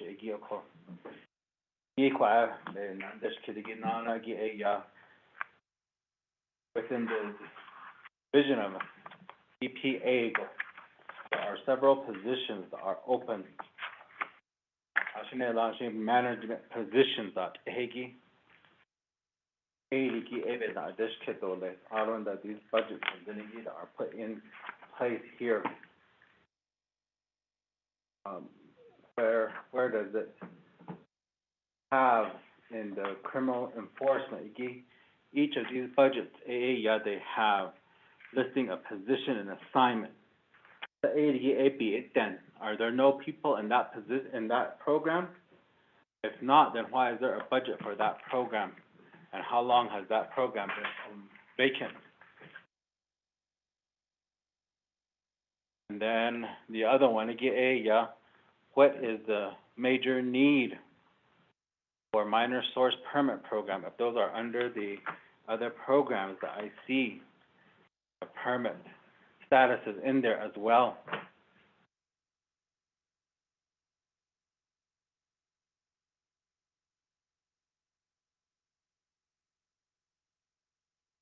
If there's no employees in the criminal enforcement, why is there an unmet need for it too? Those are my questions, Shania. Thank you, Honorable Stewart, for your question. Ms. Shirley, your response. Thank you, Chair. And then, Delegate Stewart, Honorable Delegates. My response is that open positions within Navajo EPA have been, I'm going to say it's how would I say this? It's been ongoing it's been ongoing to, I want to say it's almost chronic, and it's the same as what the nation is facing as far as labor shortages are concerned. And the other thing that makes it a little bit more difficult for us to do our recruitment is we do need those individuals with those technical skills, with some experience in compliance or enforcement. And then on top of all of that, most of our positions do require a bachelor's of science degree in some kind of an advanced science as well too, like geology, biology, chemistry, or geology, or I already said geology. So it is hard to fill a lot of our positions for that reason. And then this was a legislative concern last year, and then we do have a response that we prepared as well too. And we've been looking to advertise in different areas. And so we've been actively advertising. We are also looking at the positions to see if there's a way that we could either based off of the applicant pools that we get, we could revise some of the positions to fit some of the more some of the applicants that we get. So those are some of the things that we are working on and working on here within Navajo EPA. And then we have been successful in filling some of our positions. I mean, when we submitted our response to the legislative concern, for instance, 3 of these positions have been filled. And then we were lacking a hydrologist, a senior remedial project manager, geologist, and that's been those have been the hard to fill positions. So that would be my response as far as open positions within Navajo EPA. And then in response to the Criminal Enforcement Department, this is still a department within Navajo EPA. It is a much needed department, and there have been staggered vacancies. So it's not that right now there's nobody being employed there. We do have applicants that we've offered these positions to, and then they're having to go through the background check right now. So there are people that are coming to fill those positions. And with the Criminal Enforcement Department, these are police officers. And as we all know, there has been a shortage, or there is a dire need for police officers across the Navajo Nation. So the Criminal Enforcement Department will be manned, and that's the reason why we're asking for the unmet needs as well too. And one of the responsibilities for the Criminal Enforcement Department is, again, to respond to illegal dumping and some of those more criminal intentional, how would you say, respondents. So we do look to have for instance, we do have our sergeant that we anticipate will be with us here very soon.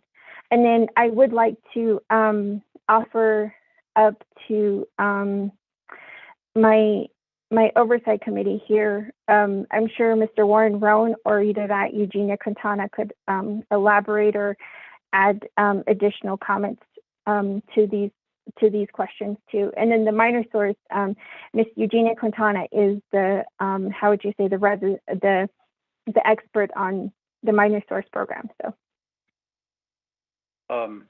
Thank you, Ms. Shirley. Ms. Quintana, you have the floor.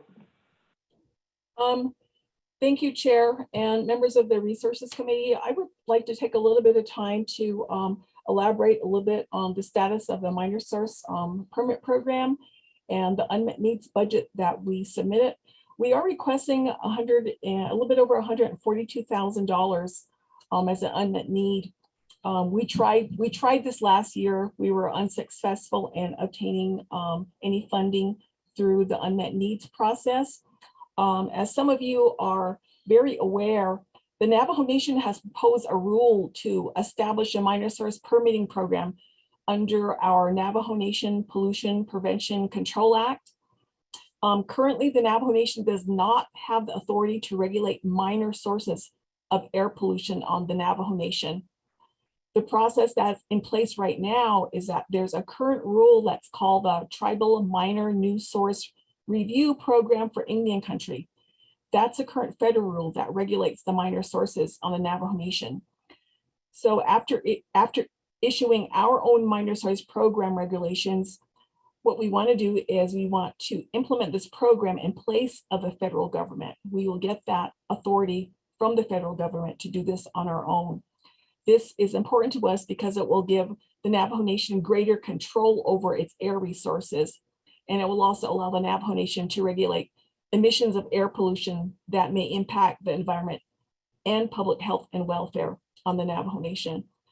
Under these proposed regulations, the Navajo Nation will issue air pollution permits to minor sources and these permits will help reduce methane and volatile organic compounds, VOCs, the emissions from those.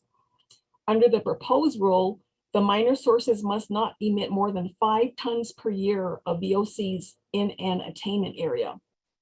Also, under this proposed rule, if the Navajo Nation was to become designated as an area of non-attainment, there will be an applicable threshold for a proposed source, or a modification will be determined based on the designation of when and where the source would be located. For example, if the source straddles 2 areas, a more stringent threshold would apply. We have looked into the number of facilities that would be subject to our regulations. So we looked at the current Tribal Minor New Source Review Federal Plan. And on the Navajo Nation, thus far, we have identified that there are 66 gas dispensing facilities, 157 oil and gas facilities, and 9 other facilities totaling 232 registered minor sources. And this is these are sources that are currently registered with US EPA.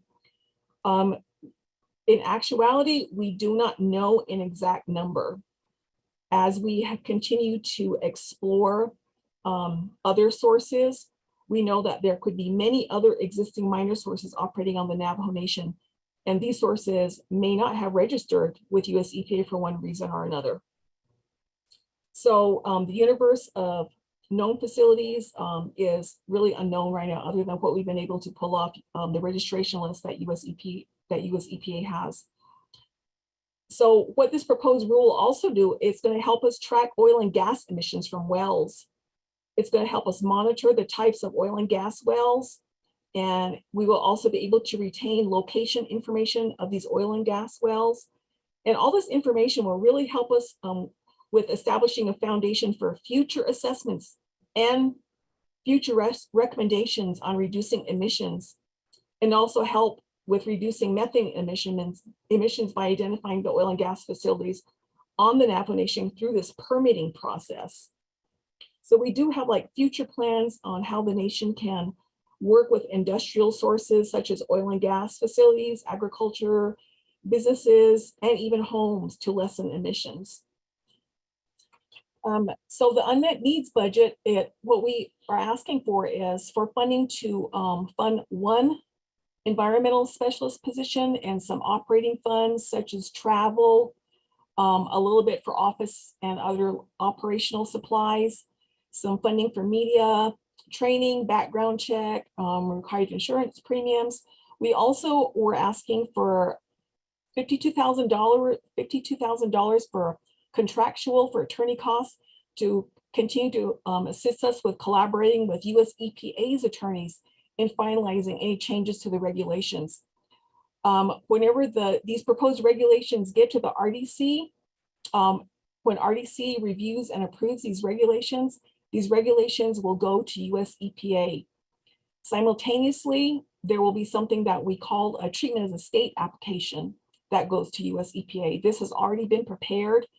That will be submitted to US EPA, and we will really rely on assistance, hopefully through a contract attorney, to help us track all this stuff.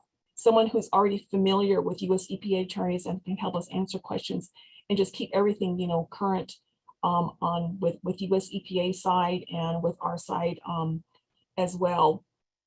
So there are many aspects of the minor source program that still require development other than just approving the regulations and submitting a treatment as a state application to US EPA.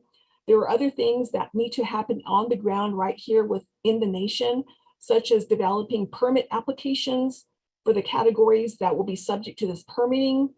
Other things like developing technical review processes, developing post-technical review processes. How are we going to establish procedures for public noticing when it's going to be required? How are we going to establish the final review processes here on the Navajo Nation for us? We will still have to develop a fund management plan for the minor source permit fees. We'll need to identify types and quantities of equipment that will be used by our staff for inspections. We'll have to develop standard operating procedures for conducting our investigations, our assessments, inspections, and just so many other aspects. So, if you all are interested in having like a separate meeting so we can discuss this in even more detail, we are more than willing to do that for you. Thank you. Ms. Quintana, if we should have a separate meeting, are you asking for an executive session? No, sir, it does not have to be an executive session. Okay, thank you. Honorable Stewart, do you have a follow-up question? Not right now, Chairman. Okay. Ms. Shirley? On the legislative concerns where it talks about EPA should engage in recruitment and hiring activities to fill vacant employee positions and should provide a report regarding its progress to the Resource and Development Committee by the end of the third quarter, and then the status says complied. Now, my question to you is how many positions at Navajo EPA are vacant that have been advocated funds for them from the previous budget cycle?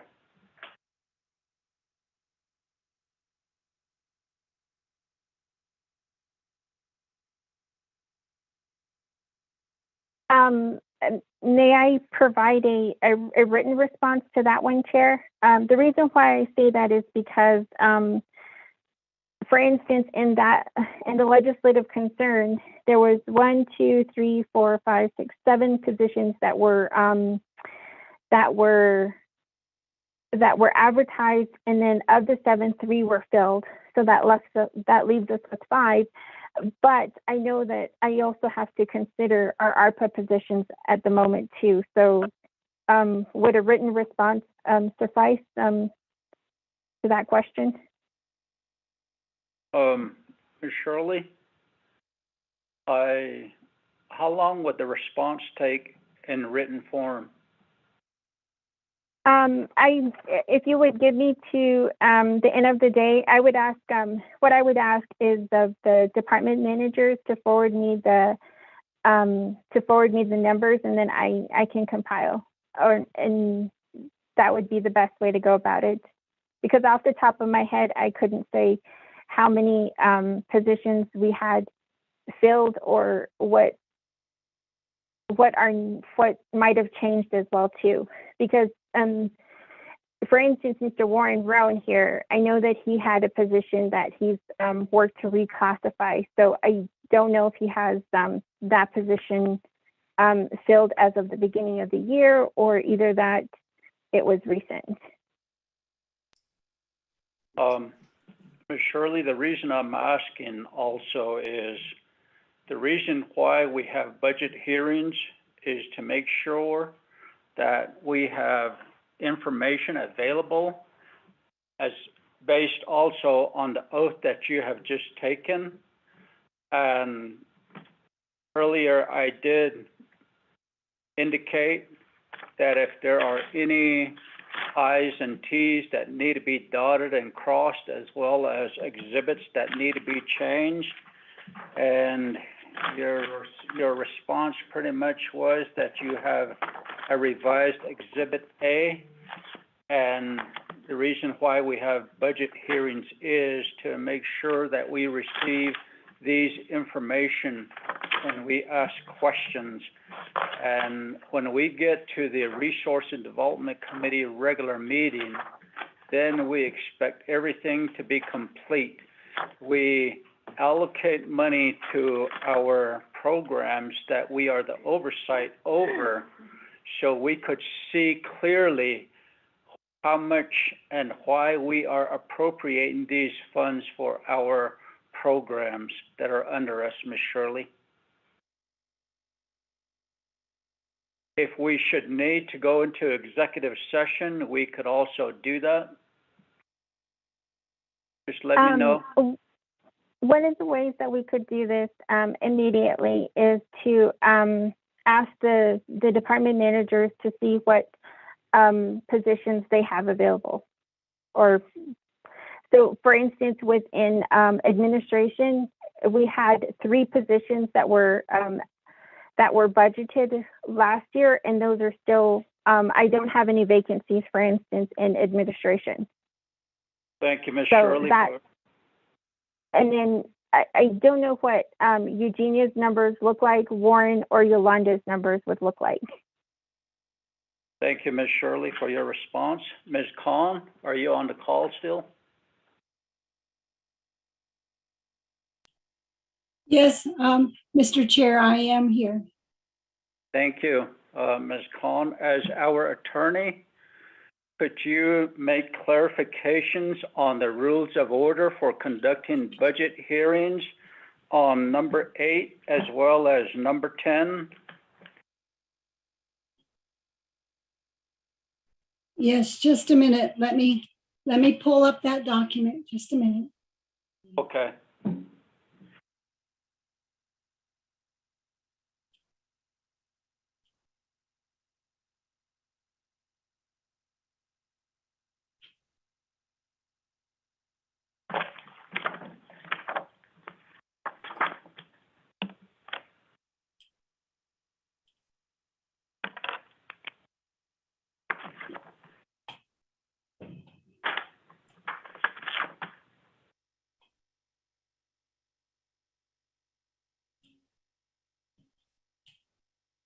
The rules of order that were adopted by the Resources and Development Committee has a list of 10 rules, and 8 and 10.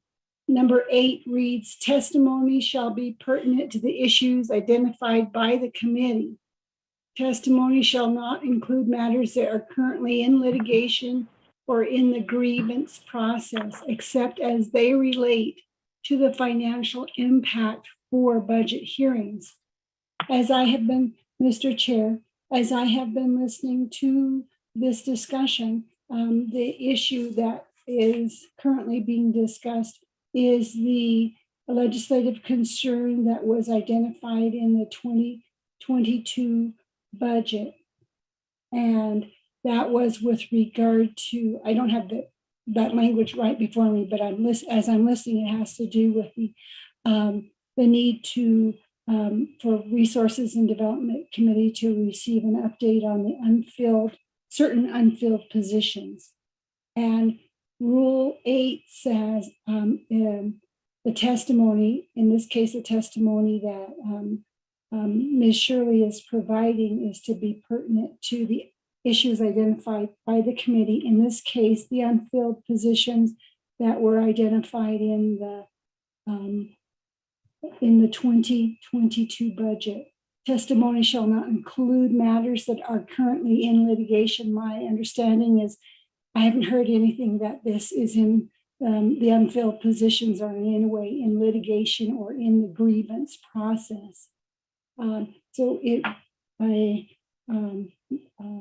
Ms. Shirley, it would seem like is free to provide the information with regard to those unfilled positions that were identified in the 2022 budget. Number 10, all hearings shall be open to the public except when the committee determines that issues and subjects presented to the committee are sensitive and confidential in nature, at which the time the committee may convene into executive session.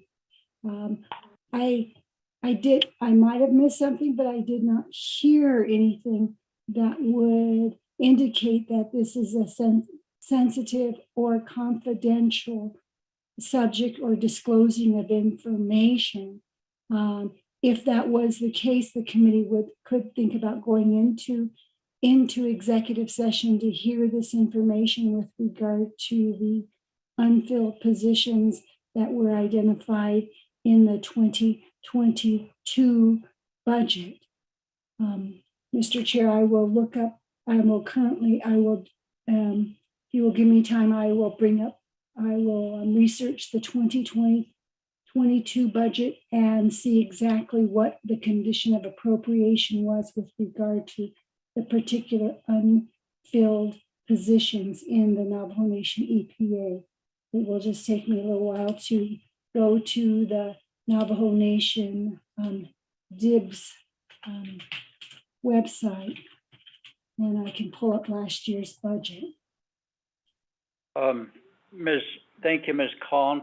Before I ask Ms. Shirley this question, as our attorney, Ms. Kahn, number 8, where it talks about testimony shall not include matters that are currently in litigation or in the grievance process, except as they relate to financial impact for budget hearings. If I were to ask a question, Ms. Kahn, and ask Navajo EPA, are there any litigations and grievance processes from former or current employees? Is that considered sensitive and confidential in nature that may require us to convene an executive session, Ms. Kahn? Yes, Mr. Chairman and members of the Resources and Development Committee, that type of question, yes, for Ms. Shirley to answer would require her to disclose the information in confidence. And I would also like the opportunity to reach out to the Department of Justice to be in on that particular confidential discussion if we were to go into executive session. But yes, any information with regard to employment in general, particular instances of a current person's position within the Navajo Nation government, if it involves litigation, that it is my opinion that that would have to be in executive session, Mr. Chair. And thank you. Thank you. Thank you, Ms. Kahn. I believe that it does relate to how much money that we're going to appropriate to positions that are currently in that predicament. So therefore, honorable members of RDC, we probably at this time should request to go into executive session. Mr. Tahi, if you would, send us a number that we may call into, and we can be in executive session for 1 hour from 2 o'clock to 3 o'clock. And those that will be present in the executive session, if you would, Mr. Tahi or Ms. Kahn, reach out to the Navajo Nation Department of Justice to be present, perhaps as well as Dr. Perfilia Fowler needs to be on the call, as well as Navajo EPA, Ms. Shirley, as well as Ms. Quintana, who took the oath, Mr. Warren Rowan, Ms. Yolanda Barney will be on this call. as well as yourself, Ms. Khan. And we will go into executive session starting at 2 o'clock to 3 o'clock.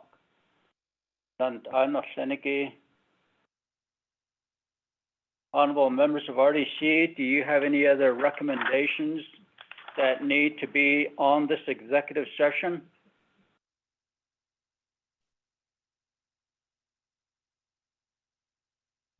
I hear none. Mr. Tahe, if you would, please send us an executive session number and contact those that we just mentioned that need to be on the call, which will be mandatory for them to attend this executive session. Thank you. You may hang up and a number will be